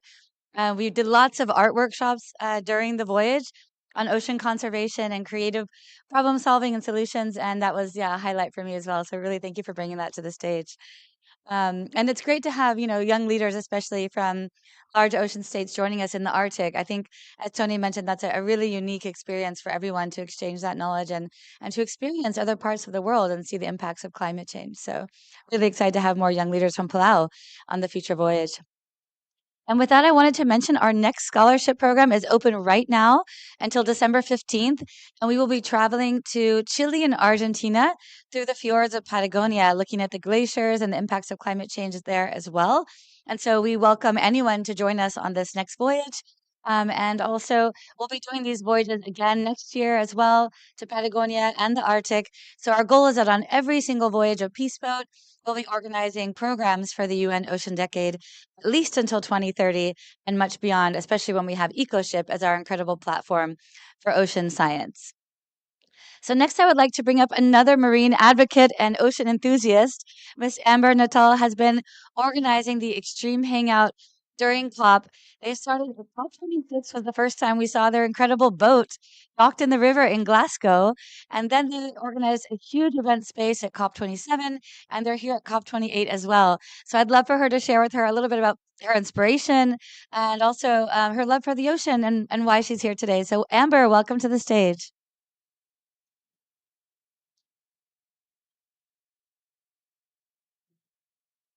Hi, everybody. So lovely to be here, Emily. Thank you for the invitation, for the Blue Zone pass. I've never been in the Blue Zone before. This is my virgin speech, everybody. It really is a complete pleasure to be here. Just to keep it all very ocean related, I was deeply honored with having spent most of my childhood growing up in the Bahamas. And you can't grow up on whether it's referred to as a small island developing state, a large ocean state, or I gotta say, I rather love a big ocean state because it sounds like bosses. And I kind of like the fact that the people living in these islands are the bosses. They definitely should be the bosses. So I'm going to run with that one. When you have the privilege of growing up in these beautiful, beautiful places, it's very easy to fall in love with your ocean, with the wildlife within. And of course, with that love comes the desire to protect it and champion it in any ways that we can. And that was something that happened to my father, who sadly died about 13 years ago now. But he was originally a soldier in the British Army. He was an engineer. He inherited an engineering firm, built bridges and tunnels around the world, some very big and very famous ones. And he sold his business, and that was when he made the decision to move to the Bahamas. And as a small child, I then had the great privilege of growing up with a dad who didn't have to work. So he spent a lot of time with us, and he took us outdoors into adventures on the ocean, around the islands. Every day with my dad was an adventure. So I grew up loving that sense of adventure, of exploration, of understanding nature, and had that privilege, as I've mentioned, of falling in love with wildlife. Forward a whole number of years, and I met another guy who wasn't totally dissimilar to my dad, Alistair Gosling. We celebrated our 7th wedding anniversary 2 days ago, which was lovely. And of course, the great sadness is that these two great men in my life actually never met. Although I have a theory, because Alistair spent some time in the Bahamas when he was a young man, that just maybe they would have passed by, probably in Mara's Marina, getting some kit for their boats or whatever it was that they were doing at the time. My father created an educational foundation in the Bahamas because he fell in love with the oceans too. I was furious with him at the time. I was like, why are you trying to educate everybody here? We need to be taking action right now because, of course, we were seeing our coral reefs, the damage that they were sustaining. We were seeing what the pollution in the oceans was doing from the increased number of hotel resorts around, from the fertilizer runoff that was happening on the golf courses and how that was affecting, and of course, the overfishing as well. All of these things interconnected.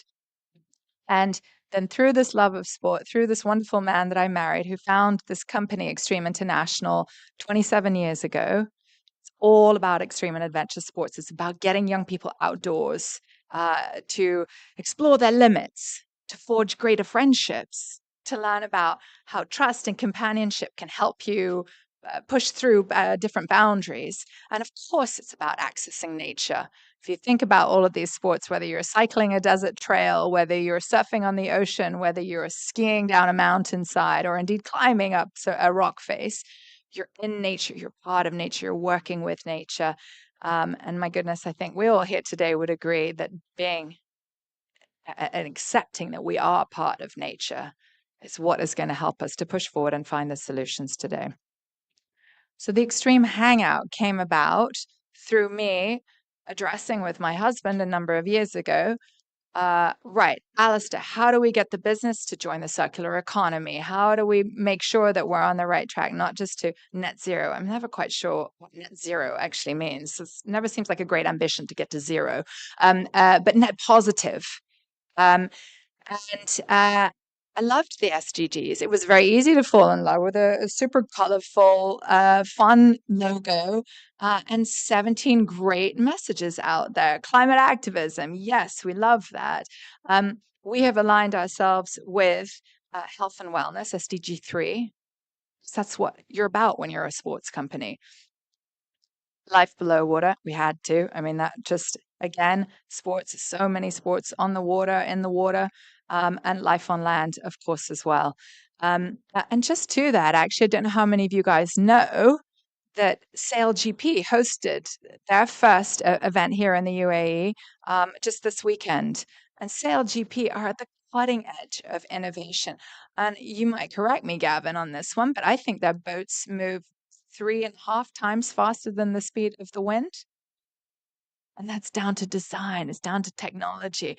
I mean, this is the kind of stuff which makes it sexy, which therefore makes it appealing, and people are intrigued and they want to come and get involved. This is one of the biggest struggles that we have in the climate conversation, to my mind. We're always telling people you can't travel. Love to go to Palau, absolutely love to, but I'm kind of sitting here going, shucks, my emissions then would be terrible. So there's that stress point there. We're told that we're not supposed to eat meat. I stopped eating fish years ago because every time somebody said to me, well, how do you know where that fish came from? And the answer was, of course, most of the time I didn't, unless I'd caught it myself. I'm like, okay, so I'm just not going to eat it. Um, and and then the fashion that we buy, so many of the pleasures that we have in life, we're told, no, no, no, no, no. And I'm like, maybe through sport, we can start to tell some more positive messages around here. And by the way, let's not stop with sport. Let's have a look at these other areas where our passions are alive with us. I used to be a chef, love food, good food. It's just fantastic. And you get into the we can disappear into the nutrition side of it as well. I mean, we might be here till Christmas at that point, although that's not very far away right now.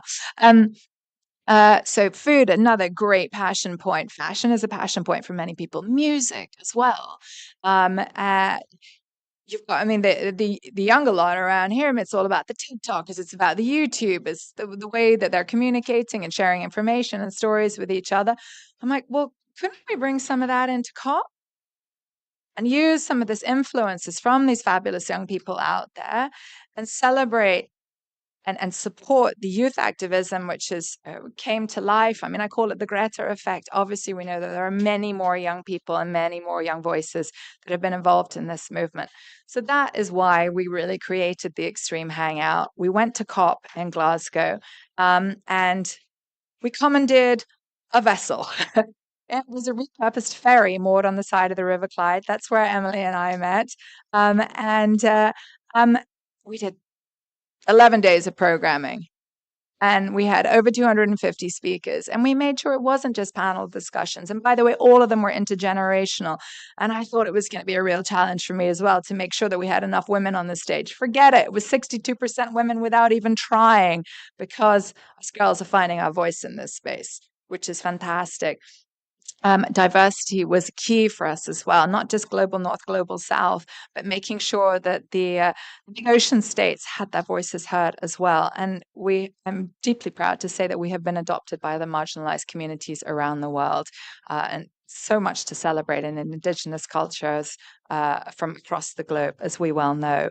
And then, my goodness, when they bring their music, their dance, their stories. I mean, we are, after all, the species of storytellers. So there's so much to celebrate in this.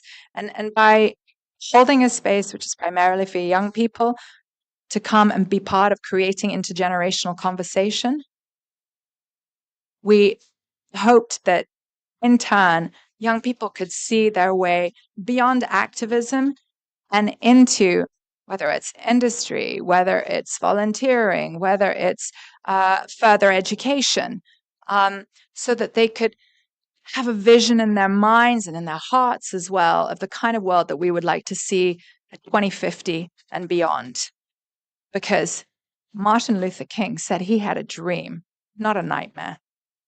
If you have a dream, in my book, that kind of makes you worth following. You don't really go around following people with nightmares on their hands. Okay. And actually, the reality is, in some respects, we are living in a bit of a nightmare scenario right now. But we're going to need dreams to get us out of here. And let's go and find these people with these beautiful dreams of ships that can get us across the ocean without burning fossil fuels. And win-win-win is definitely going to become one of my little strap lines too. My husband and I are big sailors as well. And our dream one day is to take a boat and to sail around the world. I think it's the most beautiful way of experiencing our planet.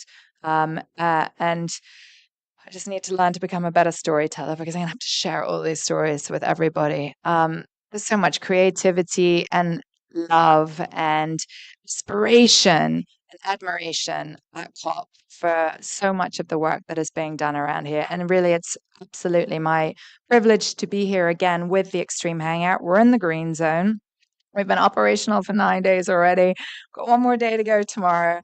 And we've had over 500 speakers on our stage and hosting in our workshop. And we're Peace Boat are back again this evening. And we have a wonderful gathering of young people today, this evening, to celebrate all the extraordinary work that is being done here by all of them. Because, my goodness, they're motivational. They are idealistic, and we need more of that, not less than that, because then maybe we'll stretch that little bit further and we will dig that little bit deeper. And perhaps by doing that, that will inspire our leaders, our politicians, to make the decisions that we really need for them to make today. The Extreme Hangout will continue to show up at COP. We will come to COPs as long as we're needed to. I think that might be a little while. So we're here. We're going to stick around beyond COPs, because of course that's only 2 weeks of the year. We are rolling out kind of like our sort of TEDx version of the Extreme Hangout. It's called the Extreme Hangout Local. And we are encouraging people to host their own Extreme Hangout wherever it is that they live in the world, to celebrate their climate champions, the people within their communities who are showcasing what can be done, as well as, of course, to share the stresses and the strains and the realities of their life, because those stories are also incredibly important to share around the world. And then, as part of our sports business, the media side of it is really intrinsic to what we are. We then help to share these stories around the world. So, yeah, please keep watching us, seeing what we're up to at the Extreme Hangout. Gavin, we'd love you to come and inspire people about the wind, the power of the wind, the future of ocean-going transportation. I love the fact that it's kind of back to the future, really, isn't it? And there's so much romanticism, if you like, about sailing, I think, too. So I look forward very much to this new generation of shipping. Yeah, perhaps with that, I think that's probably enough, actually. Thank you very much. I'll go on forever otherwise. Thank you.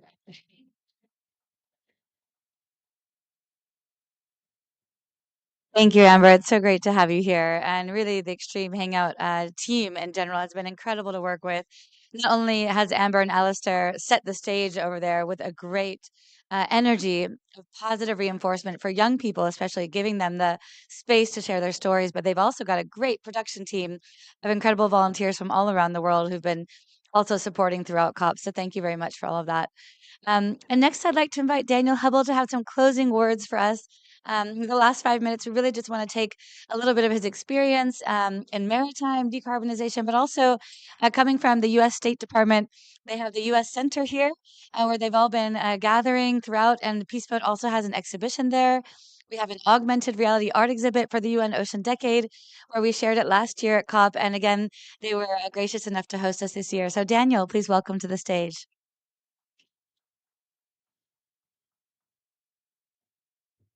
Yeah, thank you so much. And it's really great to be having this final discussion towards the end of COP on one major piece of maritime decarbonization and the future of what maritime trade and tourism and youth activism and youth experience and education is going to look like. And that really does start with the kind of changes that we would want to be seeing from every eco ship, but did start with the Peace Boat, with the kind of solar or wind changes on deck. So maybe I can just sort of chart us out a little bit further from here, looking ahead to 2050, and then we can work our way back to how that piece fits in so well. In July of this year, the International Maritime Organization, after a lot of discussion and back and forth, adopted what it's calling the 2023 IMO GHG strategy for the reduction of greenhouse gas emissions from ships. It's not exactly the most sexy name that we've got, but it is the one that we're stuck with. So let's roll with it. It was a considerable improvement from what came before, which was a target of 50% at least by 2050, and all political negotiations. Sometimes you start with some point that you're extremely frustrated with, and now we have one that I think we can be just a little bit prouder of, which is 2050 net zero by or around, i.e., close to, which is a considerable improvement once you clear away all the technical wording trying to obscure that fact. Prior to that, as Gavin alluded, though, are two far more critical dates for us, from our perspective at the State Department. A 2030 interim checkpoint goal of 20%, striving to 30%, and a 2040 goal of 70%, striving to 80% from a 2008 baseline. Basically, that's what I'm getting at here. It's not the destination that we get to. If we get to net zero because we switch all the power off in 2049, we didn't exactly do this right. If we can hew to that trajectory, it is not quite where we want to be, but it's very close. And I think that is the kind of call to ambition that we can start with. There's more we can be doing, and there's more we should be doing in years to come with. But if we are to get to that 2030 checkpoint of a 20 to 30% reduction in emissions, that path does not run through the fuels of the future, though it should start there. We should be seeing those on the water. We should be seeing hydrogen, ammonia, methanol in regular use produced from green sources by 2030, accounting for a minimum 5, hopefully 10% of the fleet's use by volume. However, it will really begin with the technical installations of those sails, of bulbous bows, of new propellers, of every other kind of energy efficiency design, which we have known for years can reduce the emissions of a ship by up to 75%, maybe more, when we count in all technical and operational measures that are possible. So that's the goal. And the way that we get there is not even necessarily striving for new designs. Wind ships have actually been, in addition to being a very old design, as Gavin noted, from the Dow, in the 20s, the 1920s that is, we had Flettner rotors already. The installation for these things has come, and it has come again in the 2020s. So that's purely my call to action to close us on. We have a long road ahead when it comes to the maritime sector. It is a challenging sector to decarbonize, one that will be capital intensive. But the more that we get actors to see these pieces of technology, the more that the sector understands that the way forward isn't just fuel dependent, that this is not a matter of switching out one thing for another, the more we start to rethink how we approach maritime routes, travel, tourism, education, that is the more that we start to see a future that actually looks like a net zero future. Because it is not about replacing what is here today with what sounds similar enough tomorrow. It is about re-understanding and reigniting how we get there. So as I had a whole page of notes about other pieces to say here, but really what I would like to close at from Secretary Kerry's perspective is maybe just to take 3 points that I see as critical coming out of this COP. The first is the ocean climate components within the global stocktake. It would be essential to make sure that ocean is captured as a climate solution.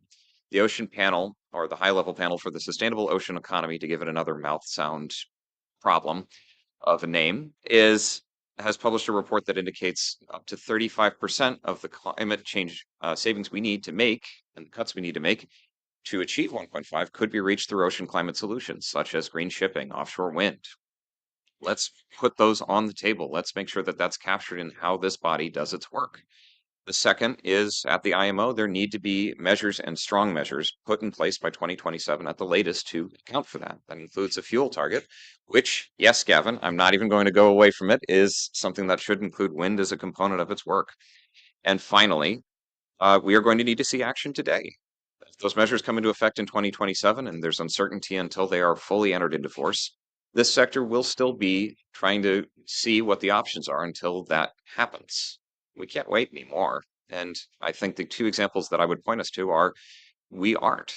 The Green Shipping Challenge on December 1st, which the United States co-hosted with Norway, as well as for this year, Denmark and France, featured over 61 announcements of both new announcements, excuse me, of actions to align with 1.5 this decade from the maritime sector, including MOL with 2 new wind ships hitting the water both this year and next year in early trials. It also included 18 updates to previous announcements that have now made substantial progress. Real investments are happening from companies and from governments, but we need more to join us. We should be doubling that next year. We should be looking to ensure that every update and announcement that we receive is substantial and significant, that it touches the global community in ways that really are transformative. My favorite announcement in the pack was a collection of 9 Pacific small island developing states. I don't believe it includes Palau. You'll forgive me. I think it is, in fact, Fiji, the Marshall Islands, Tuvalu, Tonga, Solomon Islands, Kiribati, and now I'm really losing it, but I got the 6-pack down, so I'll start there. Forming a regional decarbonization effort for their own maritime transit. And that is both inter-island trade as well as international trade. And the next call on that front, and hopefully we will see the peace boat there or see representatives from it, is our ocean in Greece in April. So very good.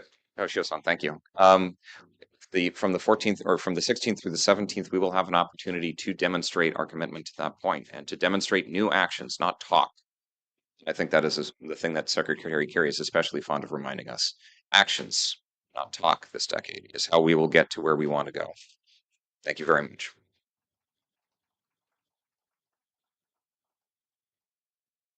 Thank you, Daniel, and thank you to the U.S. Center once again for their support this year. And we look forward to seeing you all, as Daniel mentioned, at the Our Ocean Conference in Greece.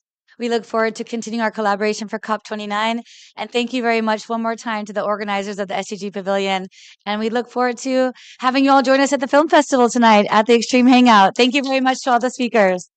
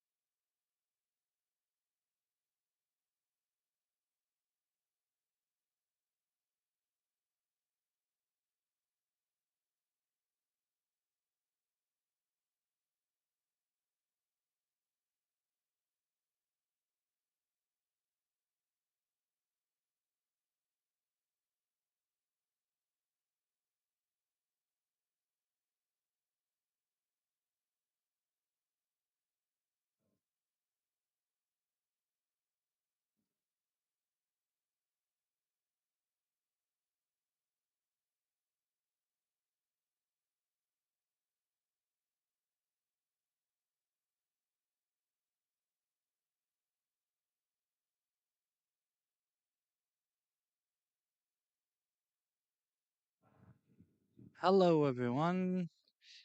Good evening, and I hope the cup went well with you. So, my name is Ahmed Oda. I am the Yango Health Working Group and also one of the UNFPA Youth Delegate for this cup. I'm going to be moderating this side event, which will be talking about bridging the gap, SRHR, and youth engagement and is indices in climate change action. So we have an amazing speakers here. We have Aisha Amin from the UN Women and Audrey Wong from the IBSF. Also, Dr. Natasha. She is from the Queen Mary University and also medical student, medical doctor, and a researcher. And we have a Dr. Harishita. She is from Yango Health Working Group, and Amali. She is one of the UNFPA Conjoint Youth Working Group on the SRHR and climate change. So let me brief you about this side event. This side event will be highlights the importance of the SRHR in the NDCs and how many countries they are recognizing it in their indices. Also, how the youth engagement in the indices is recognized, because this is important to have a real commitments from the member states to recognizing the youth to make sure that they are involved in the national process. So let me start moving into our speaker, Aisha. I would like to ask you, how can the integration of the sexual and the reproductive health and rights contribute to more effective climate change action? Hello, everyone. Thank you so much for joining first. I know it's like working, right? Yeah, it's the second last day of COP. It's been very, very tiring, overwhelming 2 weeks of walking endlessly around the menu. So, whoever has joined, thank you so much for sticking by. For a very important discussion, which is SRHR and climate, which is not really talked a lot when we talk about the climate space. So it's a good opportunity to reflect and brainstorm on how we can integrate this with climate action. Um, I want us to first think what the word SRHR means, right? Because it's a very, very broad term that covers a lot of aspects. So, for example, it covers family planning, it covers sexual and gender based violence, it covers menstrual equity, it covers safe access to safe pregnancy, right? It covers prenatal care, it covers services for postpartum depression. So it's a very, very broad term. And when we talk about climate action, and I'm sure in the course of this panel, we'll be talking more about how it has been missing, right? In so many plans, NDCs and national action plans of countries. But it is so, so important to integrate SRHR because the climate action and SRHR are very interlinked. So for example, a part of SRHR is that uh, girls and women, their partners, have access to information and resources to make informed decisions about their bodily autonomy and have those resources to make reproductive choices, right? According to their circumstances, which also means that it enables and empowers them to make informed choices about their family sizes in relation to the climate disasters as well, right? And which means that we're actually preparing these families, these couples, girls and women, and the future generations to be more climate resilient, to make choices that can help them sustain, um, this very dynamic world where we see a climate shock pretty much every single day, somewhere in part of the world, right? At the same time, it's also very important to recognize the vulnerabilities. And I talk more about gender here because, about girls and women because of how the negligence of SRHR and climate action impacts them. So it's also important to recognize the vulnerabilities that certain groups of people, for example, girls and women, especially from marginalized communities, have to climate change and climate crisis disasters, right?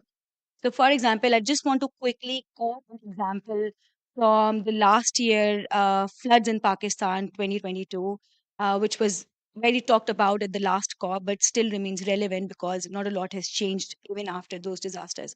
So, last year, when Pakistan was hit by the worst climate crisis, we saw a complete gender blind response, right? Where I met so many women who had to really fight to get access to family planning services.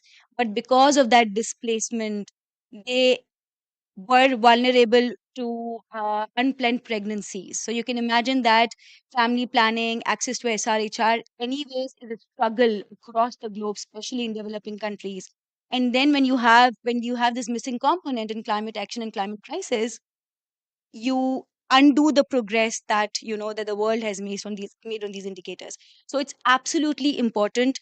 I also want to quickly quote something. I was reading the declaration on health and climate that was passed in this very COP, this being the first health COP. There was no mention of SRHR anywhere in the declaration. Let's talk about health, resilience, resilient health infrastructure. No mention of SRHR. At the same time, all the money that has been pledged for health, I did not see a single pledge for SRHR, right? And so, we're really missing that component. It's so important to talk about it because it's so interconnected with climate action and climate resilience.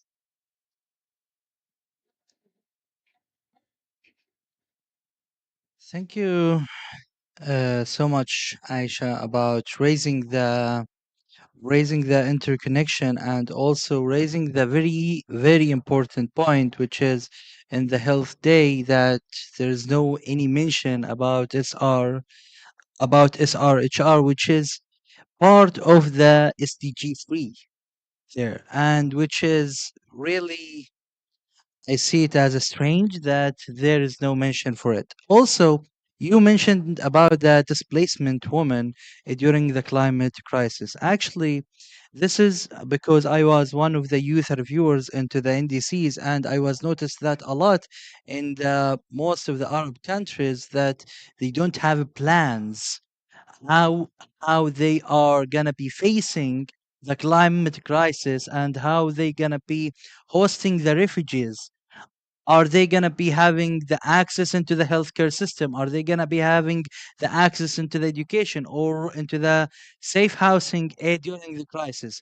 Nothing in that mentioned. And by the way, when the climate crisis happens and when the displacement is happen and become a climate refugee, you are right now under the Geneva Convention. So you will be under the mandate of the UNHCR. So it's really interconnection between the SDGs. Okay, let me go to Dr. Natasha. So, what were the finds of SRHR and youth in the NDCs? Right. Oh yeah, it's working. So I was part of the team at Queen Mary, working on the NDC review, and we were working in partnership with UNFPA. What we found was that just under a third of all 111 NDCs that we reviewed had some mention of SRHR. But these kind of references were really variable in their depth and quality. So some countries were just mentioning that there was an impact on SRHR, whereas other countries actually talked about adaptation measures and had kind of funded, costed programs. One of the most common themes that we saw coming up was about maternal and newborn health. So that was 23 countries, and the NDCs we reviewed mentioned that. And good examples was the Seychelles included a measure to look at reproductive indicators in the health information system, and kind of collect reproductive indicators as part of that. And the second most common theme that we saw coming up was GBV.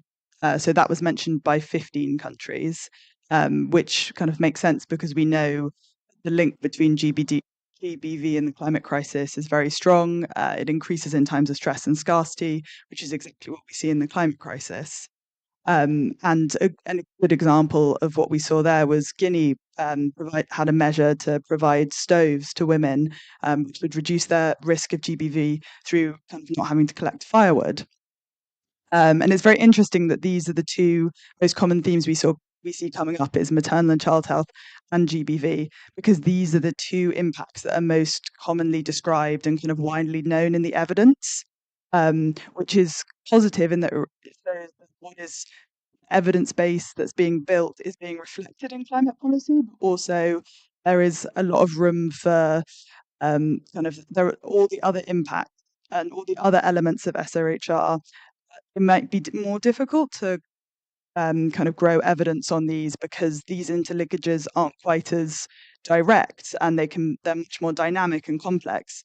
So we can't necessarily wait for evidence to be built, all the aspects of SRHR, but instead we need to just advocate to get these in policy, for themselves. And then the final point I'll just make is we saw nearly universal inclusion of some parts of health and gender in NDCs. Again, a lot of these references were very surface level, maybe just a mention of gender mainstreaming, but not actually demonstrating gender mainstreaming in the NDC. But because they are so kind of universally included, gender and health also represent really good entry points for kind of avenues for us to push for SRHR and climate policy and action. Thank you so much, Dr. Natasha. As as you see from the finds that actually we worked on it, that only few member states they are recognizing the GBV, the SRHR, and the youth. In the meanwhile, we having 193 member states they are signed into the Paris Agreement, and not all of them they are still recognizing the GBV and the SRHR. So this is giving us a sign that we need to work more with the member states. We need to keep pushing them to recognizing the women rights and the gender rights in the NDCs to make sure that we have a real commitments from their side. Okay, let me go to Dr. Audrey. How can the international community fostering collaboration between youth-led organization, SRHR advocates, and climate change policymaker to bridge the existing gaps? Over to you. Yeah, just like you mentioned in the question, I think collaboration is the way to go. We see a lot of youth being very excited about advocating for this. Then the next step is what we can do. So we see that actually having the platforms such as currently PMNCA just had this global forum on adolescent, and one of the thematic focuses is actually on SRHR, and we have sessions on SRHR and with climate change, and have speakers from different backgrounds bringing in about access to services and care or about the mental health side. That way, we also build up our knowledge, but also like have people hear to us like what we have to say. And another way with that is that moving on with that, we are also just posted this blog on about climate change and health that might be published. So that's another way is that you can write an article or you submit a letter to those organizations to show them what you have to say. And especially with policymakers, is that we know that more voices the better, just like our declaration on climate change and health. Years with a lot of organizations starting on, that's another way. But I think that the other way we can also do is that, for example, for us, with International Pharmaceutical Students Federation, we are in official relation with WHO, so we can deliver statement and the World Health Assembly, so we can bring more organizations in to have a joint statement, to have a louder voices. But of course, when it comes with international community, we know that sometimes it starts with a local event. So in that case, for example, with our Young Girl Health Working Group, we have this initiative that's called FALA. And then with that, what we really want to do is to provide more pregnancy kit and sanitary products and also education in the more local community.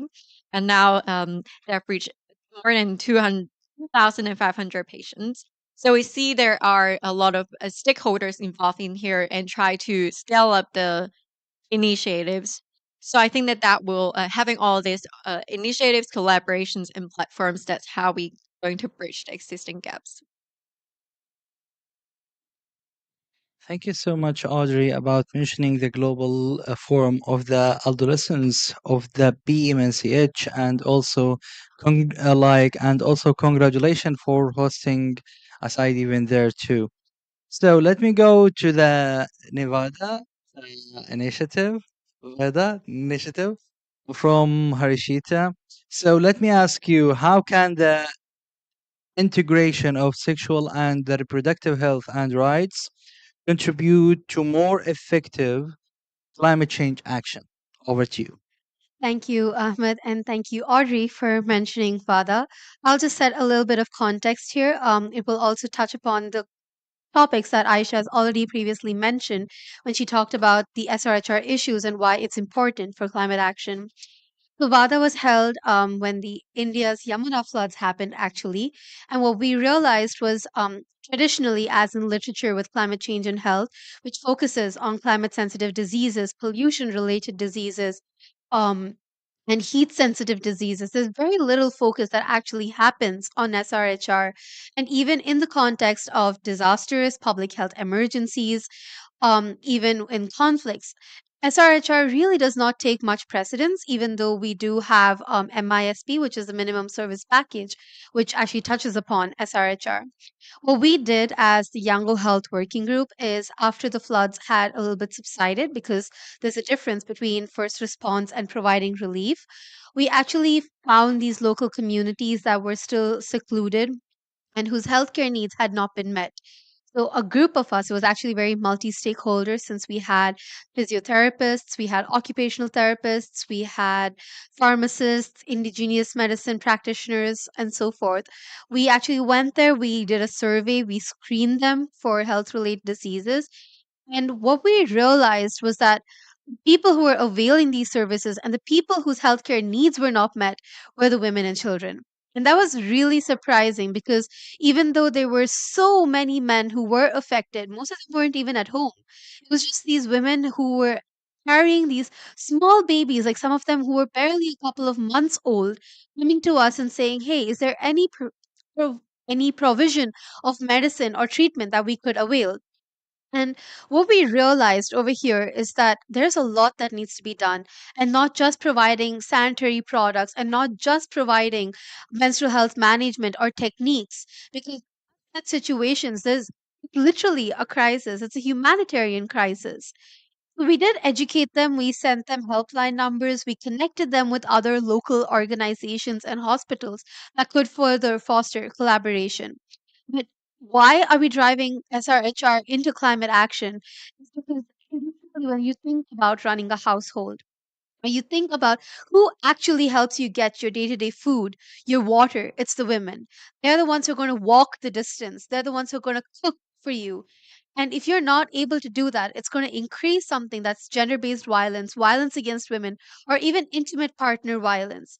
And they're often stuck in those roles. Like, even if you provide them a medium of outcome, it's not just for them, but it's also for the children that's being grown over there. So I think personally, and I resonate with a lot of people over here, it's not just about having SRHR in our nationally determined contributions, but also it being included in specific regions such as adaptation and mitigation efforts. I think there's a lot of discussion that does not need to happen just with the parties that have signed the Paris Agreement, but also amongst us people who are working on ground, because often we find ourselves very isolated in these efforts, though we're doing almost the same thing. So I'd like to take a moment to congratulate all of us over here who've been working on this, even though it's such a sensitive topic. And thank you, Ahmed, for this platform to share these views.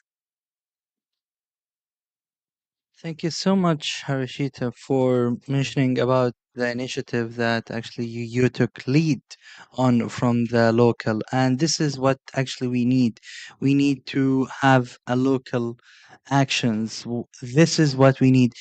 We have a huge gap between the international level and also from the national level.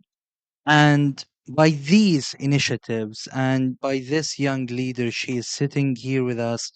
This is how we can fill, this is how we can fill the gap. And this is what we need. and we need more and more initiatives in the local space. So let me go to Amali. Amali, she is one of the UNFPA youth, also a reviewer of the NDCs and a member of the Conjoint Youth Working Group on SRHR and climate change in the UNFPA. So Amali, she reviewed the NDCs. So the question will be for you, what specific challenges do young people face in advocating for SRHR within broader framework of climate change action and NDCs? Thank you very much. Well, I want to laud what you're doing because that's very incredible. Because more often than not, I see that young people are being used as more or less like tokens to tick the box. And I did mention this last year as well. I think it's time that organizations, big or small, stop using young people to read key policy statements that some of them do not understand, but they have not been at the back end to actually see whether these findings are legitimate, to whether to review, to even contribute in terms of critical thinking. I feel like COP at some point is going to be reduced to a platform where young people are coming in with T-shirts of organizations with messages that they don't understand. Because when you interview them face by face, then you realize, do you actually know what it means when you talk about carbon credits or carbon markets? When you interrogate a bit further, you realize that they're just regurgitating words that they've heard. When we go into some forums, we see that young people are angry, and everyone has a right to be angry.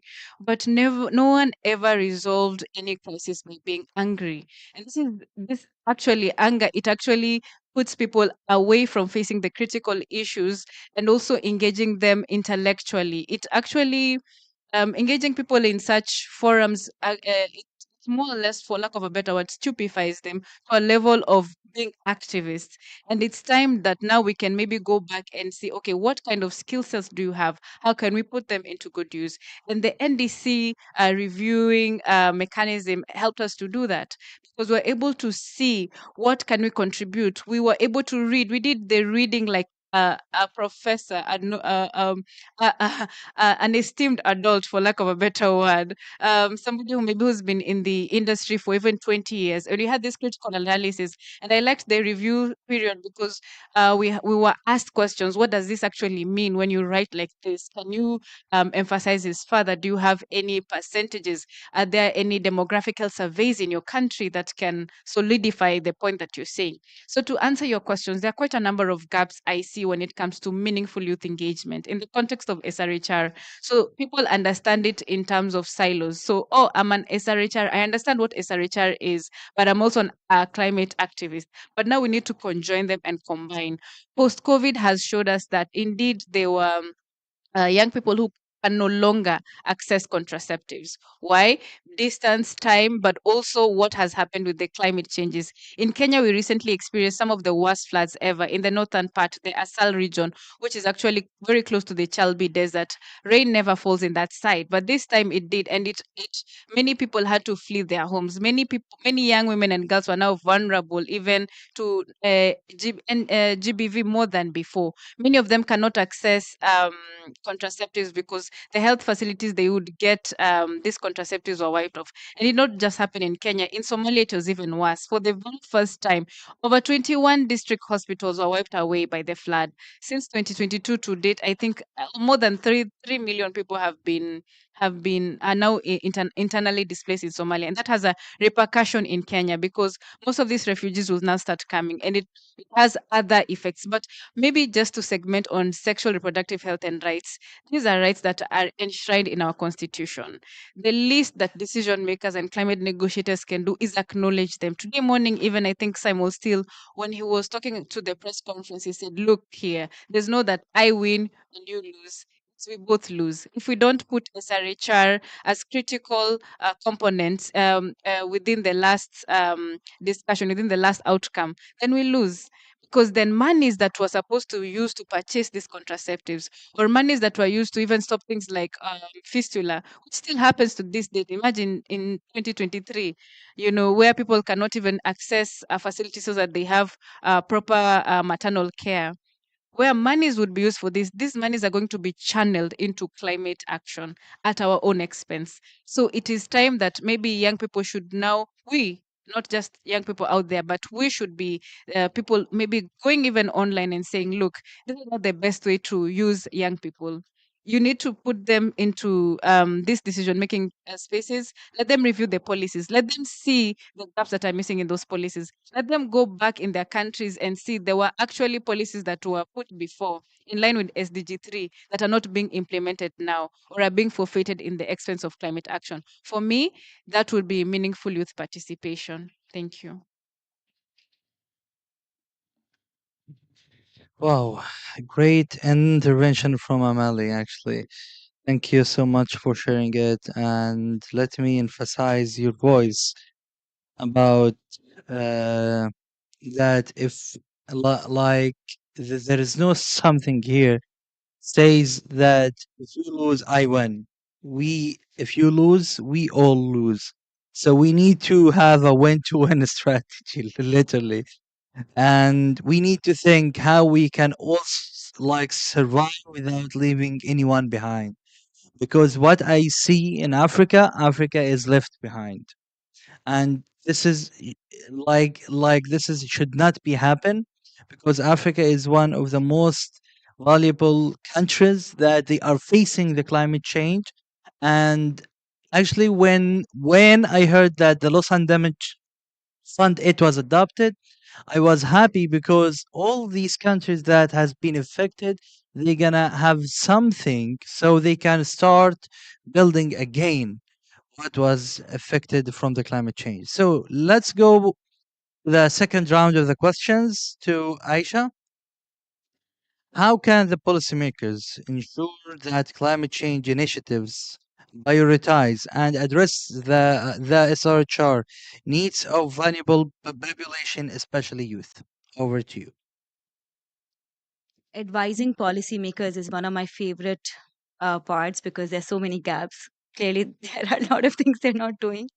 So I want to ask question from everyone present here, including the panelists. How many of you had a chance to visit B8, where the high level meetings were happening, where they had like fancy food counters? Did you? How many of you visited that? You visit? You visited it, right? What was your first impression when you saw those the fancy space they have built there? That's probably the place to be, relax, eat, and enjoy. Thank you. Do you want to share something? Same.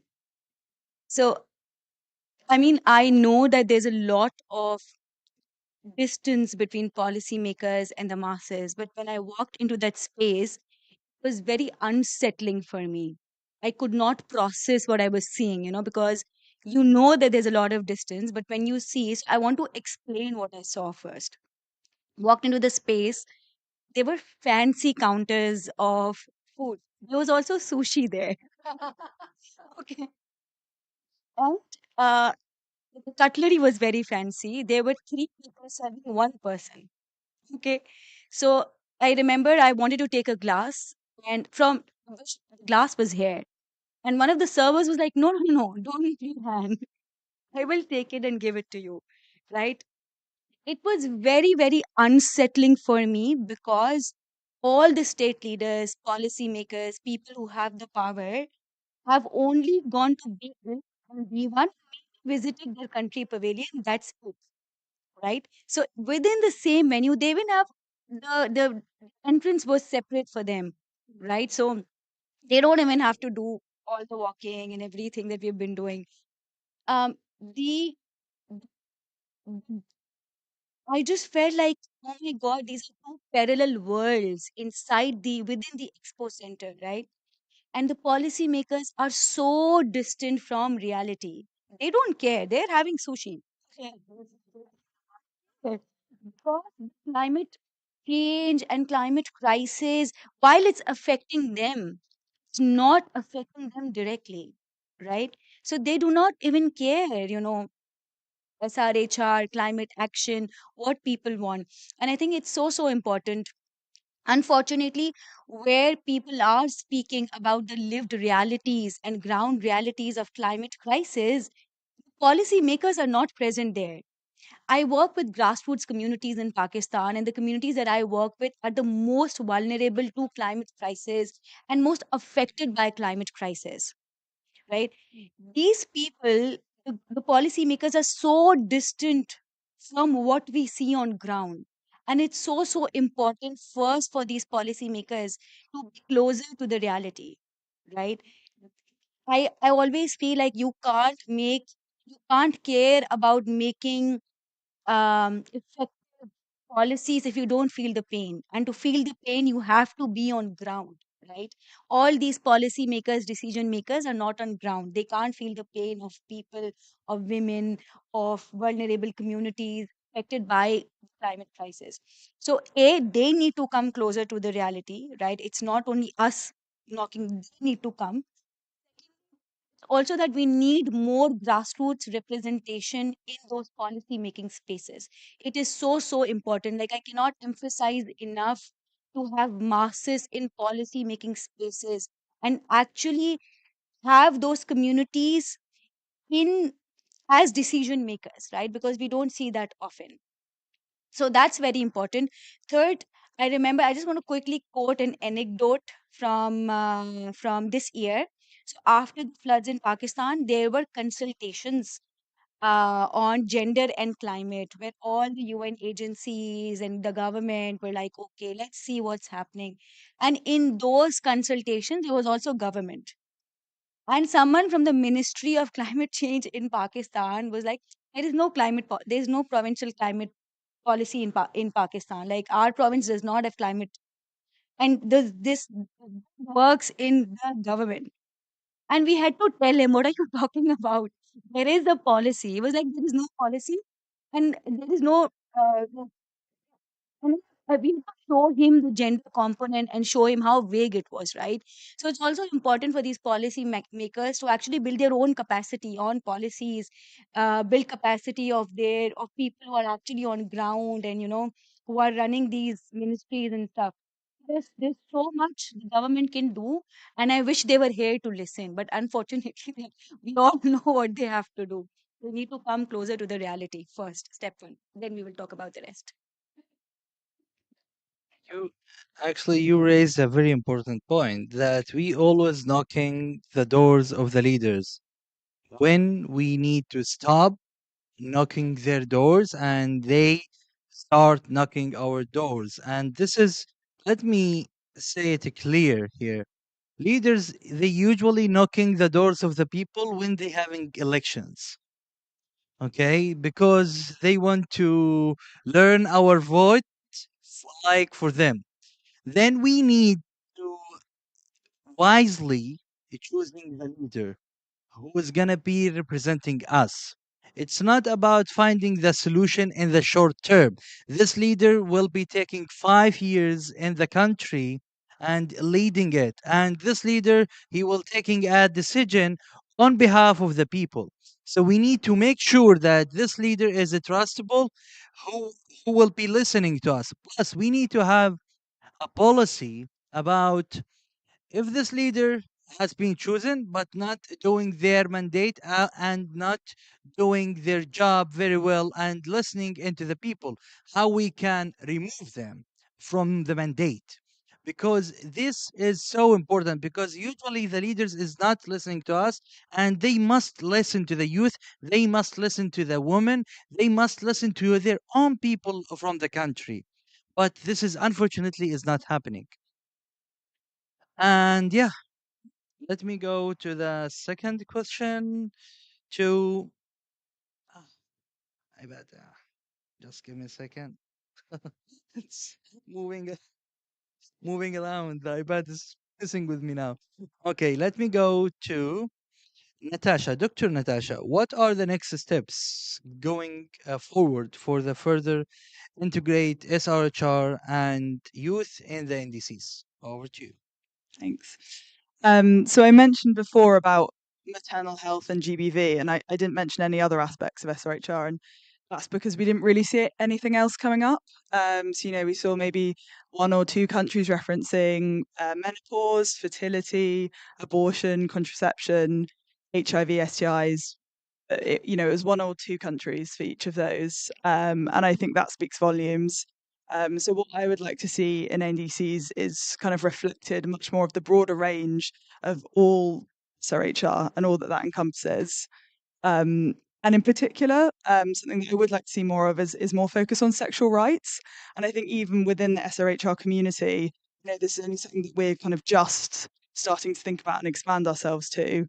Even though we know that people of diverse sexual orientations, gender identity, are much more vulnerable to climate impact.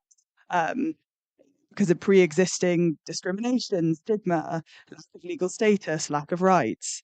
And so, yeah, I think there should be much more focus on these groups. In particular, though, I think our NDC review did show that there's some real opportunities for cross-country learning, and we saw some good practice. So, for example, from Costa Rica.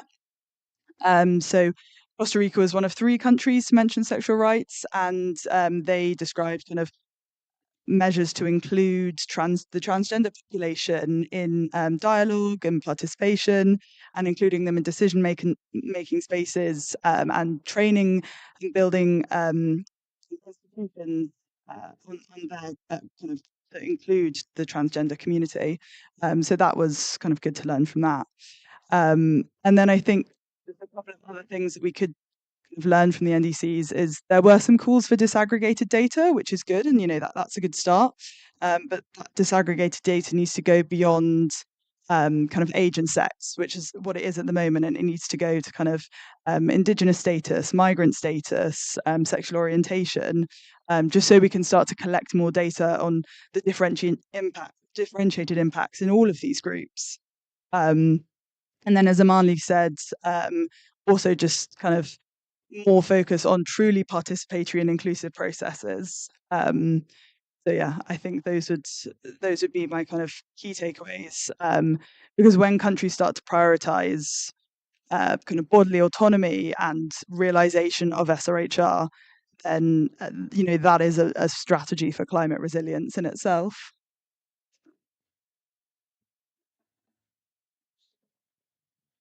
Thank you so much, Dr. Natasha, about raising how the government they will prioritize. I think that the government, before prioritizing their agenda, they need to consult the people about is this topic that we should take it into our consideration or not, because what I see is that most of the member states they are just prioritizing their own agenda without consulting the people, and which is making a huge gap between the governments and the public.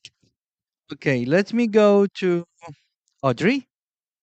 What innovative strategies and projects exist that successfully combine youth engagement, SRHR, and NDCs to create more holistic approach to climate change mitigation and adaptation? Yeah, so perhaps my question is give us a little bit more hope at this very intense conversation. So I do agree that you mentioned about consultation, which we know a lot. We kind of start seeing some organizations or UN agency trying to do youth consultations, but of course that's not enough. Sometimes it can be like, let's do a youth consultation and check the box. That's not what we want. And of course, it's not just because they are doing the consultation that will be enough. We actually, like everyone mentioned, is the government who is doing the consultation. It's not just like on the global level, let's say, oh, do a consultation, and then we suggest the local government to do something, which they can then say no. That's not enough. We need the government to do that as well. But at least we see there are some consultations starting to engage youth and starting to engage civil society organizations. So that's a good approach for a first step. Other things that we have seen, it's that there are more competitions bringing youth together, such as like hackathon, and you bring them into different teams, have them connect with each other, but also provide the mentorship throughout the process. Another thing that I've seen is that there are also more grant opportunities right now, or even storytelling opportunities that it gives a more creative way to talk more about SRHR and climate change. And I think the last one that really want to also mention is every country has different projects, but what we really hope to see or what is working is that I think it's how to bring it this global mindset back to this local, and then how these local people can also do the same thing in all of the villages. Thank you so much, Audrey. Actually, I always saying to myself, think global, implementing local. This is what this is what we need. So let me go to Harshita again.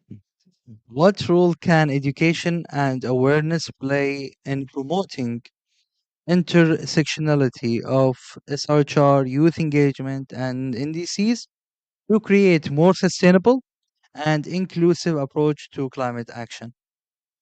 Thank you so much for that statement. It's very heavy worded, but let me try to do some justice to it in some simple words.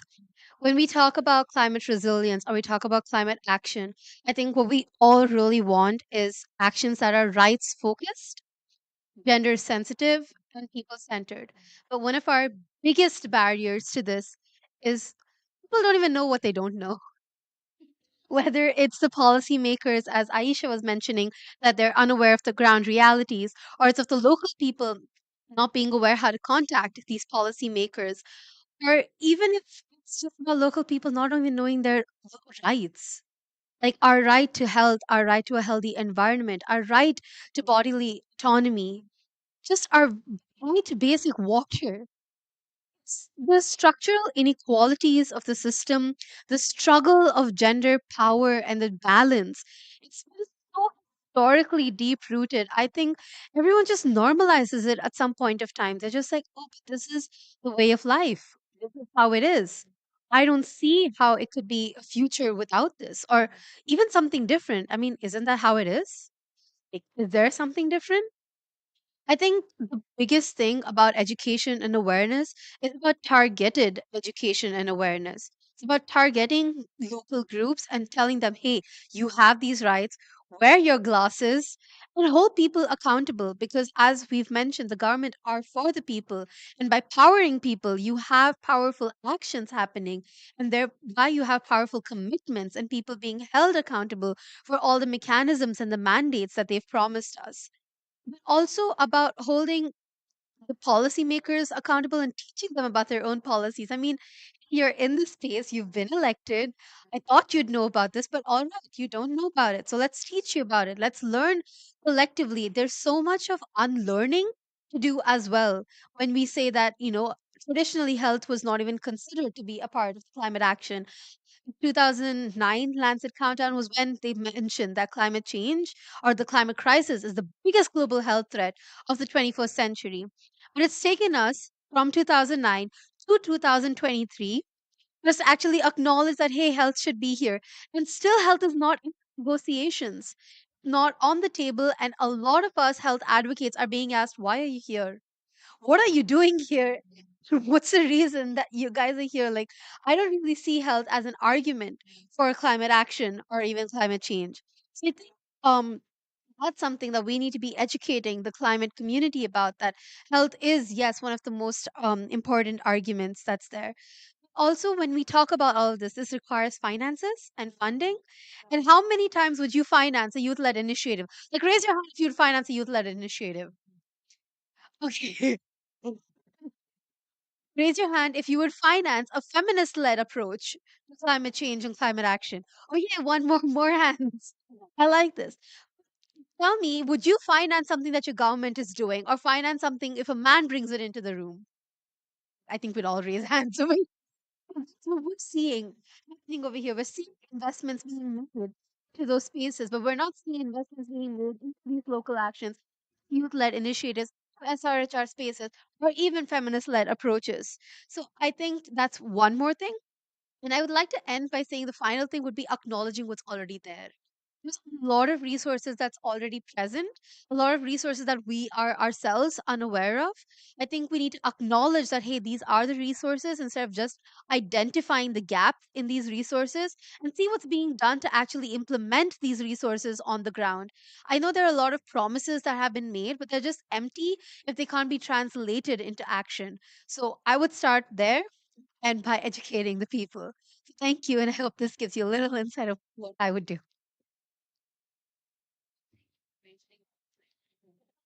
Thank you so much, Rashida, for for mentioning about the finance and about the youth-led finance and the youth-led initiatives. I am one of the fellowship members of the Arab Youth for CUP, which is initiative. It's created to support the Arab youth to come into the CUPs and into the regional climate weeks and into the SP. These kind of the initiatives, it's really supportive the MENA youth, because we are suffering from the lack of the representation of the MENA youth in the international spaces, because we don't have we have a lot of the challenges from finding the funding, finding the access. uh, we don't know how to break the language barrier. It's a lot of challenges. So all these initiatives, or all these youth initiative, it should be supported. It should be supported by the government. It should be supported by the UN agencies. It should be supported by the international NGOs, to just empowering the youth and make their voices be heard into the policymakers. So let me go to Miss Amali. I have two questions actually for you. In what ways can youth engagement enhance implementation NDCs in the context of climate change? And is there any successful case studies or best practices that showcase the positive outcome of aligning SRHR and youth engagement and NDCs in the climate change initiatives? Okay, thank you. Double for my trouble. So the first question on how youth can meaningfully engage in NDCs is periodically reviewing them and making sure that you ask the government how far. Because unfortunately, the NDCs is done by government and they normally have invitations. Like in my country, they have invitation for CSOs and sometimes youth. But usually when they say youth, you're just then you're told, okay, you please go and find out when the tea is ready, or go and please make sure that everyone has this agenda. Thank you very much, but I think now, maybe now, as I mentioned initially, meaningfully engage people and asking them, what do you think about this? Where are you coming from, by the way? Which are your constituents? Asking, also putting the youth to tasks. I'm currently a PhD student, and in my university, my professor does not grade me better because I'm youth. I still have to do the same assignment. One of the eldest person in my class is 75. We still have to do the same assignment. I still have to do the same assignment with somebody who has 15 years of work of experience. And we are graded, pegged on what we give back, which means as a young person, I'm not immune to the challenges that come with proper education. The same thing in the context of the NDCs and basically just climate crisis as a whole. When there's floods, we won't say, okay, young people are immune, so they will swim their way.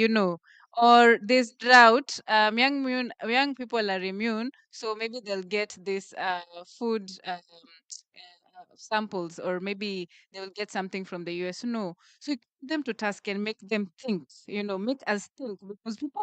I feel like people always have the solutions to their problems. And if they are given a chance, given an opportunity to engage their acumen, they'll actually come up with those solutions. The second question was the interlinkage between SRHR, youth engagement, and SRHR. And I feel like everyone in this panel has contributed to this. And this is now my contribution, just as a rejoinder to even what Dr. Aisha said, like there's a disconnect between basically the people in power and the people who don't have power. And there's also something that you mentioned, that it would be crucial for us to start questioning the people in power and tell them that we can't give them their vote. And this is good, but in the real world where things actually happen, every country is autonomous. We have different constitutions that govern us. So it is ideal now for the for every youth to go back home and see what can I do differently but smart. Because you also don't want to be in a situation where you're jailed. If you're jailed because you said something nasty to your president, we feel sorry for you. We'll even write things on social media. But you know, at the end of the day, your constitution is what will make sure whether you come out or not. So just make sure that you also follow the norms, respect the powers that be, however unfair they are, and see how best way can you make sure that your ideas are heard. For instance, in my case, when we began even pushing for voices to be put in the NDC level, we started by writing emails. We were ignored. We started by knocking doors. We had to wait for 5 hours, and then we were told, oh, by the way, you can't be seen today. Maybe come back tomorrow. But we didn't stop there. We respectfully said, okay, the decision maker is not there available today, but they might be available tomorrow. What can we do differently? And then when we finally came and saw them, we didn't say, hey, we've been waiting for you all this time. We voted for you. Even you've told people in your constituencies that you're not available. We said, no, thank you so much for your time. We know you're very busy. And this is how we want to we use our I went a bit higher, be the bigger person in the room. By bigger person, I don't mean the person who walks away with a lot of money, but being the bigger person and saying, hey, I know that you think that you have the solutions, but look, we are here to help you do your job better. And we feel that by including this, not only will you hit these milestones, but you'll also go back in history as the decision maker who included the youth and help us to govern ourselves towards SDG 2030. That's the language that you use to address key policy makers and getting a buy-in. So yes, we have a long way to go, I can say, but we now need to stop thinking about the long way and say we have a smart way to go. Because when you keep saying the long way, I've had that since I was a junior youth. Now that I'm a senior youth, because and being being a youth cannot be a career, unfortunately. I actually want to hand over this baton. I was telling Chagozi that next year I have my company, I want to grow it, and I want UNFP to take in another younger youth, younger than me, so that people can hear new voices. And also, so that they can also learn. Of course, they will be learning from a privileged point of view because I'll be giving them the mistakes I did, the challenges, the gaps, so that they can grow and fly. And because being youth cannot be a career now, that's also the thinking that we must have. Maybe when we go back, next is I also want to go to COP. I was there. I've been coping. I've been going for all the COPs. So you young people, you should just wait for me to be old, then you fight for your chance. No, if you have the opportunity to say, okay, look, I went for these COPs. This is what happened. When you go there, go out there and shine. Be like the star that you should be. But when you go out there, don't be just the person shouting that we should stop fossil fuel and everything, which I think is important. But being there and interrogating policies, reading, and being that change that you want people to see, but also being that change that when you are on media, people say, "Hey, my friend, you're smart. You're not just somebody who you're being used for another ulterior reason." That's how I would see. In terms of just SRHR, the things are changing. I don't know if people want to wait for another crisis like the COVID, when everyone was shot and then shut inside houses and then say, hey, this is actually a crisis. No, we should actually think about it. I don't know if the world is waiting for that. It would be shame for us to wait for another HIV prevalence, or maybe to wait for another STI, to wait for chlamydia to kill people, or to wait for diseases that by now should have been eradicated. I don't know if that is what we're waiting for. But for me, I would say that we don't have time. We don't have time. Anyone in here who has power and can talk to key decision makers and can do some shifts and some change in balances in terms of power, please go out there and help us to do it. And also, when you're out there, go out there and say, I went to COP on the second last day at night when people are usually not around. And I met a bunch of young people who understand what it means to have real change. And this is what they had to say. Thank you. Thank you so much, Amali. Actually, let me just a comment about one point that actually you mentioned it, which is really, really important. There is a lot of youth, they may enters into the cup for the first time.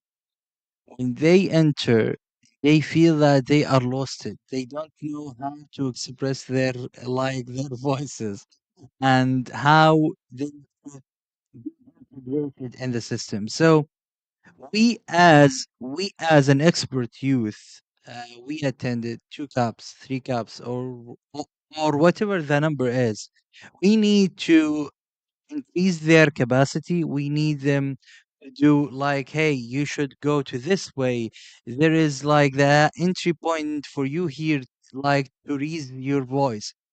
And also the most important thing that I ever notice, like during this cup, there is a lot of the strikes. It is happening, but these actually these actually strikes. It's good to be raising the voice, but it's not gonna be helpful for you to be from the policy. You need to enter from the language of the government, so you can make change there, such as in these side events, such as into the negotiations room. Try to speak with the negotiators.